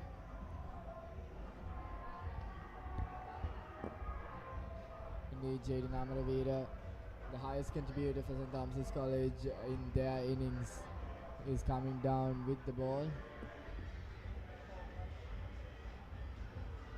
And the umpire is just signaling the start of the second power play. Jade Namaravira, he scored the highest runs for the Thomian side. He's the opener. His first Mustangs trophy. Vincent on strike. A big bound here in Matisha on strike. A slow delivery there. Indeed, the medium pacer would try to Good get bowling. in the in swings and out swings. Try to make sure that he gets the batsman off guard. So, in the second power play, the rule is that there can only be 4 fielders outside the 30-yard circle, which indeed really tests how the captain is going to be placing the fielders. Will it come in favor of the Thomian side? Outside the off stump again, and we can see the Royal batsman trying to go for those stroke there. Slow deliveries, bowling. Jade Namaravira.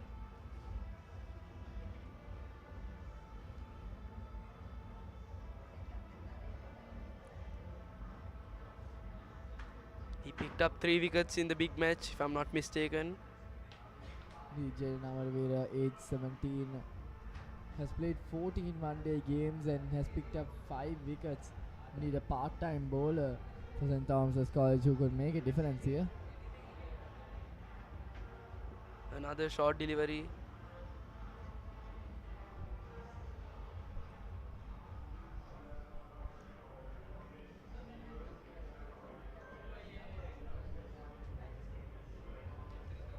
Jaden Namaravira continuing in from the tennis court end.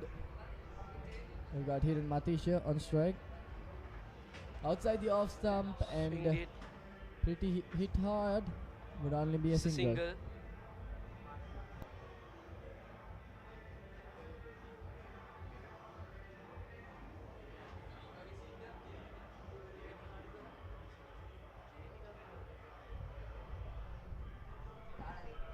A beautiful shot there, lofted it. Couldn't get the boundary, there was a fielder. Changing the fielders up a bit.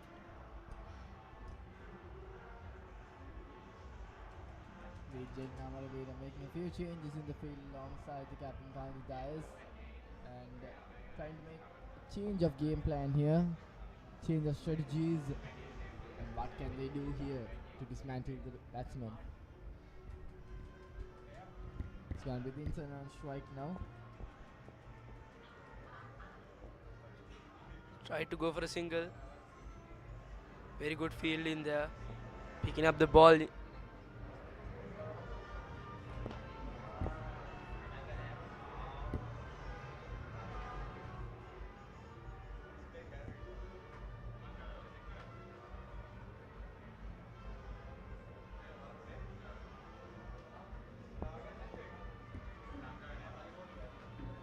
This time it's full and just waiting to be driven down to the cover. There's a fielder down to guard it. Gets two. 2 more runs for Royal College there. Saved it from the boundary. That's the end of the over. 11 overs, 45 runs, 47 runs for two wickets.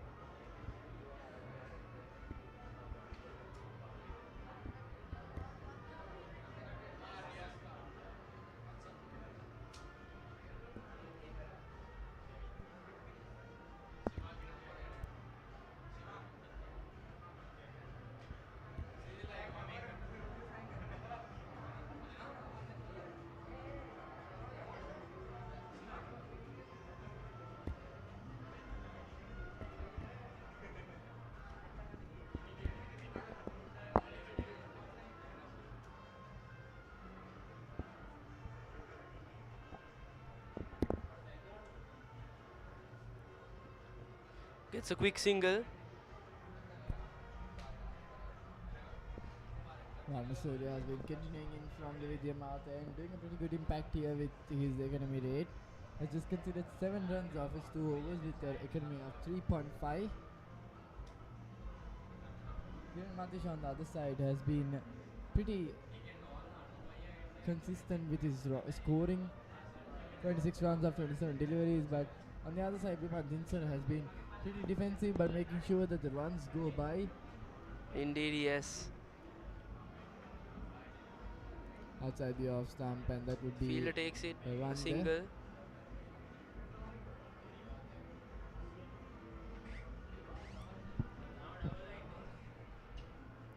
The Royals are taking quick singles.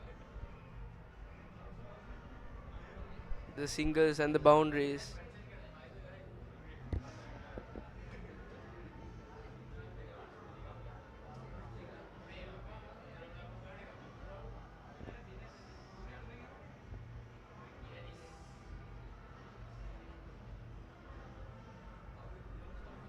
Left it. Is it Just a bit wide outside the off stump. not given a within the wide? line.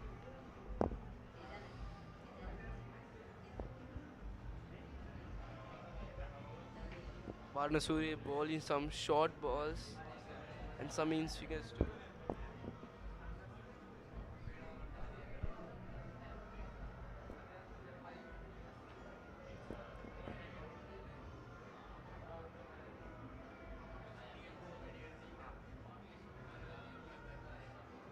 Another defense. Field takes it.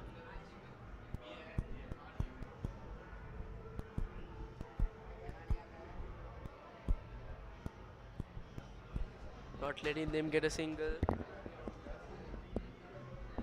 Liana Arachi, the opening batsman for the Royalist side, still in. Bringing the Royalist hopes up to bring back the Mustangs trophy to Reed Avenue. Varnasuri coming in from the tennis court end. Just outside the off stump, and there's a miscommunication there. Close run out, and has been stalled by the batsman. The ball had just had hit the batsman, but They tried for a quick single, couldn't get it in. The runners really have to be confident on if they were going forward for the run or not.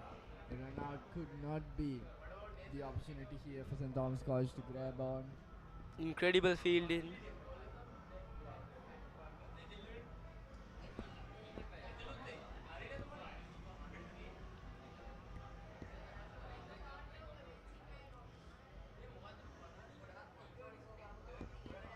The Thomian fielding has been very consistent lately. Billion saves in. That's the end of the over. 12 overs completed, 49 runs for 2 wickets lost.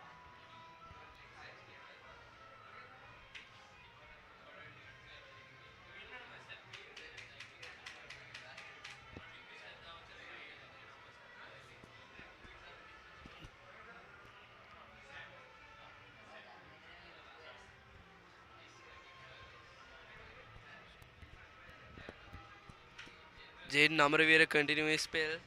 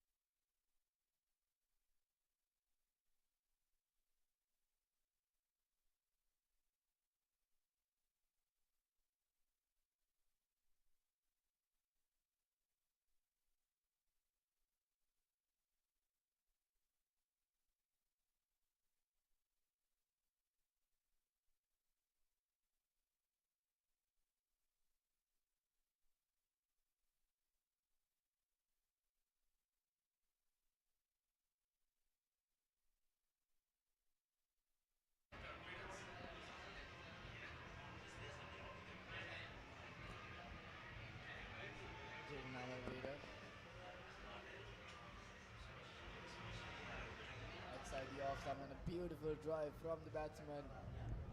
Doesn't even try to run there as he knows how flashy it was from the batsman. Go down to the boundary. Vimat Dinsara gets the run to 26 runs.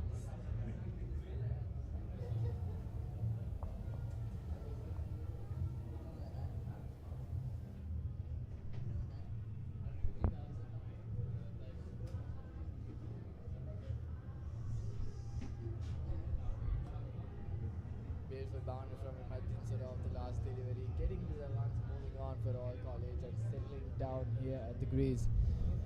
Indeed, a key role is required from Vimat Dinsara and Hirun Matisha at this stage of the game.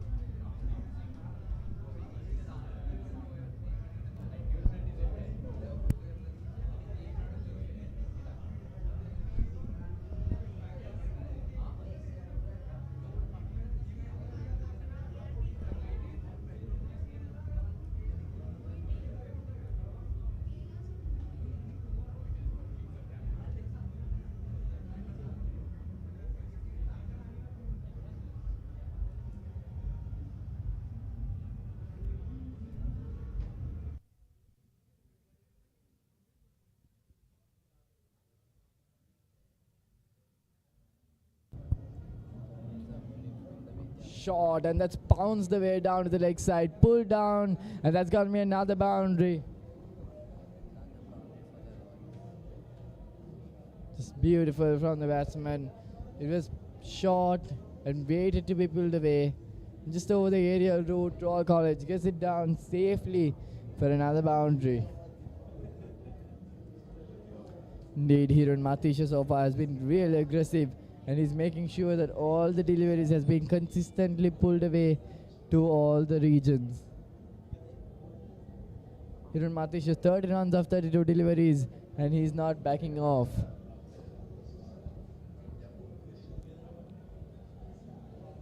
Outside the off stump again, and that's through the gap. 4 more runs for Royal College. This is the second boundary in 2 consecutive deliveries. Inside the off stump, just around the wide yoke area, and beautifully played around. 4 more runs for Royal College.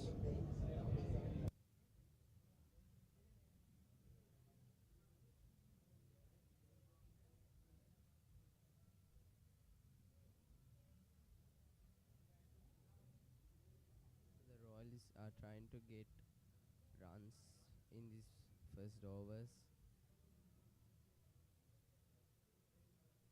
Again, down the leg side, huge appeals from the fielding team. It's not given. Maybe just off the tie it could have been, but really puts down the Thomians there. They were disappointed because they really expected that to get the edge and go by. Maybe once we get the replay, we could see how it goes on. Indeed, close. It seems like there was a deviation of the tie pad.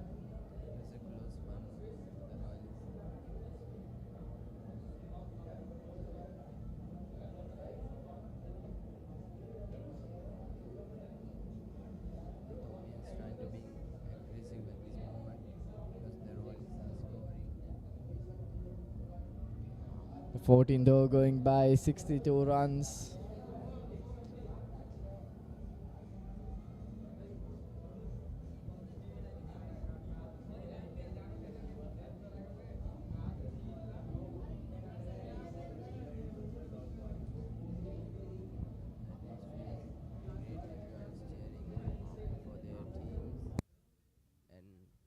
We can see the brotherhood here.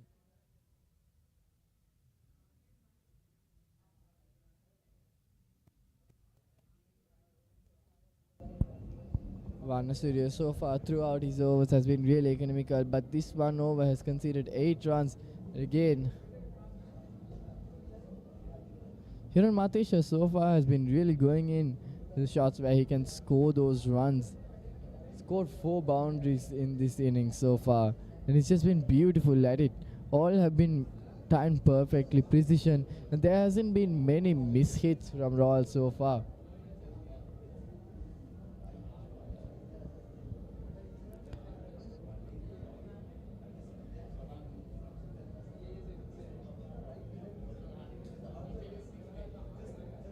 Varna Surya and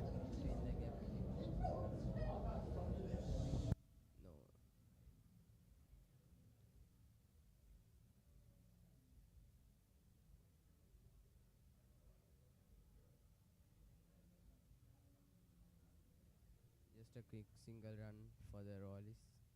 64 for 2 at the end of 14 overs.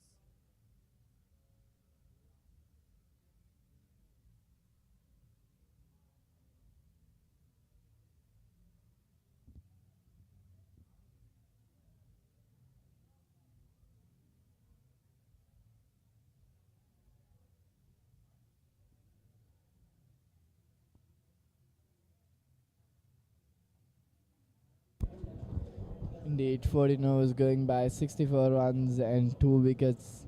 Vimad Dinsara and Hiran Matisha has been really the key batsmen so far when Royal was in a tough spot at 5 runs for the loss of 2 wickets, with Rehan Pires and Nisula Giganagek both going down. Where it looked like the light was going down for Royal College, but definitely Vimad Dinsara and Hiran Matisha has been able to get the score back on, and it's been going on moving forward. Batsmen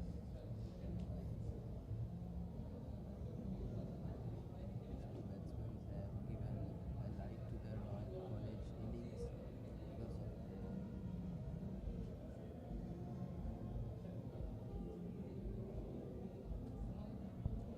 And it is going to be Darian Diego to replace Jaden Amaravira from the tennis court end, bringing on the spinner at this part of the game. What is Kanada's B thinking to put forward Darian Diego, trying to get that wicket, trying to get this movement out.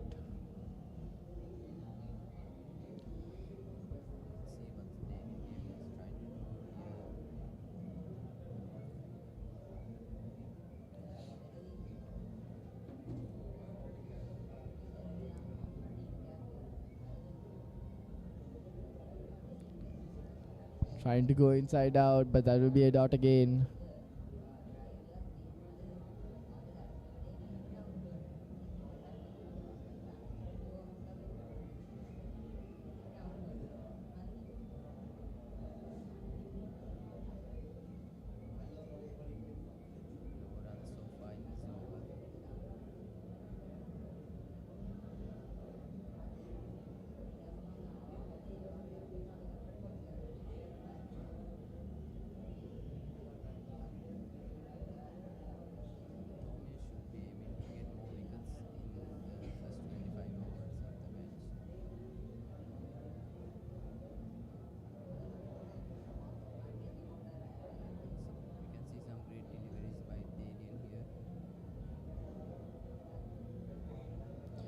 Definitely with the way Royal College is heading this way, seems pretty comfortable for the Royal. But definitely they can't lose wickets at this stage of the game, regardless of how strong they are going to go. But they need to make sure that their batsmen are till until the latter part of the game, because St. Thomas College was also similar to this score at around 15 overs. When they were at 30 overs, they were 150 runs for the loss of 2 wickets. But it was the latter 20 overs that really put St. Thomas College down to the total of 220. So indeed, Royal College, even though they have the certain amount of runs required at this stage of the game, they need to make sure it continues moving forward and the batsmen keep on their wickets, holding on to the wickets, and not allow the bowlers to come in. That's swept down. Would be another run.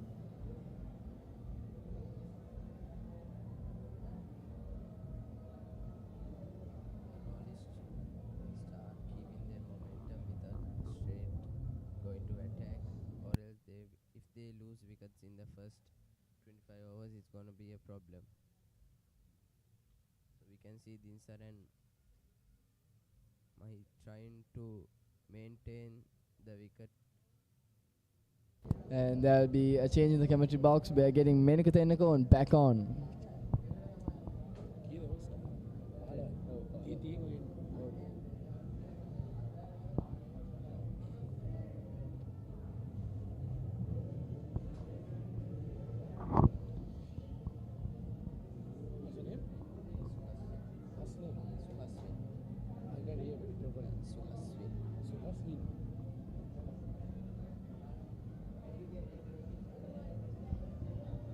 Yes, we are back here at the Sinhalese Sports Club. Now the conditions have been turned up to a bit gloomy here out at the Sinhalese Sports Club. And after 15 overs now, Royal College 66 for 2 wickets. Now we can see Abid Parnavidana continuing his spell from the south end.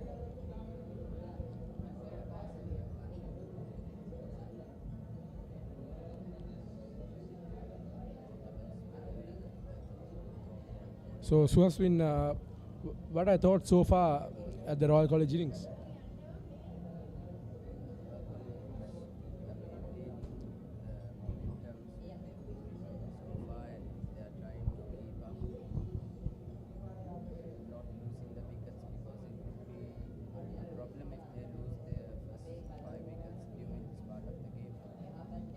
Yes, now we can see Vimat Dinsara and Hirun Lianarachi is building up a good partnership right now, and Vimat Dinsara is on 28 and Hirun Lianarachi on 36.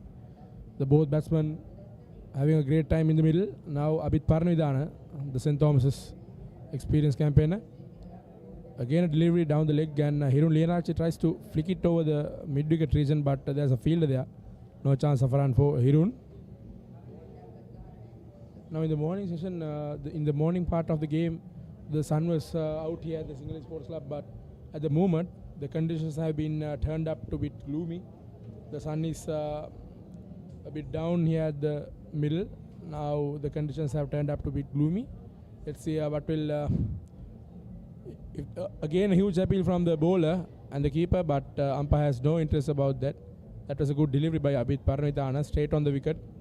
Hirun was trying to defend it, but hits on the pad. But nothing from there. Again, Abid coming up. Again, driven straight back to the bowler. No chance of a run there for Hirun.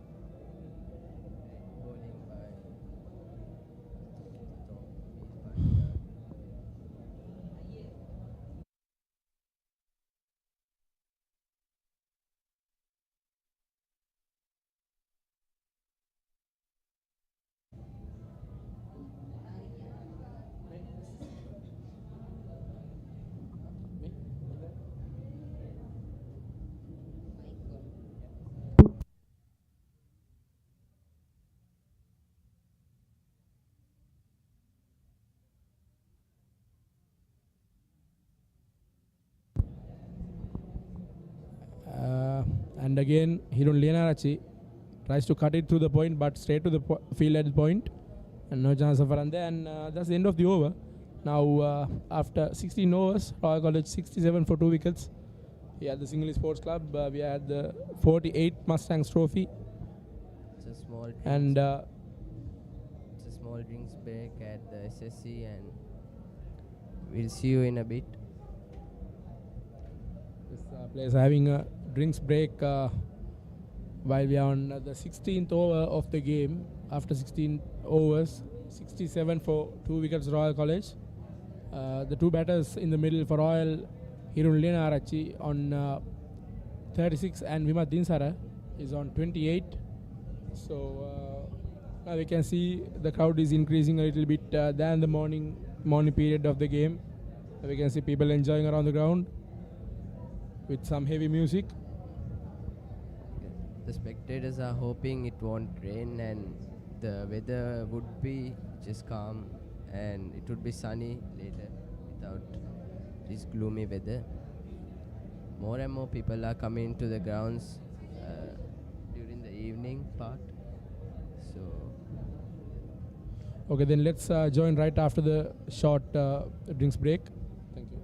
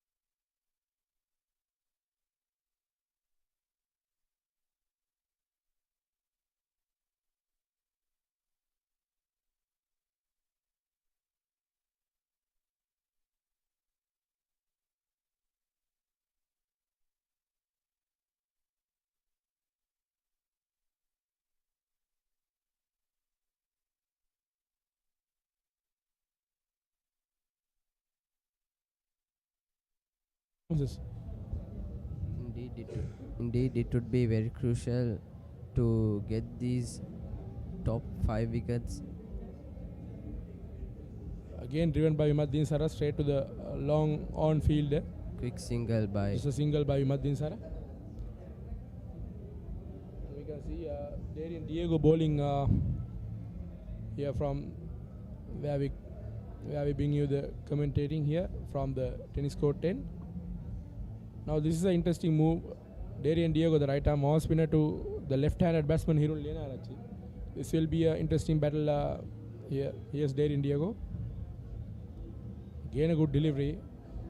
We doesn't seen much spin from the spin bowlers of St. Thomas's. They are bowling a little bit quicker, and they wanted to skid back the ball to the batsman.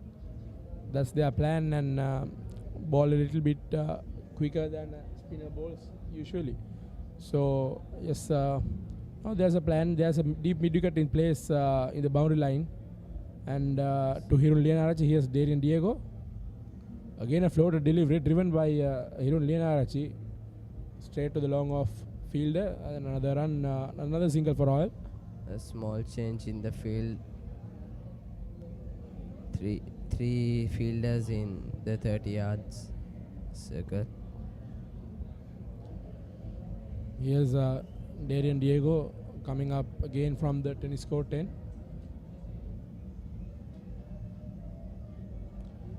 Comes down to the track and again flicked away by Vimaddin Sara, straight to the long on fielder, and another single added to the Royal scorecard.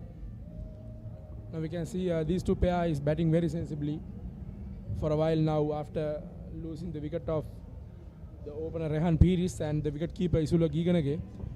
These two are building a great partnership for Royal. Now this will be a crucial partnership if they want to win this encounter. Again driven back straight to the bowler, but there was a slight misfield from the bowler. That's a close chance. Oh, that was very close. That was a very close chance by the fielder. Great running by. He was very quick throughout the throw from the covers, but fortunately for Royal, it hasn't been a big cost for them. Great running by Dinsar and Lienarachi. By the way, that was a great effort from the fielder. That was it should be Rashawn Solomons. That was a good effort again from Rashawn. Here's Darian Diego. Again a good delivery on the middle. Dinsar was very careful facing that, and that's the end of the over. After 17 overs, 71 for 2 wickets Royal College. Dinsar on 30 and Hirun Lienarachi on 38. Now this is a really good partnership for Royal. After losing 2 quick wickets, I think for 8 runs, and now they are 71 for 2. So this partnership has been cruising for a long time now. They should continue this partnership till 120, 150. If they can push this partnership to that score, I think this will be a sealed game for Royal. Now St. Thomas are trying their best to get a wicket and push back the Royal. 1 step, 2 step, they will be digging into the game again. Yes, Abid Parnavidana again coming up from the south end. Again a good delivery, tries to drive it through the mid-on region, but straight to the field at short mid-wicket. The most crucial part for the Thomians is to get more wickets before the 100 run, before Royal College scores 100 runs to 120 runs. But they are maintaining this partnership about 65 runs, and it's going to be hard if they don't get these 2 wickets. Yes, we can see some fielding changes have been done by the Thomian skipper before Abid Parnavidana's over gets going. Now we can see a deep extra cover field has been placed in the deep boundary, and there's a backward point placed. Again flicked away by Hirun Lienarachi, and there's a fielder there, and Vimaddin Sara was calling for the 2, but Hirun was not ready to run back for the 2, and they satisfied with a single. Now Vimaddin Sara, he should play the anchor role for Royal here at the moment. Now he should stay till the last minute, and he should play in one end, so that will be very crucial for Royal.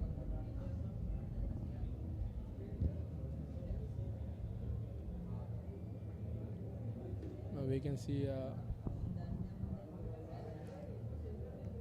here's Abid. Comes down the track and played an inside out and it's gone. It's gone. It's the end of Vimat Sara. St. Thomas. That was a really unfortunate movement for Vimat Sara. He was trying to drive it uppishly through the vacant extra cover, deep extra cover area, but got a thick outside edge and just went up in the air straight to the field at short extra cover. Great fielding. That was really unfortunate for Vimat Sara, and I think this will be a really wanted breakthrough for St. Thomas's College at the moment. They have got it. They were longing for it, and we can see how cheerful they are because of this wicket and great fielding by the. Now this will be a huge scalp for Royal. Now they are 3 down at the moment after 17.3 overs, 72 for 3. Vimat Sara have scored an important 30 runs of knock, but I don't think that will be really helpful for Royal to push forward till the last. So let's see now. The skipper is in the middle, Ramiru Pereira. Now we have to talk about this. This man has a big responsibility on his shoulders here at the moment. So he have to capitalize these innings through the end. If they want to win this game, if Royal want to win this game, they must capitalize till the end. So the skipper should be in one end, and the batsman in the other end should help him to rotate the strike and do the rest. So let's see what will be the approach of the Royal skipper. Now Ramiru Pereira is on the strike.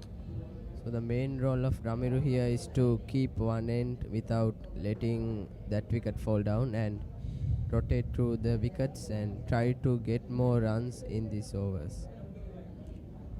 Here's Abid Parnavidana. Again a good delivery on the middle. We can see a hint of spin there by Abid Parnavidana. Well played by Ramiru Pereira.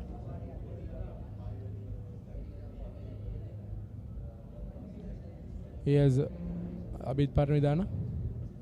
That was a quicker delivery. It went on arm, but well played by again well played by Ramiru Pereira. No chance of run there for Ramiru.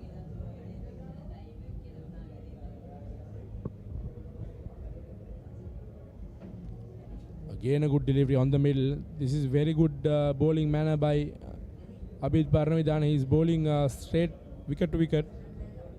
That's the line and length that spinner should bowl to any batsman in any stage. And that's the end of the over. After 18 overs, 72 for 3 wickets, Royal College. We can see Darian Diego will continue his spell from the tennis court 10. You can see that Ramiru is trying to keep a defensive position in that wicket. Now this partnership will decide the Royals' approach to this game. If they want to win, they should continue this partnership for a long time now. Here's Darian Diego. Again a good delivery outside the off stump. Well played by Hirun Lienarachi. Straight to the field at deep extra cover, and another single for Royal.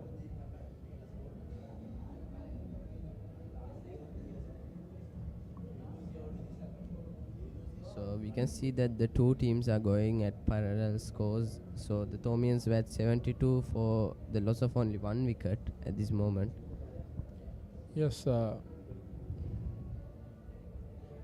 Thomian skipper moving his fielders to attacking positions. There's a slip in for Ramiru Pereira. Ramiru lunges forward and tries to drive it through the covers, but straight to the field at extra cover. No chance of run there for Ramiru.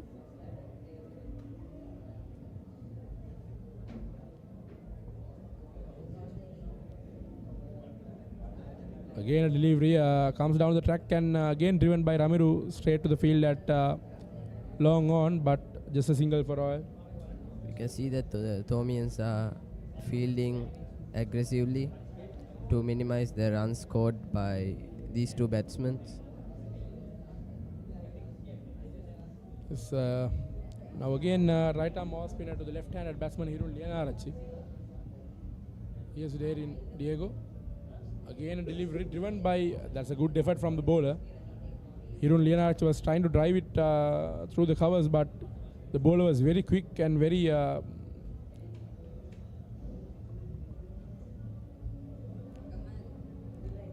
Irun was trying to get a quick single by driving it through the covers, but again driven for a single by Hirun Leonarch. Now this is the way that Royal should continue these innings, to be in a commanding position after 30-35 overs if they want to win this game. But they should bat very sensibly throughout the next 15 to 20 overs. They should capitalize the single, they should work on two, they should capitalize on the loose ball and hit a boundary. That's the way to. Again a good delivery, again outside the off stump and tries to push it through the covers, but no chance of a run there for Amiru, and that's the end of the over. After 19 overs, 75 for 3 wickets, Royal College. Now the skipper Amiru Pereira is on 1 and Hirun Leonarch is on 41.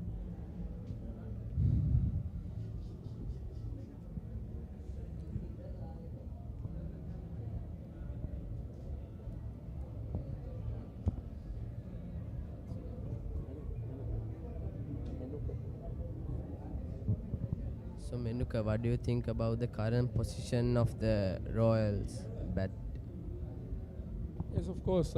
At the moment, they are on a stable position, but after the loss of Vimat Dinsara, now they should be very concerned about how they work on their singles and how they want to cruise these innings to a commanding position. So, I think after the wicket of Vimat Dinsara, now they are on a slight struggle, but I think the skipper Amiru again pulled away by Hirun Leonarch to the vacant fine leg area, but there's a field on square leg. He moves up to the fine leg region and collects the ball, and just a single for Royal. Now I was telling about the skipper is on the middle. Now he should carry the responsibility on his shoulders and push the Royal innings to a good position. So let's see what will happen. We can't predict it earlier, but let's see what will happen in the next 10 to 15 overs. Yes, Abid Paranidhana again comes down to the track and driven again by Ramiru very easily. Just a single for Ramiru.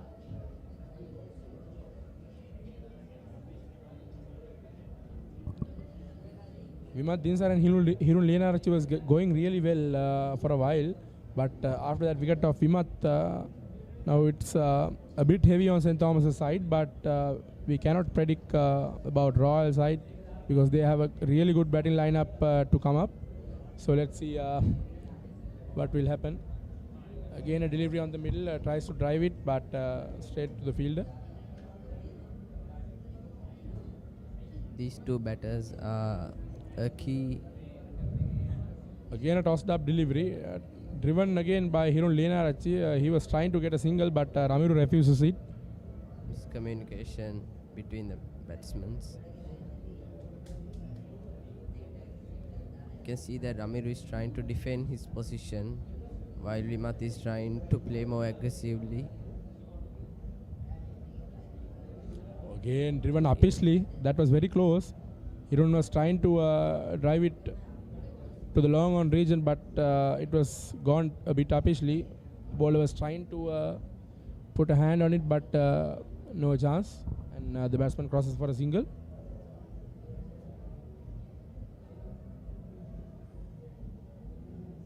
Here's Abid again coming up on the Vidya mouth end.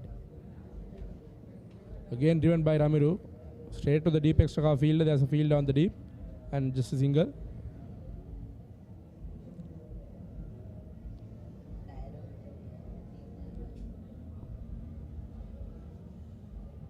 It's the end of 20 overs. Royal College 75 for that's 3. the end of the 20th over. After 20 overs, 78 for 3 wickets, Royal College. Now the next 10 overs will be very crucial for the both schools. If they want to win the game, for St. Thomas, they should take more wickets and put some pressure on the Royal batsmen. And Royal batsmen should capitalize these innings through their singles and the boundaries very carefully, because after this pair there is only Temindu Evalwan and Yasudu Disanayaka. as named batsman, but we can see Anush Polnovita, a great all-rounder for Royal. He is on the middle to come up, but they should be very careful batting on this pair. So let's see what will be the approach of the Royal skipper. Darian Diego is bowling from the tennis court end. Again, launches forward. Ramiru tries to flick it over the mid-wicket region, but there's a fielder, straight to the fielder.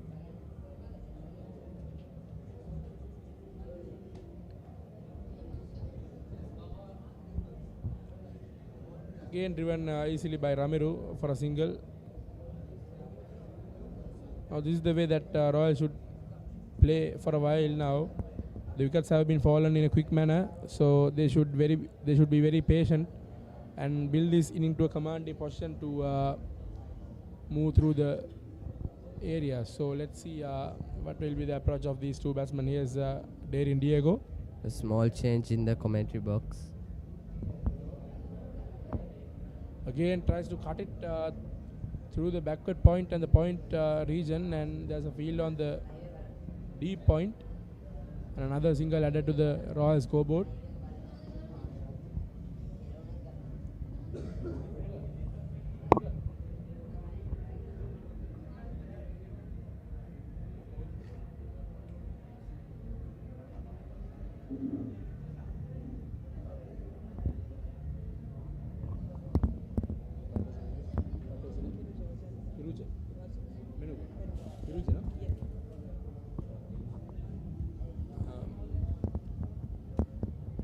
Good evening, Hiruja. Good evening, Meruka. We are back again. Darian Diego is continuing his spell from the tennis court 10.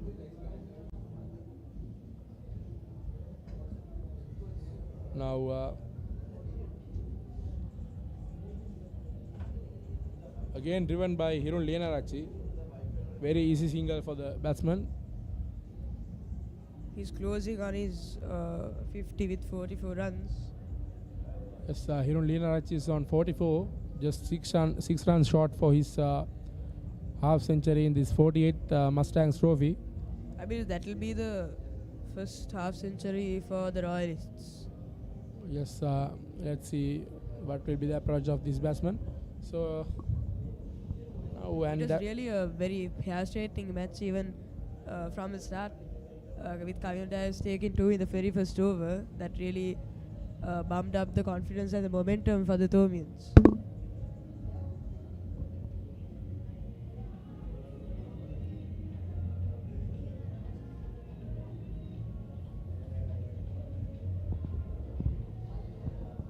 Now we can see another spinner has been called up from the south end. So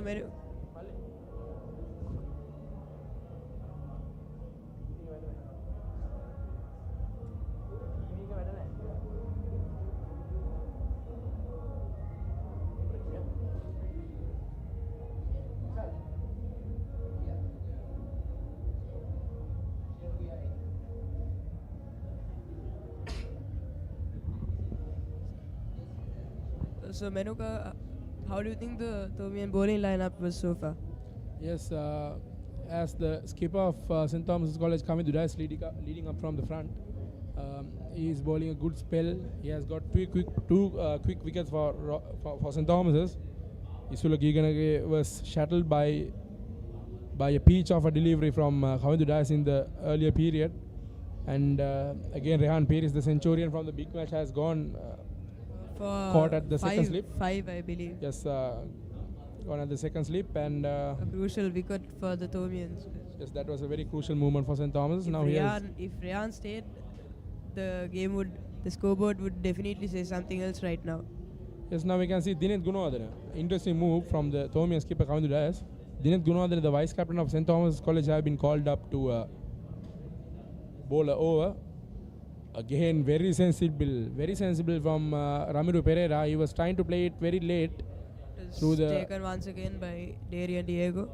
Vacant third man region. He was very sensible playing that, but crosses for 2 runs. Now Ramiru Pereira should move with a huge impact on his shoulders. He should do his best to win this game for Royal. They are very eager to win this because they have lost the last Mustangs trophy in the last year. So they want the Mustangs trophy again back at the Reed Avenue. And the Royals would really like to, I think they'd definitely really love to win this match since with the devastating loss at the 146 Battle of the Blues. They are looking for a comeback for sure at the 48th Mustangs. Yes, of course. Let's see now the two batsmen having a little chat on the middle.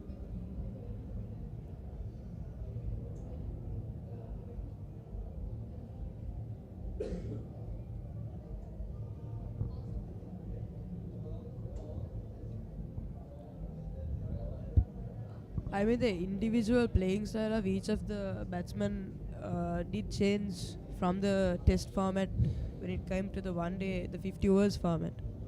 That was very interesting to watch.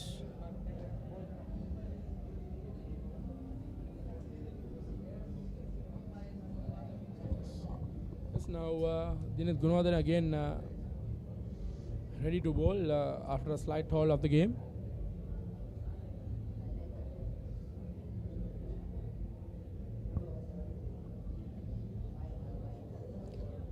There was a small issue going on the middle. There was a slight halt in the game for some time now.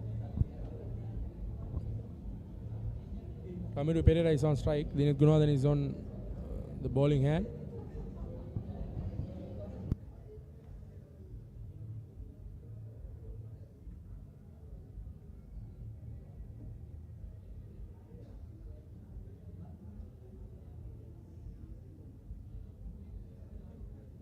The Royalists batsmen are slowly but steadily bringing up the run rate for that winning 4.48 run rate that the Thomian batsman gave in their innings.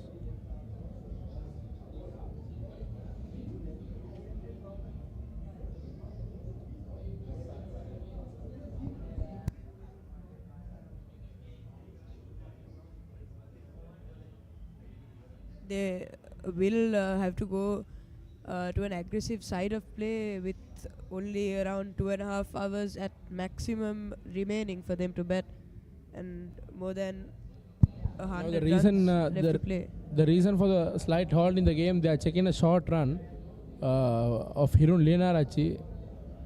I think it will be a short run called, let's see. Yes, that's called a short run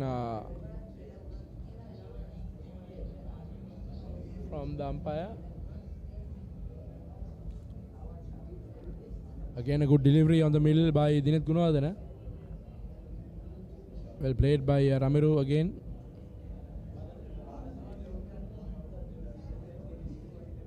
Yes, Dinesh Gunawardene coming up again. Comes down the track and plays straight back to the bowler. No chance of run there for Ramiru.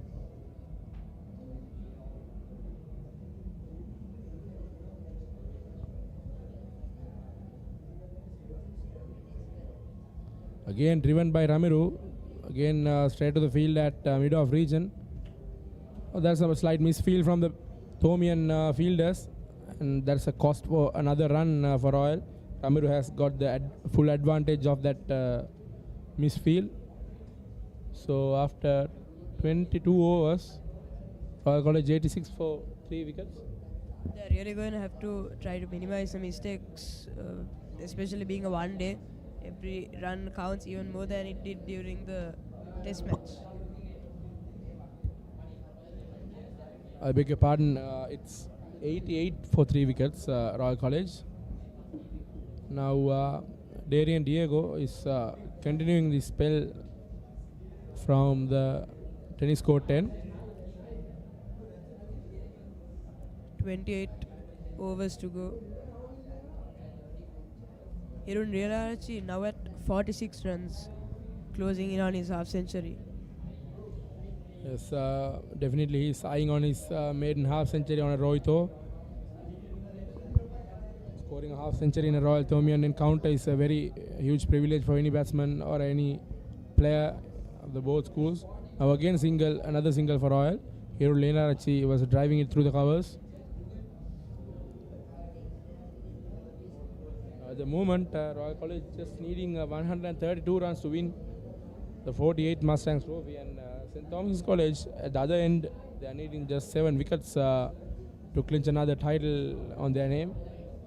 Let's see, this will be a very thrilling evening period coming Definitely. up. Yes, Darian Diego again straight back to the bowler. That was really hit hard by Ramiro. I think that was Hardly smacked right onto Darian I think there was a Diego. chance for Ramiro to cut it through the point. That was a really short delivery from Darian Diego. That was outside the off stump, but Ramiro was trying to hit it back the They seem to be straight back looking the for the bowler. gap right. No chance of run there for Ramiro. Here comes Darian Diego. Again a floater delivery, again driven Again, straight back the bowler. but Another run just for missed Ramiro. by Darian.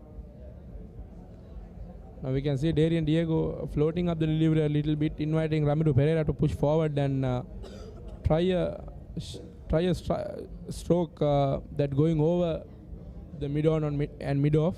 And we can see a mid-off has been placed for Hirun Lenarachi.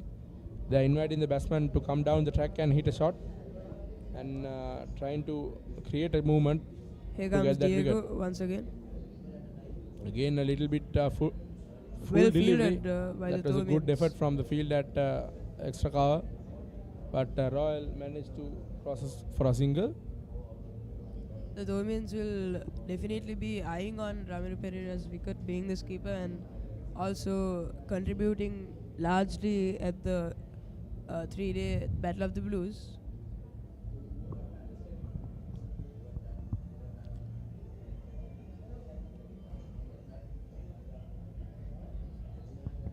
Yes, Darian Diego placing a field at short mid wicket. Now this will be a good plan for St. Thomas. Let's see what will be the length they are going to bowl to Ramiro. Yes, that was I was thinking. Oh, that was a misfield from St. Thomas's. We cannot confirm the field. I think it should be the skipper. That was a very poor fielding from St. Thomas's. They should not give those chance for Royal to create runs. It will be a really huge cost for St. Thomas's. Hirun and Ramiro really do seem to be capitalizing on every mistake that the Thomian fielders make. Here comes Darian Diego. Again flicked by Hirun Lenarachi. And another single, and they cross for the second run, and that's the half century for Hirun Lenarachi. He makes his thumb up to the dressing room, and the applauds are starting get up from the dressing room for Hirun Lenarachi. He shows his class to everyone who was doubting about him. So, and after that half century, now Royal moves up for 94. Now they should continue this momentum throughout for a long time. Now Hirun Lenarachi, the set batsman, with a half century on his hand. Now Royal College as well closing in on the first 100, the first century. If Ramiro and Hirun could protect their wicket and keep on batting, they could really make a big difference. Yes, Ramiro on strike. Driven back to the deep extra cover field, and another run for Ramiro. And we can see Ramiro shuffling across the crease and coming down the track, lunging forward, and he wanted to attack the spinner. He wanted to score some runs against those spinners in the middle part At the of the same overs. time, the spinners are trying to bait the Royalists into a mistake to put down the fourth wicket for the Royalists. However, it can wasn't see, successful in the last few overs. The Thomian vice captain Dinesh Gunawardena coming up. Oh, that was cut away uppishly. That was very risky from Hirun Lenarachi. He was trying to cut it through the backward point and point regions. It was right but, into the hands of the fielder. And that was one bounce and carried by the point fielder. Couldn't quite find the gap. Again, a delivery outside the off stump, way outside the off stump. Hirun Lenarachi was trying to cut it again through the point, but That is a misses it. well-needed dot ball Now Hirun should be very careful for the Thomians. playing that delivery. Here comes Zenith Gunawardena. Again delivery on the middle. Attempts to go for the single, but not enough straight time. back to the field at backward point. No chance of run there. Here's again that was hit Straight up in upishly the and air, it's and in the air will that be caught? and taken. Oh, that was that very was, unfortunate. That was really unfortunate for St. Thomas's. The fielder was underneath the ball and he was very confident about grabbing that, but in the end, Very he was down unfortunate to for the boundary and Thomians. another. It should be a 6. Yes, umpire has called it a 6.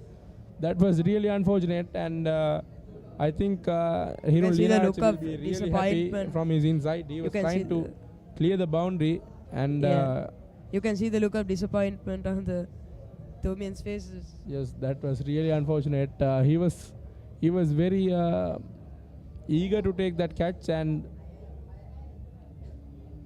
that's all about cricket. That's the thing about aggressive cricket. Here's that's the end of the over, and after 24 overs, Royal College 101 for 3 wickets. Now the batsman having really a quick drink, and some caps have been called in the middle for the 2 batsmen.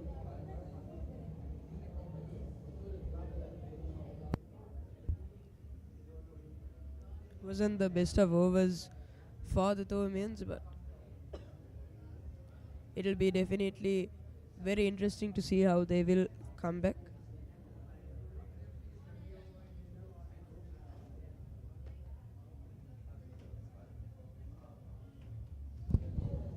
And at that time, that catch was almost taken by Yeah, the it was- field at long off, but he was not in a good control to manage that definitely. his foot with the boundary line, and he just stayed. Again, the Royalists, even at the test match, they showed extreme luck, especially Ryan This time Fields. is gone. Yeah. Ramiru Pereira has.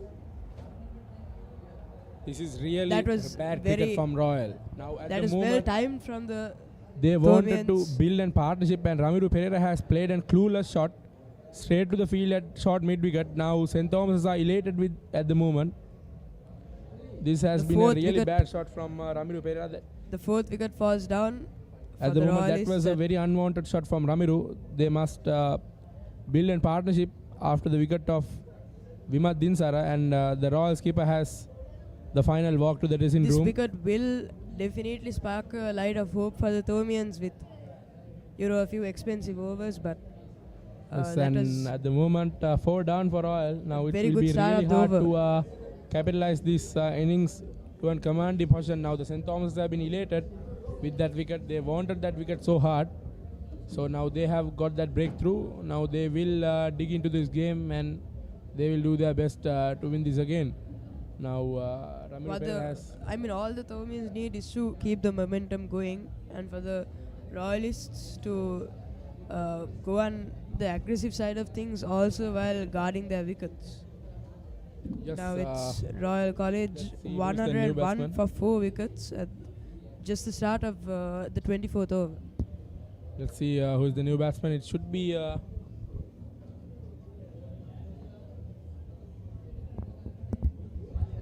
yes, it's Anush Polnavita. Anush Polnavita is on the strike. Now he's an experienced campaigner for Royal. Again a good delivery, a quick single again up from the start. That was pushed very slowly by Anush to the point region and removed for a quick More single. of a risky single, but the Royalists would benefit from each run. I think taking a single in the very first ball of a batsman, Yeah, it will be a huge release of a pressure for any batsman in any world. So I think now it will be a very pressure release. Darian Diego will for Anush definitely, Polnavita. Darian Diego will definitely attempt to continue the momentum. And That was hit a bit upish, straight to the field at long off. That's a single for Royal again. That was a very risky shot again from Hirun Lienarachi. They should be very careful. continuing to build an important partnership for Royal. Now let's see what. I don't think it would be that great for the Royalists if they go for risky shots, and if even maybe 3 more wickets fall off, that would really be very unfortunate for the Royalists. Now Anush Polnaveta, let's see what will be the approach of this experienced man.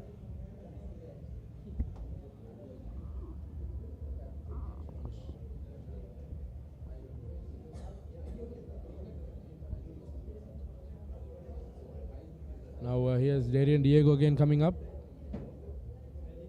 That was again driven by Anush Polnaveta straight to the field at point, and another quick single for Royal. And that's the end of the over. After 25 overs, Royal College 103 for 4 wickets down. Anush Polnaveta on 2 and Hirul Lienarachi on 57, playing a really good hand for Royal.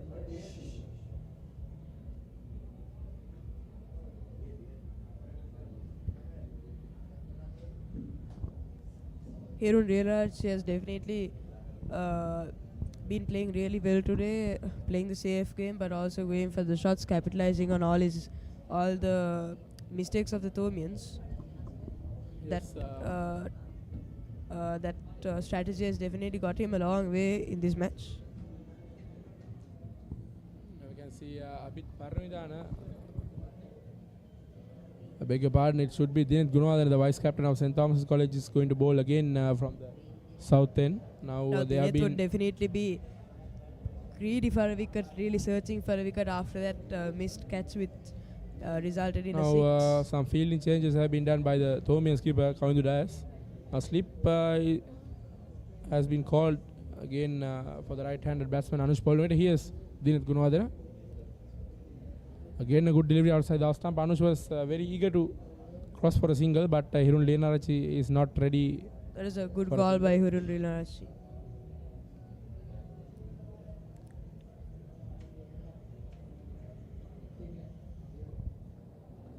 There's a backward point and a point. Now point has been moved a little bit to the right hand.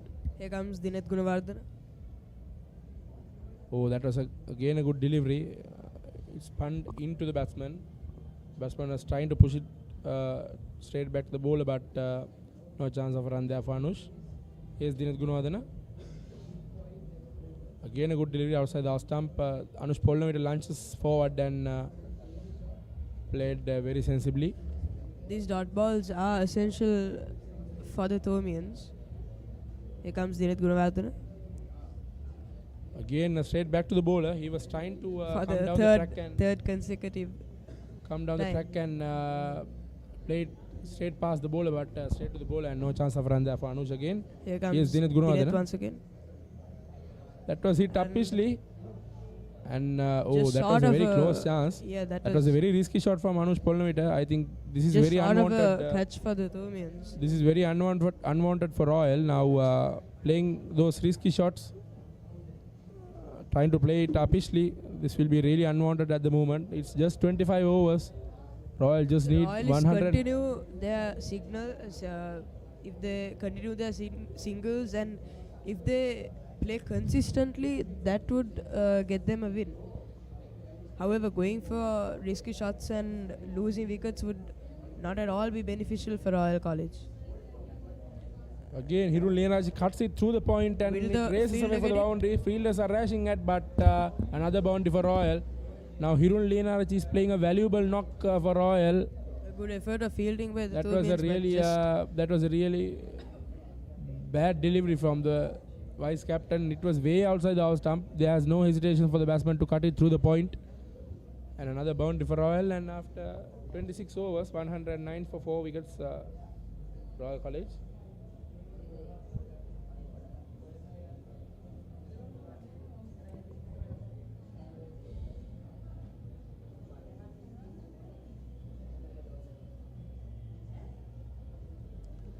Now it's Darian Diego again coming up.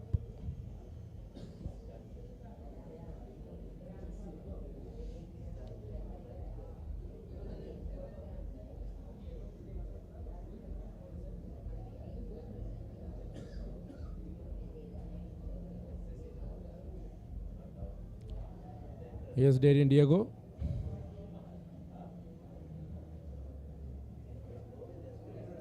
Again driven by Anush Polnavita straight to the field at deep point. Just a single for Anush. Anush definitely seems to be starting confidently and is definitely playing very consistently. That would be really good for the Royalists if they could continue this style of playing. Here comes Darian Diego. Again a a huge appeal great from the delivery. bowler. But The I think umpire that doesn't was, seem to be concerned. I think that was going down the leg a little bit. It isn't very clear what happened. That may have been why the I think umpire didn't only the really- bowler was very interested, but the Yeah. keeper was no move from the keeper. Here's Darian Diego. Steps forward and tries to launch a massive hit, but the timing wasn't wasn't quite right. at the perfect. Straight to the field at For a boundary or a mid-on. six, the timing should be right at the correct millisecond. Just here comes Darian Diego. Again, that was played really well by Hirun. That was racing away to the boundary, but there was a field at short third man. He races away for the boundary and collects the ball. Now the batsman crosses for 2 runs. Just a milliseconds delay in timing could really, change 4 runs or 6 runs to a single.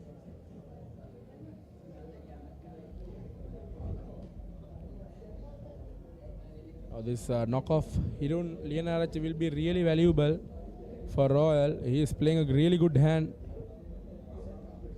Hirun Just Heraj being at 63 runs. Just being so alone far. in a one end. Here comes Darian. While wickets are falling. Again driven upishly, and that will be another boundary for Royal. Yes, That was that a is very it. good effort by the Thomian field. He did not. That was a foolish delivery. Hirun Lianarachi was stepping forward, coming down the track and hit it over the mid-on fielder. Now the umpires are checking whether it is a boundary or not, and yes. I believe it was a boundary. It did look like. Yes, I it is believe it called was. a boundary. Yeah, it looked like Mithila Sahals was just a little late to the boundary. Yes, yeah, that is a boundary. And yes, another boundary added to the Royal scoreboard. Here's Darian Diego coming up.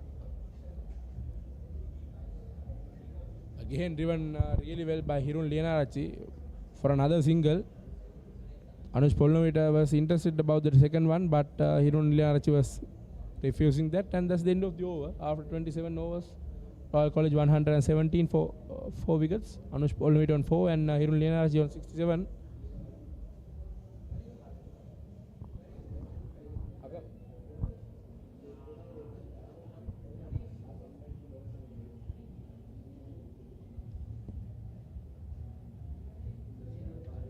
Hirun Lianarachi playing a very important hand. Getting the first half century for the Royalists, spiking up the momentum.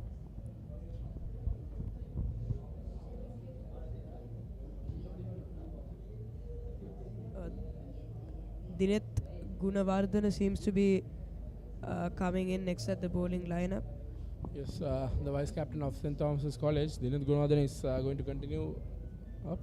Let's see what will be the approach of his bowler. Here's Dineth Gunawardena. That is a quicker one. He was trying to cut it through the point, but straight to the field at point region. No chance of run there for Hirun Lianarachi.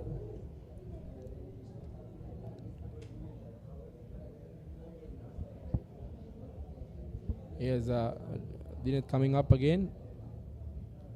Again played a bit uppish, but Just short straight of to the the gap, field at right into the hands of the Thomian field.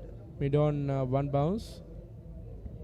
He was trying to play it from the vacant deep mid-wicket region, but just got a just.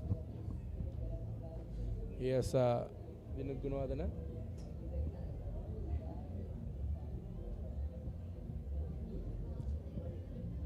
Again, a really good shot from Hirun Lenarachi. He was trying to play it very late through the backward point and the short third man fielders, but not timed it perfectly. Straight to the field at short third. Now here's the Thomian bowlers have taken the two most, as a lot of people would say, the two most crucial wickets of the Royalists, Rayan Pires and Ramiro Pereira. But Hirun Lenarachi also seems to be powering through. Yes, he's trying to play the exact same shot for the 3 previous deliveries. He has again a really good shot by Hirun Lenarachi. That the vacant, yes, that's another boundary. This is really good batting from Hirun Lenarachi. He is piercing those gaps really well. He knows that the extra cover, deep extra cover region was vacant, and he has no hesitations to drive it through the covers. And that's another boundary added to the Royal scoreboard. Now, after that delivery, Royal scoreboard moved up to 121 for 4 wickets. Now the conditions have been a little bit gloomy. Outside here, the Sinhalese Sports Club, it will be. These conditions will, help the players in the long run with no. That was called a wide by the umpire. That was way outside the off It will be easier than the scorching hot sun which we saw in the afternoon.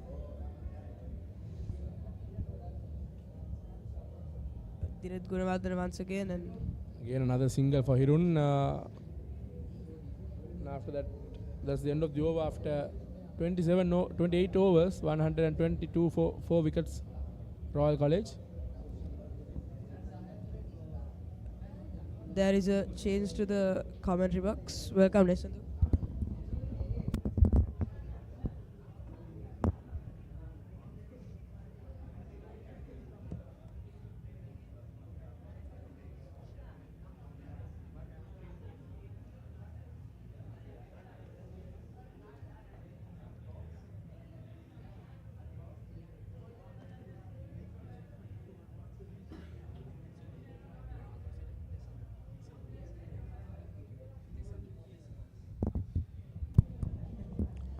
Good evening, Nesandhu. Good evening, Minuka. So far, how is your feeling about the predictions? A wonderful match we've seen in here. A very unpredictable game. Royal College trying to win back the Mustangs trophy here, and St. Thomas College trying to retain the championship. A great match we've seen so far. St. Thomas College scoring 222 runs. Royal College right now 123 for 4 wickets lost. Yes, now it should be Darian Diego again continue his spell from the. He scored 10. Let's see. Darian Diego produce for St. Thomas's. Now we can see Kamidu Das doing some major fielding positions. Again driven by Hirun Lenarachi straight to the field at extra cover. No chance of a run. 73 runs, the highest run scorer in the Mustangs trophy this year. Passing Jaden Amaraveera, who scored 70 runs in the first innings. Closing up for his century.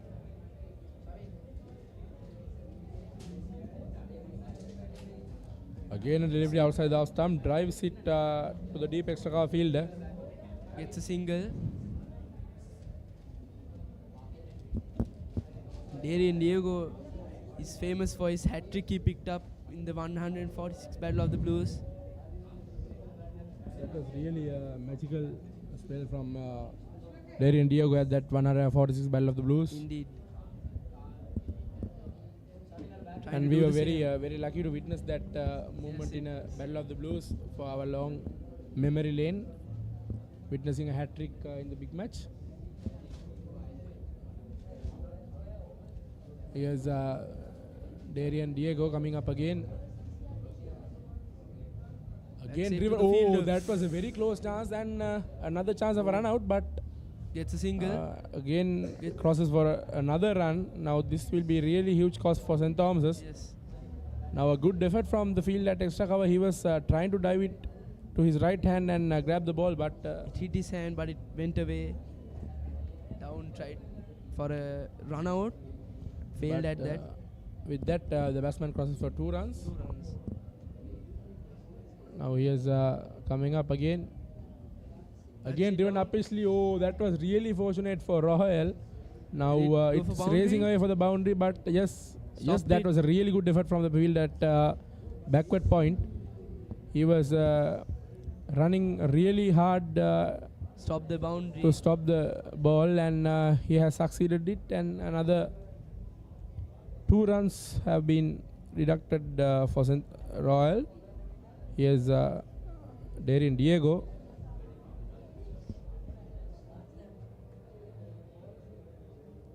Again tries to cut it through the point, but umpire called it a wide. That was way outside the off stump, but Anush was trying to cut it, but it's called a wide. He picked up 1 wicket in this spell. Left Again a good delivery and a good leave from Anush. He was very careful playing that. Royals has to be very careful at this moment. Their captain and vice captain both fell out. That was a cheeky shot from Anush Polnometer, and there was the try was to move for the second one, but they satisfied from a single, and that's the end of the over after 29 overs. Royal College 129 for 4 wickets. Hirun Leenaraj is on 74 and Anush Polnometer is on 8. Hirun Leenaraj closing in for his century maybe. The last time we got a century in the Mustang Trophy is 2017. Being in a while now, the conditions have been very dark. Sun is going down. Sun is going down, and the heavy dark clouds are ruining in to the game. Let's see what will be the conditions in the next few overs. Hope the weather gods will be as good as the big match.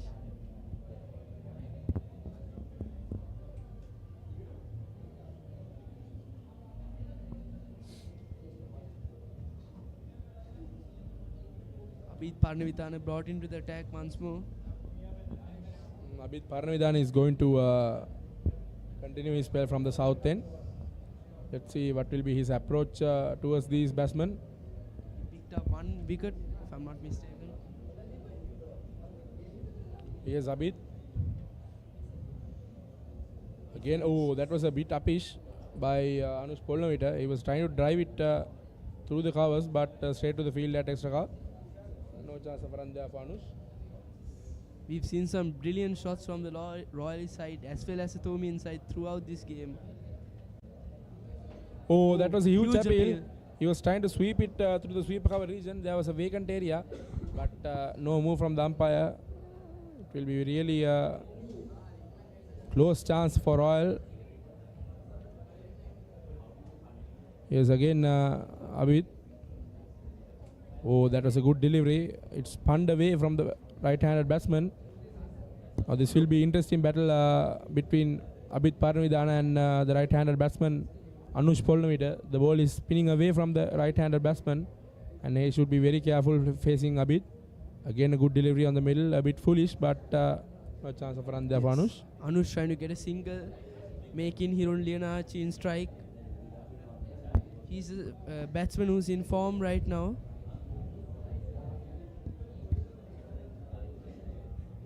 Again swept away by, that was a really good shot from Anush. That was swept hard by Anush through the square leg region. There was no field at the deep boundary, and another boundary added to the Royal scoreboard. And Brilliant shot there. That was a brilliant shot. He was knowing that that is the length to sweep the ball, and he has no hesitations to sweep it through the square leg. And another boundary for Royal. He wanted that shot throughout this over. He saw the open gap there with no fielders. Here's Abid again. Again a good delivery outside the off stump. It's a slight appeal, but no move from the umpire, and that's the end of the over. After 30 overs, Royal College 134 for 4 wickets, and we have slight change in the commentary box. We have Abdul. It's over to you, Abdul.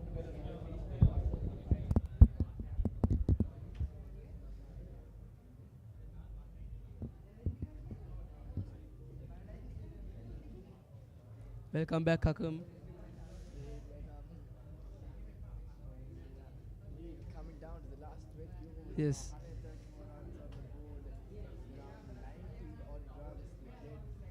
For Royal College to win this game indeed. With 10 overs left, it is possible.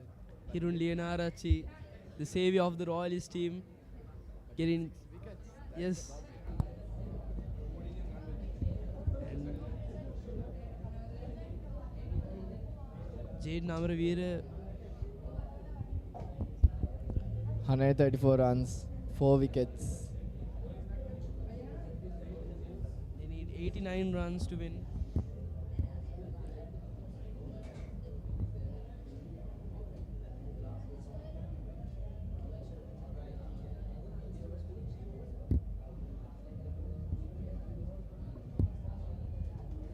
We've also seen a slight decrease of the sunlight. Some clouds, dark clouds coming in. Indeed, if the rain was to come, just check down the DLS score. Seems like Royal is just above on the DLS pass score. So, indeed, Royal needs to make sure that they are also looking into that particular perspective of the rain could come in. So, they need to make sure that their score is above the DLS score at particular overs. So, J.D. Namaravira coming in now. We've got Hirun Matisha on strike. Short ball over the covers. Straight to the fielder. It's a single.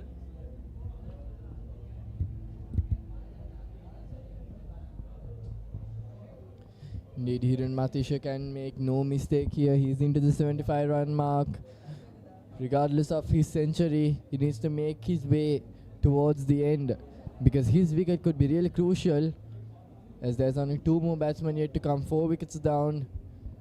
Number 7 and number 8. Number 9 is a bowling all-rounder, more focused on bowling. So we can only expect another 2 batsmen to come in. Another shot. The wicket keeper catches it. Good fielding by the keeper. Does not allow to go. It currently Fielders not letting the Royal is getting quick singles. Royal need 86 runs to win the Mustangs trophy. definitely 86 runs in the next 20 overs. That's impossible with just 4 runs an over to go by. But the fact is the amount of wickets that Royal has lost as of now. Outside the off stump and towards the deep again. They get 2, yes, they run in 2. Not the brightest of throws there, and Royal would get 2 more runs.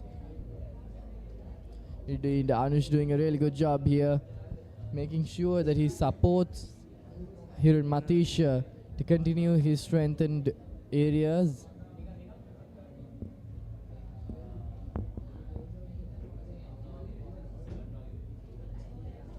The Royalists has lost 4 wickets, only 6 wickets left. If Thomians will be able to get more wickets in, maybe they could return the title of being the Mustangs Trophy winners. Indeed, even St. Thomas's College at this stage of the game it's around 149 runs for the loss of 2 wickets, as I mentioned earlier as well. But it was after this particular movement was that they went down. So that's something that Royal also needs to focus on, that these particular 20 overs could be really impactful. Just checking on a short run there, and it seems like 1 run short. Changing up the fielders.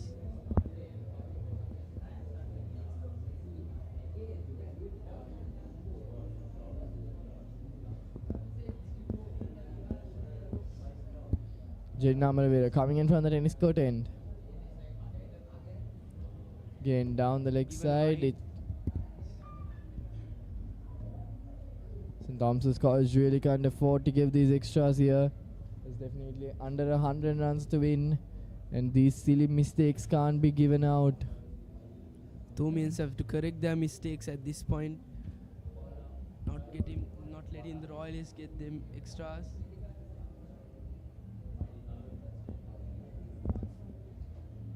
Down the leg side again, could be another run. Are they pushing for a second? Just a single.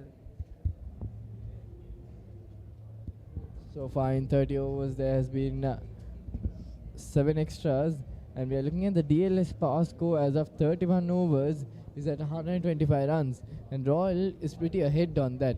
And that's something that St. Thomas's also needs to be concerned about if the rain would come, because indeed when we look at the scoreboard area from the boys' tent area, it seems a bit dark, overcast conditions. A dark clouds forming above.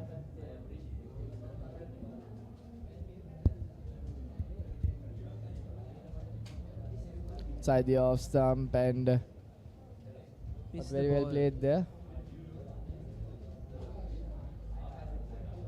Scout Dias, the captain of St. Thomas's College, has saved himself a lot of overs to come down to the depth of the game. So far has bowled only 3 overs. He has another 6 overs once this over finishes. So he can make the impact in the last few overs. He picked up some early 2 wickets of Rehan Pires. Beautiful Yorker once again, an appeal on.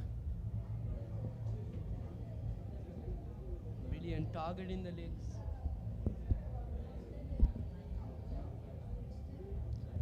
Beautiful delivery from Count Dias. That would end the over. 31 now is gone. It's 138 runs for the loss of 2 wickets.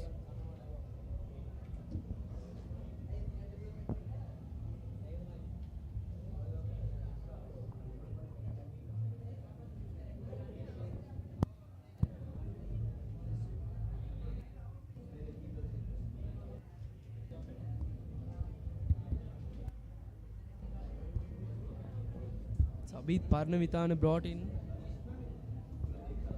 Indeed, bowling changes pushed in by Count Dias at the moment, and we've got the left arm spinner coming from the Vidya Mawat end. He picked up 1 wicket.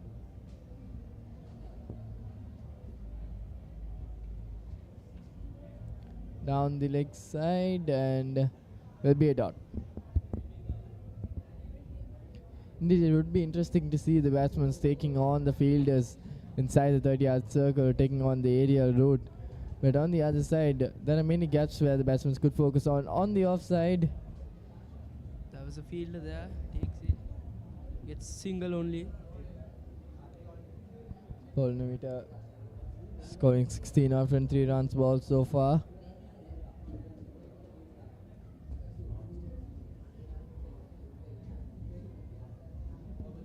Hirun Matish on strike with another 25 runs required for a century. He is going on well. He can't fault at this moment. He needs to make sure his confidence is on, his focus is on. He must not be exhausted. Keeping his mind straight. That particular target of another 82 runs. And Abid Parnavitana to change in the fielders up. Parnavitana with his last over, with his last 4 balls that he's going to be bowling in this Mustangs trophy. Can he make a lasting impact? Could he change the course of the game? Gets a single. Long off takes it. The rotation of strike is beautiful cricket from these 2 batsmen at the crease. At this stage of the game, they're doing what they really need to. Rotate the strike, get a few runs off here and there, get around 3 to 4 runs and over, and then settle it off. That's what they're doing right now. It's getting the singles, boundaries. Offs it there. Fielder takes it.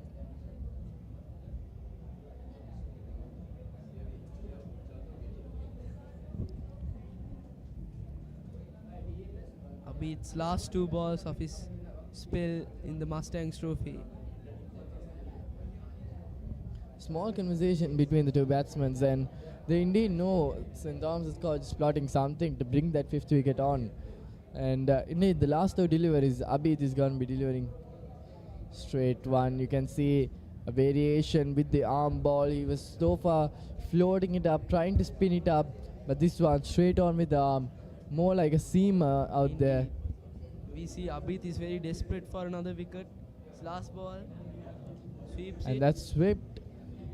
And gonna be a single. A silent deft over of Abid's last over. So his spell is gonna be finishing, and it's an extremely good one. 10 overs, 27 runs conceded. And that is something that he could talk about with an economy of just 2.7 runs. Royal College needs 73 runs. So if we were to look at the Centurions so far from the Mustangs trophy for Royal College, there's been only 4, including Ramanayaka, the last one to come. So Hiran Matisha could become the 5th man indeed to go on to reach that feat. But he does have a certain amount of runs to put forward before that. At 70 odd runs, it's never easy to convert those runs to a century, indeed, with the pressure building up. Indeed, he is very close for his century. Dineth Gunawardena.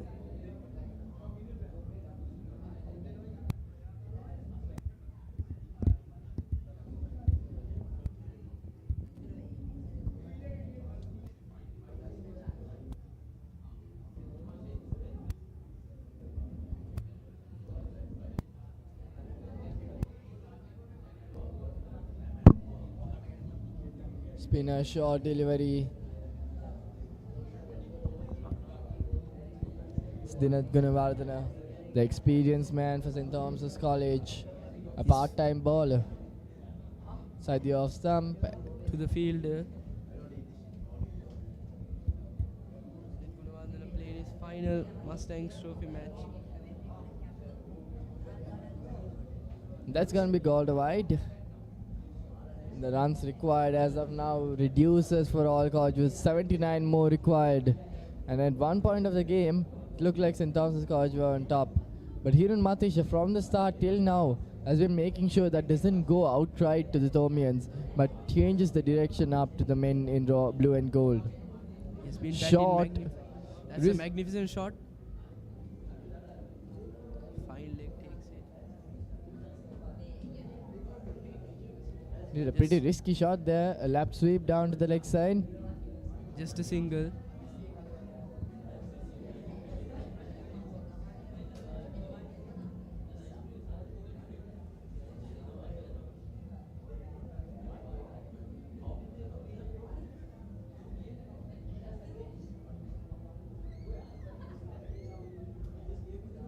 Short delivery.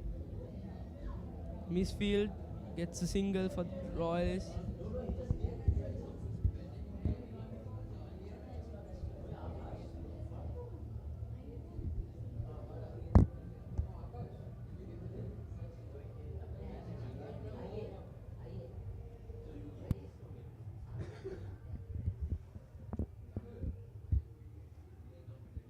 Left it there.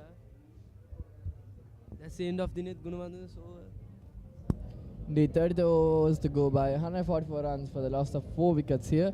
Anush Pornavita and Hiran Matisha at the crease now. And we can see the drinks break coming into play with just the groundsman putting in the grease a little again, paint it up.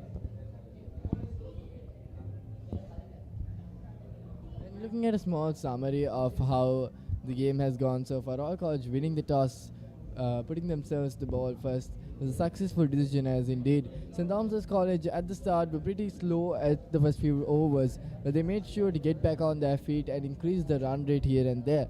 And at around the 30th over, they were pretty comfortable at 150 runs for the loss of 2 wickets. But that's when things started to fall apart. 1 down, 2 down, the wickets just went on tumbling, and St. Thomas's College in the last 20 overs was able only to achieve a 70-run mark, losing 8 wickets. So indeed, a huge upset in the last few overs for St. Thomas's College. When Royal College putting on themselves the bat second, coming on, Rehan Pires got out for a duck. Isilagi Ganagi again lost out for a slow run.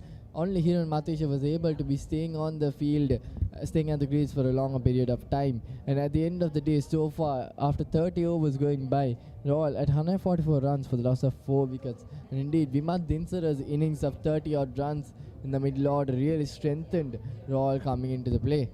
Royal's hope has been Hirun Lianarachi. Royal needs 77 runs to bring back the Mustangs trophy to Reed Avenue. Indeed, the Mustangs trophy since its time in 1975 has been going to the Thomians, to the Royalists, but has not been staying at a particular place for a longer period of time, as every end of match there's a decision and every year there's a different winner. Because if we were to say 2021 and 22 went for Royal, as well as 23, 24 went down to Thomas, 25 not sure as of yet. So indeed, Unpredictable game. See the outcome of this game. indeed, because Royal has another 6 wickets left. and they need 77 more runs required. And if you were to look at it at 1 point, 6 wickets, 77 runs, that's pretty achievable. But on another point, Royal has lost 4 of their key batsmen, and just another 2 more main batsmen to come if wickets were to fall. So at this point of the game, it's pretty hard to tell, because if St. Thomas's College was able to capitalize on the point and structure their way on to pick up another wicket or 2, it could change the course of the game, put pressure on the batsmen, reduce the score, the rate of scoring, and it could completely change the outcome of the game.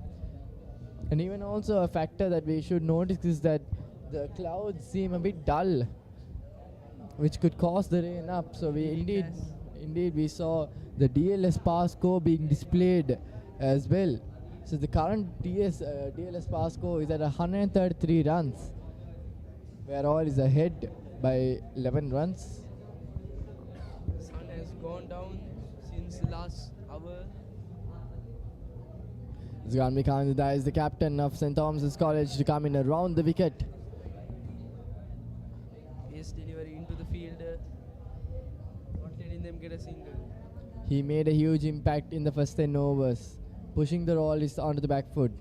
But in the final few overs, the final stint of the game, can he make an impact? Can he pick up a wicket? The very important wicket of Hiran Matisha. And also, Anush Purnavita also could be a really important factor at this position, as he is the man who is allowing Hiran Matisha to move freely. Indeed he has. To mid-off. Mid-off takes it easily, not letting them get more singles in. Indeed, something that we have to see from the batsmen is that they need to rotate the strike and get in the runs each and every over. They can't give overs where there's only 1 or 2 runs, but they need runs at least 4 to 5 per over. So the current run rate has been 4.62 runs. Indeed, another 77 runs required of 17 overs. Exit again. Indeed, if you were to look at the point of your overs, it's pretty comfortable with less than 6 runs an over. It's just 4.62 required run rate, and Royal College is doing it smoothly with a current run rate of 4.32. So you can see it's just the point difference there. Royal is on the correct path, but it's just the wickets that they need to worry about. Indeed, the Thomians have taken advantage of a one more wicket for them. That's lofted, could be a wicket also, but over mid-on, and that is going to be a boundary for Royal. A beautiful shot by Hiran Leonarachi. He whacked it there, he lofted it. It was a risky shot, taking on the mid-on fielder against the pace, but he makes sure it goes down. Hiran Matisha moves into the 80-run mark.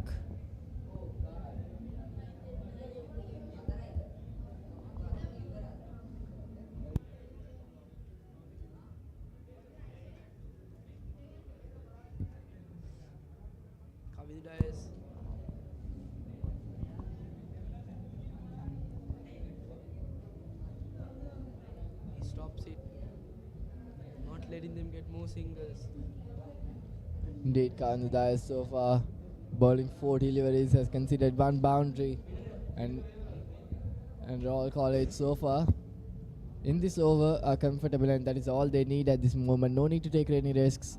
Maybe a single or 2 at the end of the over, but definitely no risks are required to be taken in by Hiran Matisha in this particular over, because they have met that particular target. And the Royalist plan has to be to get singles and not risk any moves, just a single. Indeed, the short delivery, just the deft touch, and another single for Royal College. That's the end of the over. 34 overs up, 149 for 4 wickets down. 149 runs, 4 wickets, 34 overs gone by.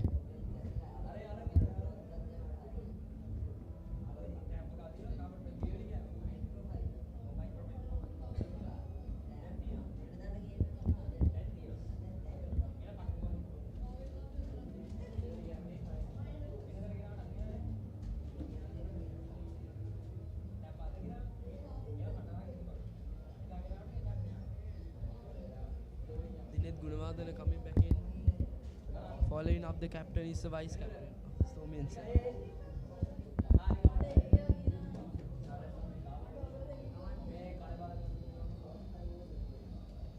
Short delivery.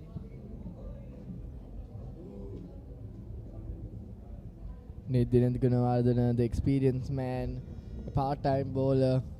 He really needs to make sure that he is able to break that partnership, because this partnership is growing highly for Royal College, an important one. Tried for a single.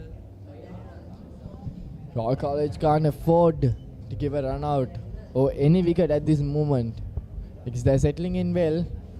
They need to push for more runs. This partnership needs more runs, because this is the most important partnership as of now for Royal College. And Dunit Gunawardena's plan right now is to break up that partnership. 72 more runs required, with another 15 more overs to go.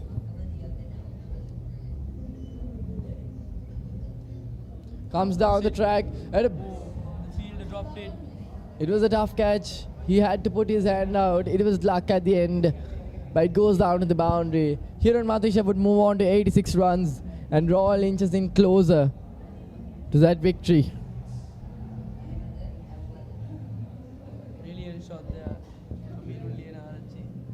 Indeed, we can see Sinet Javardhana, the previous captain, and Nasin Manchanayaka as well at the dugout, vouching for a Royal victory here. Hiran Matisha closing in, but he can't afford to give any looseness.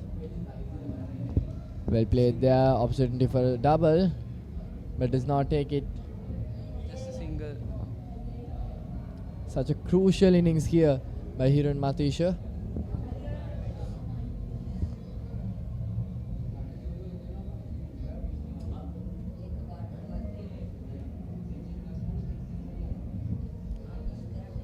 Change of field placements here for Anush Polnavita.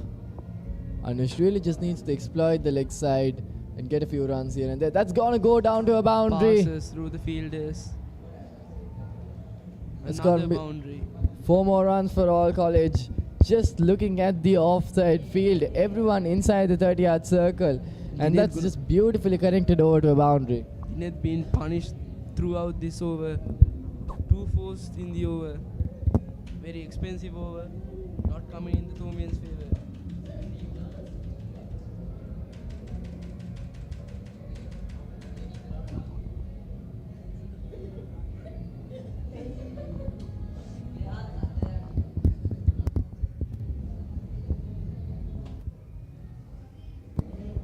$158 runs, 35 overs gone by, and Royal College is closing on in a victory. But indeed, it's just how the momentum is. St. Thomas's College is able to break that. That could change the course of the game. It's going to be Hiran Matisha on strike now. He really needs to play it careful.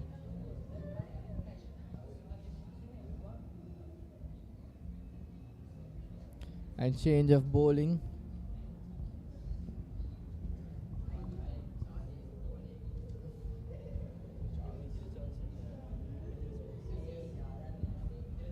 It's going to be Mithila Charles, a part-timer once again to come in.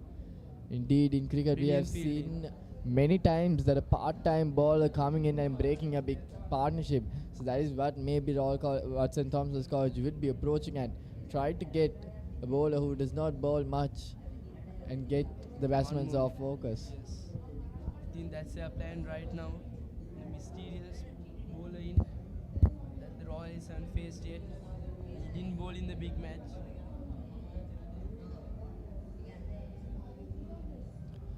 Anush now on strike.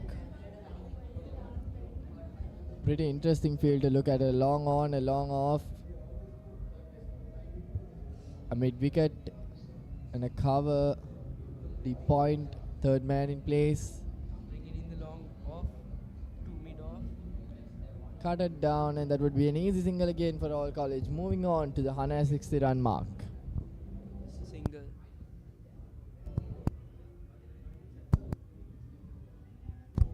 Royal College 72 runs left. They have a chance.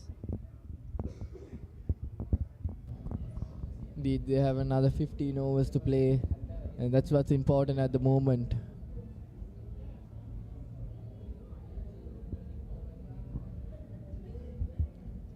Team for the legs, Mithila Charles. Hirun on strike.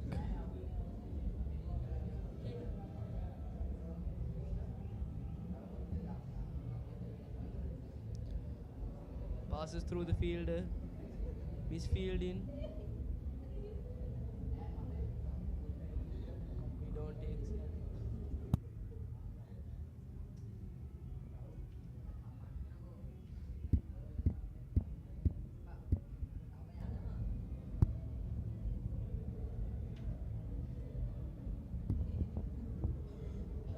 Another one to the fielder.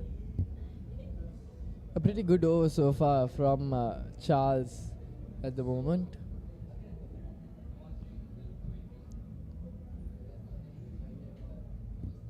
Coming down the track and straight to the bowler. That's the wicket. Polunavita goes. Anush really need to go on for that. It was a risky move coming down the track towards short mid off. The Thomian's plan had worked. Bringing in Mithila Charles. Breaking up the partnership. Excellent captaincy from Kevin Dias. He needed that wicket and he brought in Mithila Charles, the part-timer. And Anush Polunavita goes according to their plan. A key important wicket for Royal College. Changes the course of the game. It's 161 runs for the loss of 5 wickets with another 60 needed at the Brilliant moment. fielding. It was a tough catch. It was straight on to the short on fielder. And Anush, after playing a very impactful innings, Jaden Amaraveera was the fielder who picked up the, took the catch.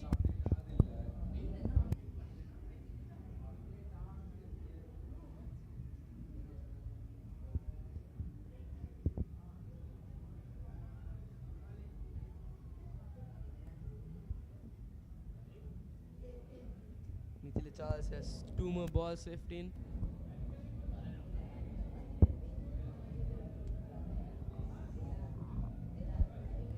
there will be 35 overs to go by 161 runs for the loss of 5 wickets. And it's going to be interesting to see who is going to be brought up to bowl this particular over. Steven Adrian Diego. Vevalvela is the new man to come in for All College. He had scored an exceptional 48 runs supporting Rehan Pires at the 146 Battle of the Blues in the first innings, and he really has the ability to make sure that the game goes on. He settles in well and get the game going on for Hiran Matisha. So he can play a really good support role for Hiran Matisha, and that's his role at this moment. And Adrian Diego. Inside the off stump. Just a Hiran. single. And Hiran Matisha will move on to the 90-run marks, the nervous 90s indeed.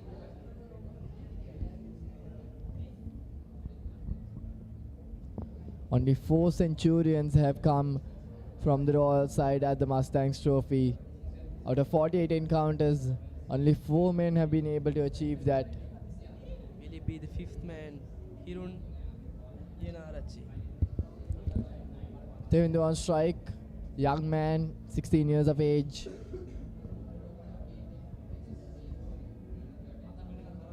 Adrian Diego had a magical spell. The 146 Battle of the Blues second innings. He picked up a hat-trick as well. It's going to be a quick single there. Hiran Matisha making sure that he gets most of the strike here.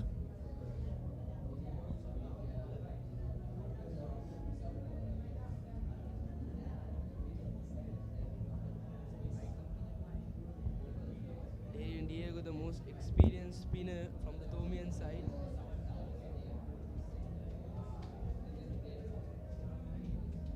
Trying to use that experience that he had used for another wicket maybe.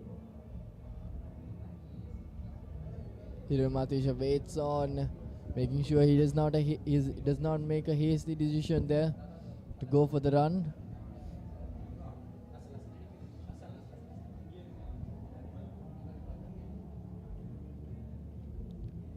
Again on the offside.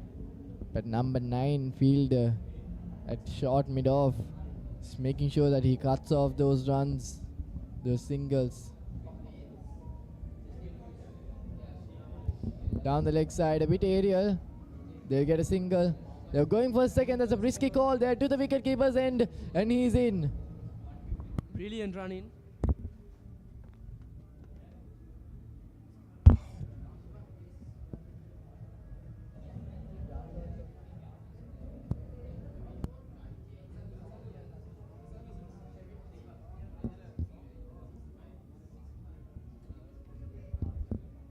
Diego maybe trying to pick up another wicket.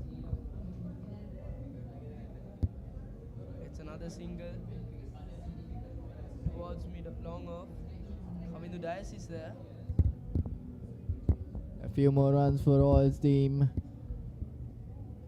Good over for Royal once that wicket fell off. Did seem a little bit unsteady, but Royal getting back on, making sure that they're functioning smoothly. And that's the end of the over. 37 overs done. 106 runs for the loss of 5 wickets.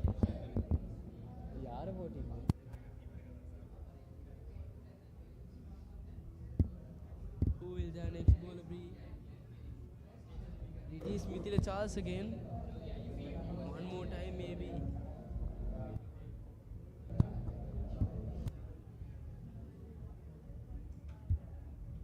Can he pick up another wicket? Or maybe the most valuable wicket right now. Here Matisha on strike now. Straight to the field.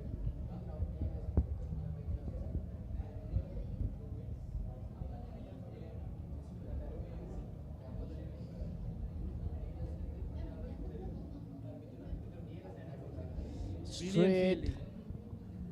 That was a close one to the bowler, and they get another single. The Royal is going for them quick singles. Quick singles have always worked for them. Indeed, with another 54 more runs required for all to gain their victory. The required run rate for the Royal has been 4.26 runs, and their current run rate is 4.47 runs. They pass the required run rate. Towards fine leg. Did they get 2? Yes.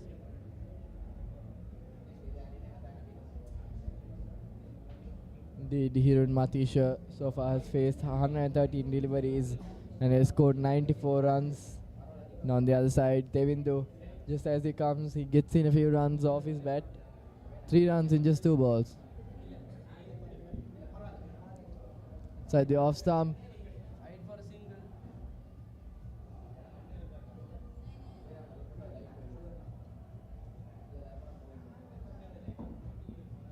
Devindu needs to make sure that he does not take any unnecessary risks at this point, because they do have the amount of runs required. Indeed. It's just the wickets that is not there. The one to the field. And Hirun Leonarchi needs only 6 more runs for his century.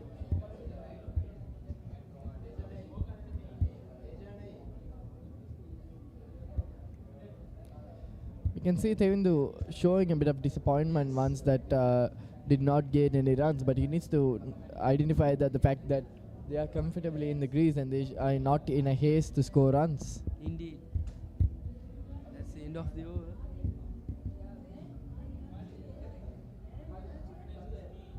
Overs up, 169 runs for 5 wickets lost. Indeed, we can see Matish is switching on to a cap with the spinners coming in mainly now. Diego.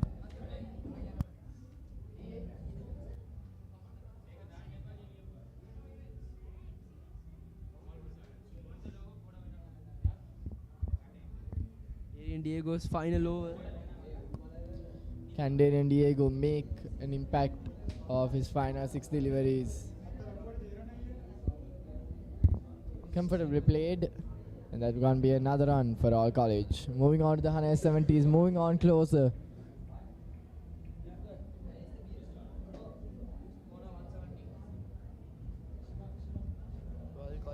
62 runs more. Just 62 runs. 52 runs, pardon me. Tevin on strike now. Outside the off stump, driven away. Finds the gap. Just a single.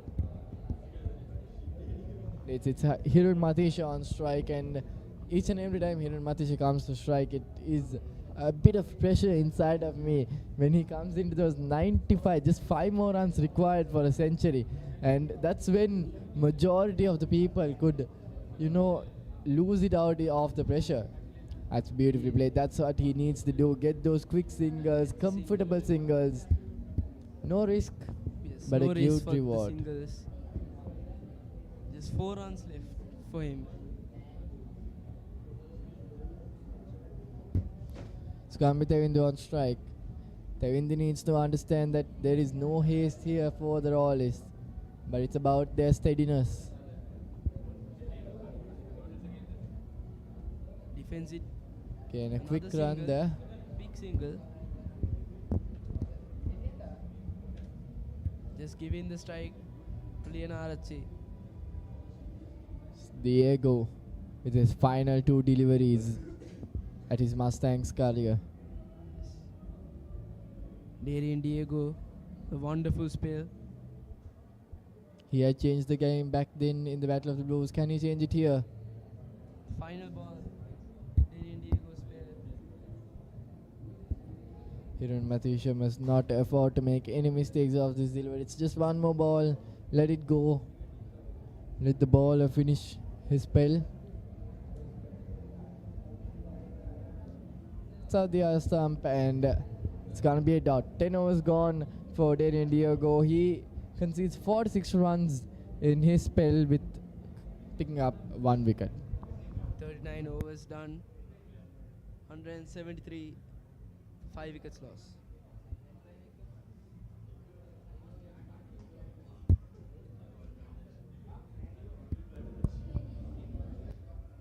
Who will the next bowler be? And it is Mithila Charles, one more. Kavindu Dias using the part-time bowler Mithila Charles. He already picked 1 wicket up in his first over.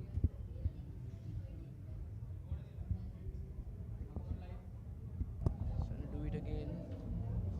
Tevindu on strike, gets a quick single. Risky one for Hiran Matisha. It seems like he's comfortably in. Indeed, Tevindu really needs to be cautious of those quick singles there as Hiran Matisha. Appeal from the keeper.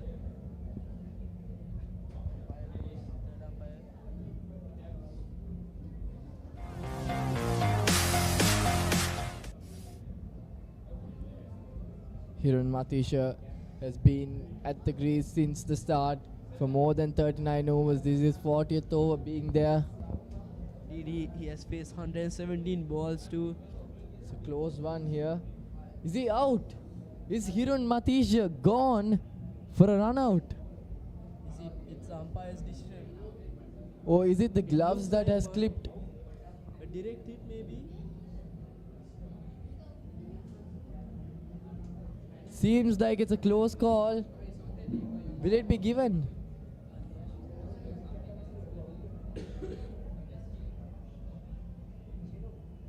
Close one indeed. It's a very close one.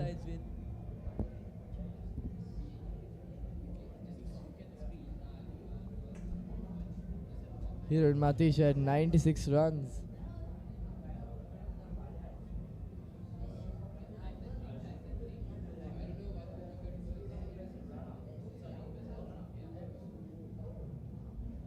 What will the umpire decide?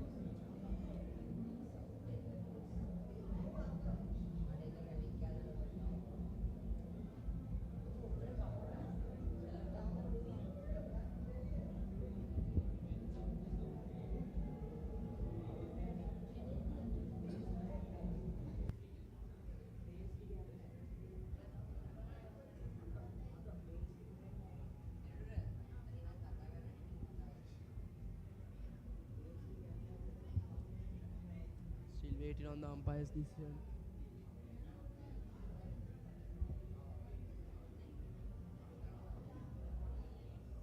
Will he be given out?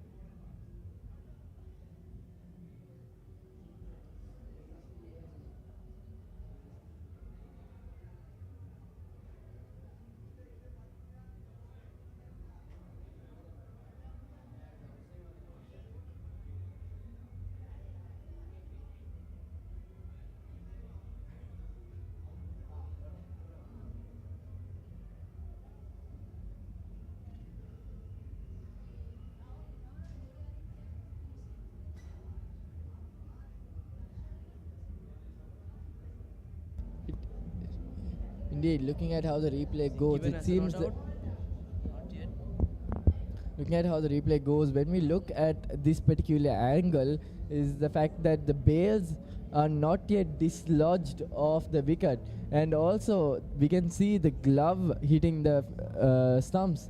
So it's a very tight call, because if the umpire decides that the bails are dislodged at that particular angle, that could be given out. But otherwise, if we were to look at how clearly the bails are dislodged, Hiran Matisha is inside the crease. So indeed, the call has not yet been taken, and even us at the commentary box are not pretty sure on how the call could go. So indeed, we are waiting for it. Okay, so at this angle, we can see that the bails are being dislodged. And it's a green signal.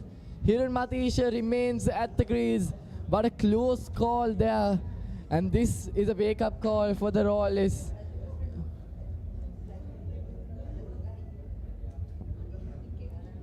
Tevindu Vevalwala really needs to make sure that he doesn't go for those risky runs at this moment, because Royal are really in comfortably.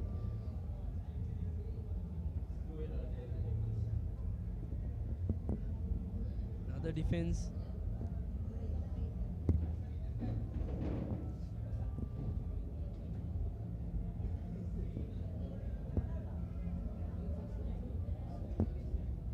Hirun indeed a Again. very lucky player, escaping that round.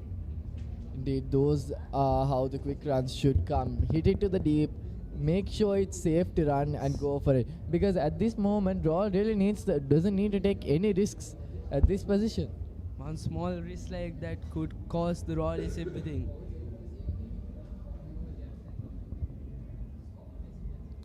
Tevindu takes a good eye at the leg side.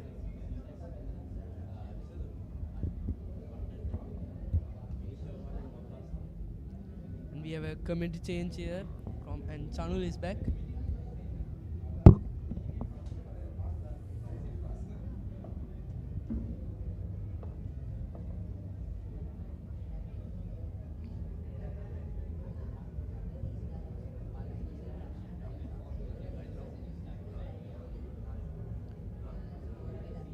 Comes down the track, Tevindu, and takes a good single there.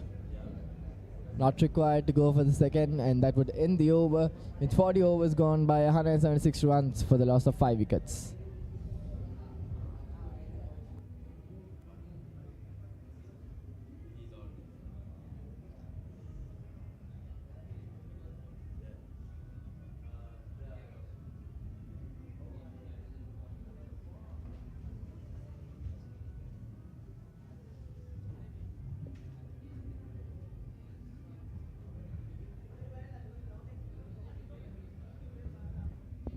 Welcome back, channel.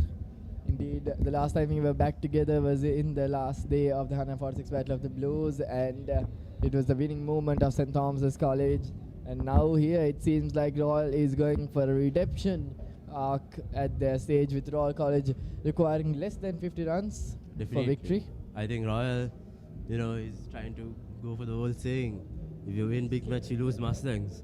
And they've been giving a great fight so far throughout the day. If you saw how the Thomian batting order kind of collapsed in the last bit, ended at 220 when all of us were expecting something like 250, 280, and now here as well the Royalists, they've lost 5 wickets, but they seem to still be maintaining it well. They have Lianarachi on 97 right now, So the Royals have the momentum on their side for sure. But the Thomians, I don't think, have given up the fight as well. Definitely, it's a double-sided sword here at the moment because a wicket could fall and it could completely change the course of the game because Tevindu Wevalwala currently is the number 7 batsman, and if another wicket was to go, it would be the 8th wicket to go, 8th batsman to come in. Yes, definitely. I believe PKC that's back on. Consolidation, who has been an important bowler for St. Thomas's College, the captain indeed, and then again another quick single down the third man region. The Royal is opting for the kind of play we saw on the third day of big match as well, where it was, go for those singles, and eventually you should just get that win. Indeed, hit it to the deep. That's what Royal is trying to target at, because looking at the run rate, they are perfectly in par with the required run rate. So there's nothing to be afraid of. They have 4 runs and over, and they need 4 runs and over. And that is all what Royal needs to focus on. Definitely, it is up to Royal to maintain this momentum. The ball went high a bit, but not close enough for the Thomians to catch it. Indeed, it seemed like there was a small bounce just as he hit it there. Hiran Mathesh had 97 runs. Indeed, the nervous 90s, as they say. Just 3 more runs for a 3-figure mark, and he could be the 5th batsman for Royal College to reach that 100-run mark in the history of Mustangs counters. We saw him. He had a good effect on the big match as well, and today he certainly showed himself with a bat. Kamsada is coming in from the tennis court end to Hiran Mathesh. I think now it's up to the Thomians to turn the tides. The Royalists kind of have everything set up for them. They have the required run rate. They have, a well-settled batsman in the crease. And Veerwala to support him. So the Royalists have all the momentum on their side. All they need to do is maintain that status quo. So it's up to the Thomians, light a match underneath it. Indeed, definitely. Royal College at 177 runs for the loss of 5 wickets, with requiring less than 50. Short delivery, and it's a close one, but it could go down to the boundary. And Hiran Mathesh would raise his bat towards the SSC Downs, towards the pavilion, and that's 100. The 5th batsman of Royal College to do so at the centre stage of Mustangs Trophy. And his innings has been vital for the Royal batting lineup. The entire grounds encapsulated by the royal flag, all the prefects running everywhere. Certainly a humongous milestone for any batsman out there. Indeed, we did not see any centurions from the Thomian side. It was Amarveera coming down to 70 runs, but Hiran Mathesh surpassing that, has gone on to score 3 figures and has not ended his game. He still has more into him, and he needs to make sure that he crosses Royal over the line. Down to the point region. Royal is playing beautiful cricket right now. Really hard to find fault in it. That hit there might have been risky a bit, but fortunate for them, the field over there just was unable to get his hands underneath it. Indeed, Tevindu on strike now. He is also a pretty key batsman for Royal College, has the ability, has the power to go forward. Indeed, we can see the excitement brewing up to the last few overs of the Mustangs Trophy. It is indeed coming down to the end of the March Madness. Kamsada is having a slip and fall. He still has 4 more overs after this particular over to end. And that's the end of that over. I think right now the Thomians really need, I believe, with just 1 more wicket, maybe a really crucial wicket of Liana Rachi, that might be all the Thomians need to, push it forward and push for a batting collapse down the line. Definitely, but if we were to look at who is to come next, it is Yasin Disanaika, who is a colorsman and a lower order batsman who has that cameo. He is a batsman, not a bowler or an all-rounder or a bowling all-rounder. He is a batsman who comes down later for Royal College, and he has that power in him to go for those cameos. And with his maturity and his experience, he can get Royal College over the line even if a wicket was to fall. And on the other side, we've got Ranuka Malaviarachi to come, and especially Khalid Rahim Din, a man who has the ability to go over the line, who has the courage also to go over the fielders and get those boundaries, and especially those power hits. So indeed, Royal is not in definitely a worrying situation, because Hiran Matisha and his fellow batsmen have made sure that Royal is in a comfortable position at this stage of the game. Definitely, the Royalists aren't going to make it an easy game for the Thomians just because they get a wicket or two. The Royalists have a strong line up down to the last man, but the Thomians also have proven that they have a good, strong bowling lineup. And right now, it's a battle of wills, I believe. The Thomians needing that breakthrough to, get some hope back in the match, and the Royalists just needing to maintain this current state. Down the leg side towards the deep mid wicket region, and that's going to be a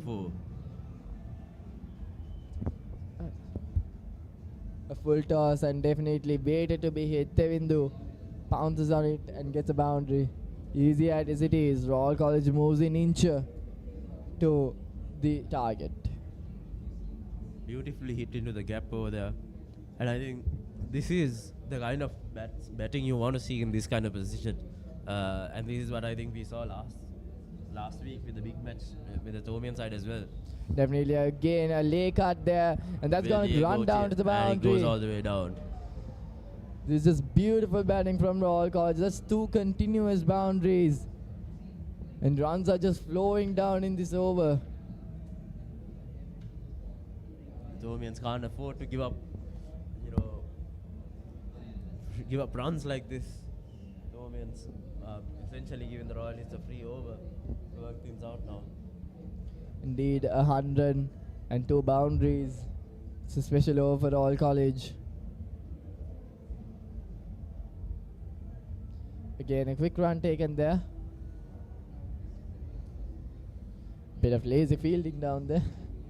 Lazy, or maybe it was a clever tactic. We never know. Indeed, something that we could see in a difference of test match in a one-day match is that in a test match there's a break between 30 overs.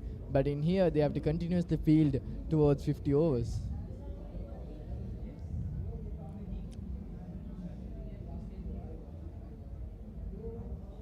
Indeed, just another 30 runs required for Royal College to claim victory.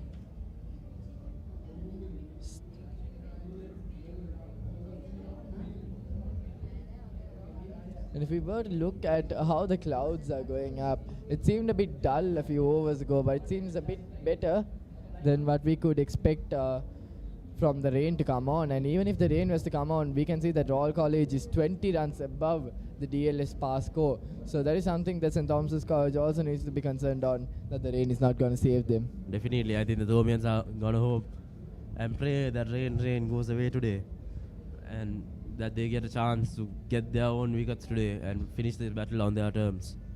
Indeed. Seems to be like Jaden Amaravira to come back in for St. Thomas's College, the medium pacer.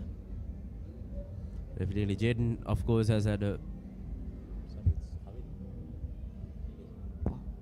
apologies, it's PKC Dias back again.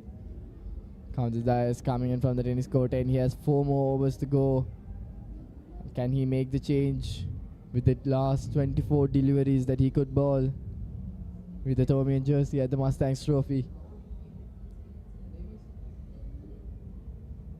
Side the off stump, and that's And lofted that over. There's a goes- fielder down there. And One it's stopped at a bounce. 6.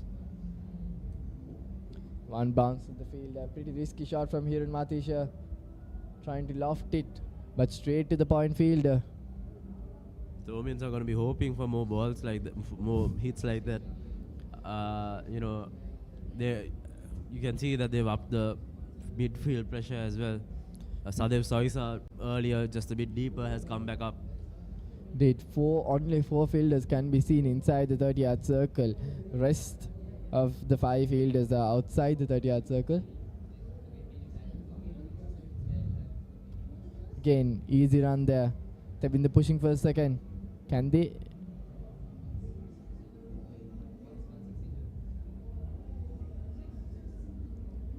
Count the Dias indeed has picked up 2 wickets, but also we have to look at his economy of 40 runs conceded in just 6 overs. When we look at how Abid had just conceded less than 30 runs in his 10 overs. So indeed, Kavinder Dias has to be cautious of how much runs he's been leaking here and there. Definitely, I think Kavinder Dias, while the economy might be something to worry about as well, and they award a wide for that. Kavinder Dias is certainly not happy for that. He needs to, he needs those wickets as well, which is understandable. He needs to get those riskier balls in, and it's a trade-off between getting one of those lucky wickets or giving up a few runs to the Royalists. So it's a nice balance between that he has to find right now. Indeed. Skipper of St. Thomas's College coming in, bowling his 7th over. That's full. Just over the bowler. Here on Matisha, we can see a bit of aggressiveness coming in from him, but he needs to make sure that he keeps his wicket on. 2 opportunities given to the Thomians. And this is what PKC Dias is aiming for. He wants Matisha to make these aggressive shots, and one missed shot is enough for that ball to go straight into a fielder's hands. Indeed.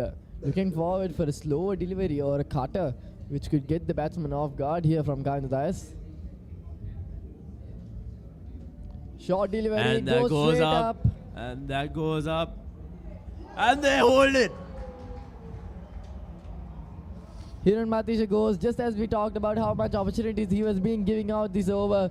The centurion for Royal College is dismissed with 25 runs more required in 7.5 overs. Royal College lose their main man, but we should give a standing ovation to the man coming down. Hiran Matisha with 105 runs coming down to open the innings for Royal College, has stayed down till the end and has fought. Definitely, I think beautiful cricket played by the man today. Certainly was a stalwart of the Royal innings today as well. Really held them together up, especially after those first wickets that went really fast. Lianarachi with 105 in 129 balls. Beautiful innings that really led Royal to this. To just 4 runs of 200 with 7 overs to go. Indeed, Yasin Desai, the man I was talking about, 18 years of age. He is a man to look forward with his power striking. With just 25 runs more required for Royal College, he needs to make sure, as the experienced campaigner, to keep Royal in the status they were to win the 48th Mustangs trophy. And I think earlier we were talking about this, of PKC needs to find a balance between risky balls and giving up runs. And I think he got that beautifully here with that wicket. Beautiful high this thing and catch by, I believe, Mithila Charles or Chachitra. Did Kavinder Dias coming back on. He has a huge roll up his sleeves. Full and a quick signal taken thereby.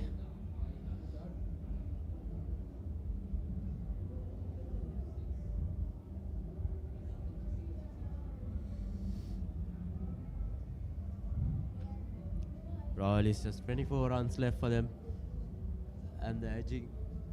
24 runs left for them, and they're edging ever so closer. And I believe the Thomians are certainly feeling that pressure right now as well. With 7 overs to go, the Royalists are certainly comfortable where they are. They could just get it off singles at this point. Definitely. St. Thomas's College needs to push for another wicket, try to make the batsman a mistake, push in more dots. That's what they need to do. St. Thomas's College, the more dots they could make sure that they get, the more pressure is on the batsmen, and that's where they can rattle them off. Every single dot here is extremely valuable for college right now. And as the forecast says, the DLS score at the end of this over stands at 179 for St. Thomas's. So even if the weather just came down right now, the Royalists would be on the winning end. The Thomians definitely, keep looking out for that, knowing that they have to get far soon. 24 more runs required, 7 overs. and the required run rate of just around 3 to 3.5 per over is required. And we can see the royal flags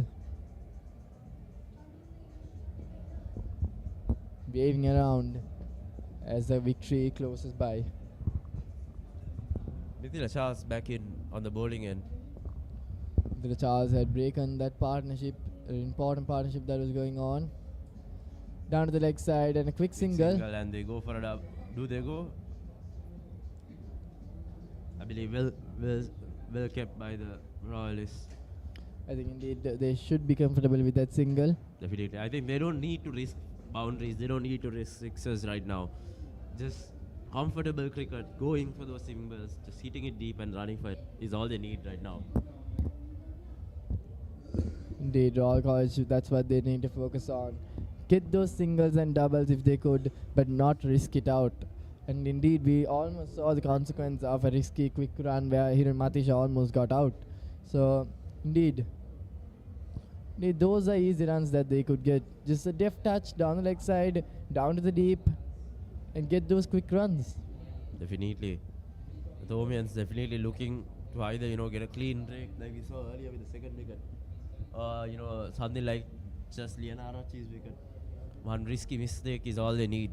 Indeed, regardless of how the wicket comes, a wicket is what St. Thomas's needs. It's going to be a wide, and that would mark 200 runs on the board for Royal College. 21 runs left. The Thomians certainly feeling that pressure right now. Indeed, Ramir Perera and his men needs to show that they are back on their feet and show their redemption from the 146 Battle of the Blues. Definitely, the onus is definitely on the Royalists right now. On the Thomians right now to get going. Outside the off stump, that's that driven well. Does he go all the way? No, stopped by the fielder. And another couple of runs for Royal College.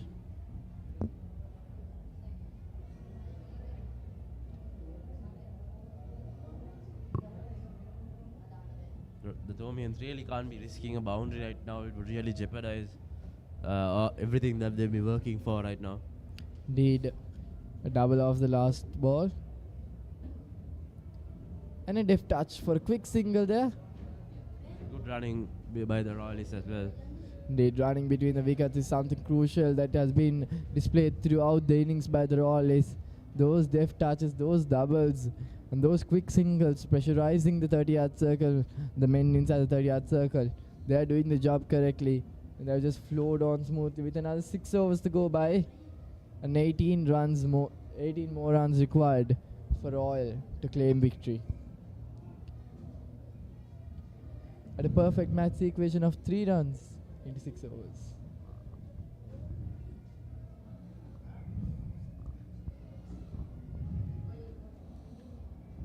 PKC Dias back at the bowling end.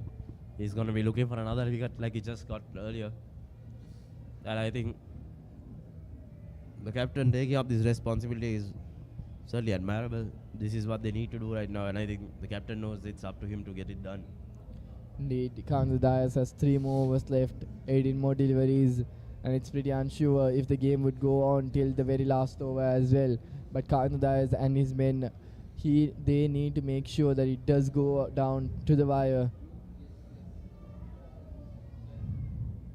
Outside the off stump. And good single by the Royalists. Do they go for a double? Yes, they do. That's good running from Tevindu and Yasin Dissanayaka. Tevindu did not want to go for that second run, but Yasin pushed for it, and they have gained the reward. 2 more runs there for Royal College. Definitely, it's not easy to get runs back to back. The singles and doubles, running between the wickets is never an easy task. Weighing, putting on those helmets and guards with the pads and all, it's never easy to run. And especially just as they run 2, they go for another single or 2, which is definitely something that should be appreciated.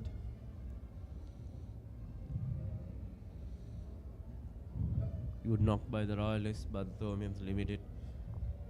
The dot balls, like you discussed earlier, very vital to the Thomian defense right now. Every single dot ball is so crucial. Indeed, 16 more runs required for a Royal victory. We can hear crackers going down. Celebrating a bit too early, I believe.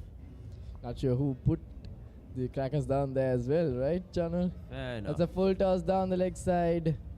And the Royalists go for a single.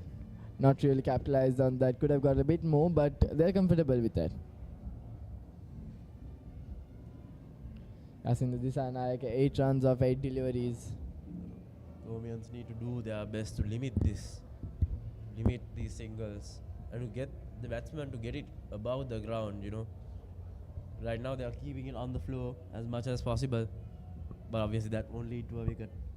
So what the Thomians need is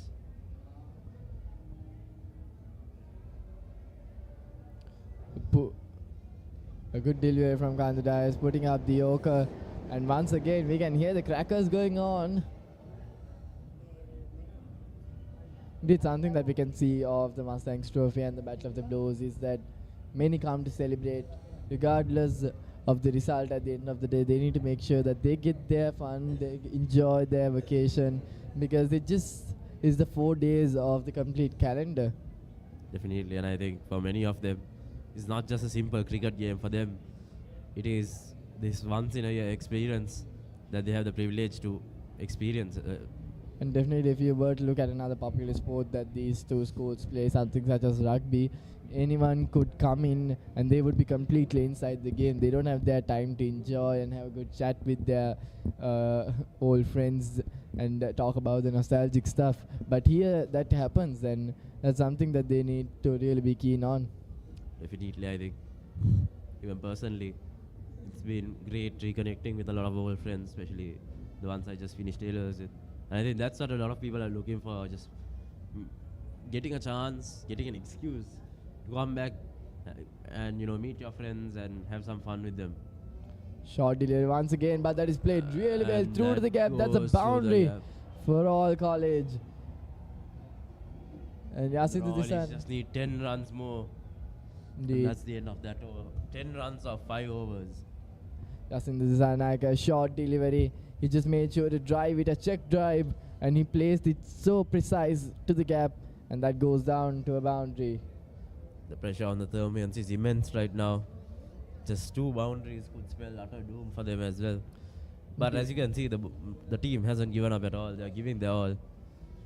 And definitely both sides have to be appreciated here. The Royalists have had some beautiful batting under pressure today. They've held strong throughout wickets. Even though they fall, there's always someone to get it back up, get it back running. And the Thomians are also giving their best right now to, you know, break through that wall. And indeed, something that we noticed from Royal, as you said, Chanul, is that when they started off, they were down for 2 wickets in the very second over, and losing 2 really key important batsmen, such as Rehan Peer is going down for a duck. So that really set out the tone for the chase, but Royal College get back on their feet, especially from Hiren Matisha. He did not waver a bit. Even the wickets were to fall, he made sure that his rate of striking was up to the standards. Definitely much comments must be given to the Royalists. They were definitely under pressure with those 2 early wickets of such important players. But they didn't give it up at all. And you can see it right now. 9 runs left. They just need 2 runs over. Indeed, Royal College, At every point.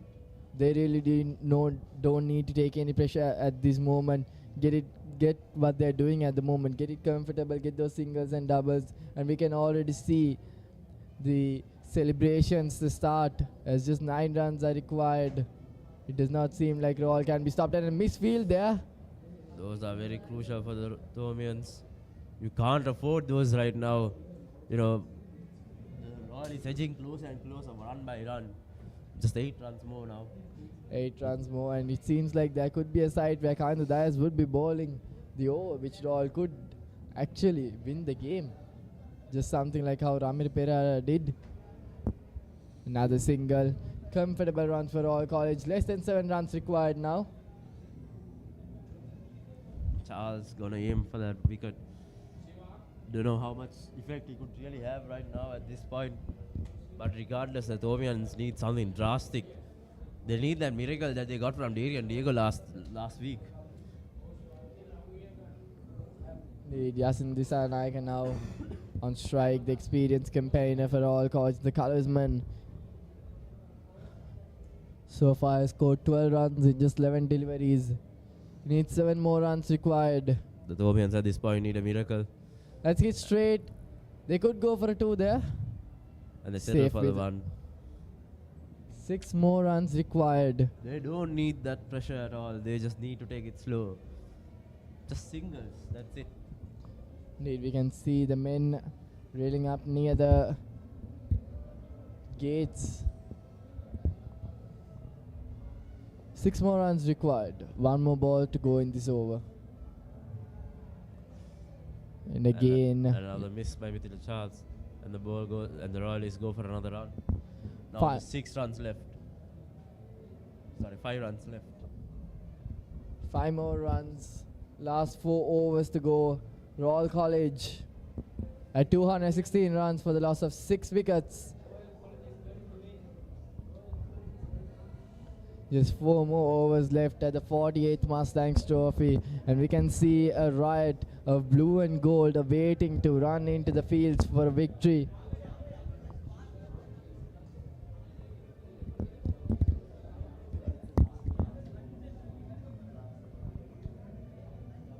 Seems like County Dyers would be coming back to ball.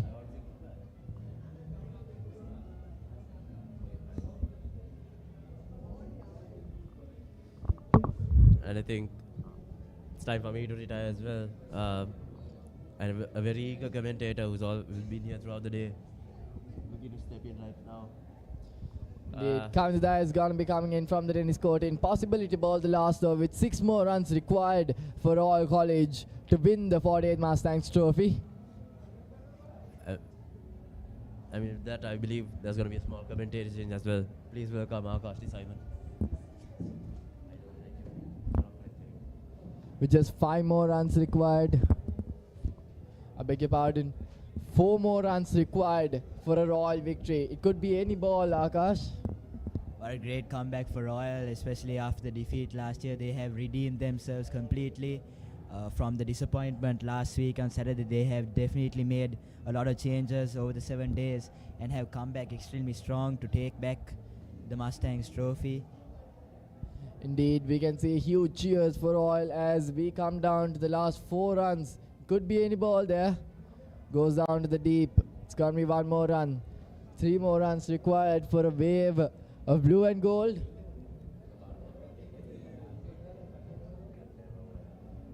The Thomian is desperately trying everything they can to keep Royal from scoring, but I'm pretty sure they also are well aware that Royal is closing in on that win. Indeed, something that we saw last week was that Ramil Pereira, the captain of Royal College, was the man who was giving the final runs. And here also, the Thomian captain, County Dyers, is currently bowling, and he has 4 more deliveries left on his stride with 3 more runs required for a Royal victory. But as we've all seen in the game of cricket, anything is possible. At any moment, the game can be changed. We'll see County Dyers here with the ball, and that's a full toss. Another single for Royal as they come ever so close to winning it. Another 3 runs needed. Another 2 more runs required, and County Dyers has 3 more deliveries left in this over. It's indeed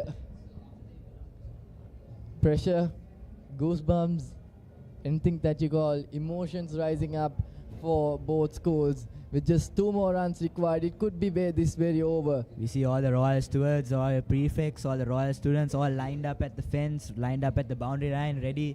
There's some joint committee Royalists also at the boundary line, ready to run in for the victory.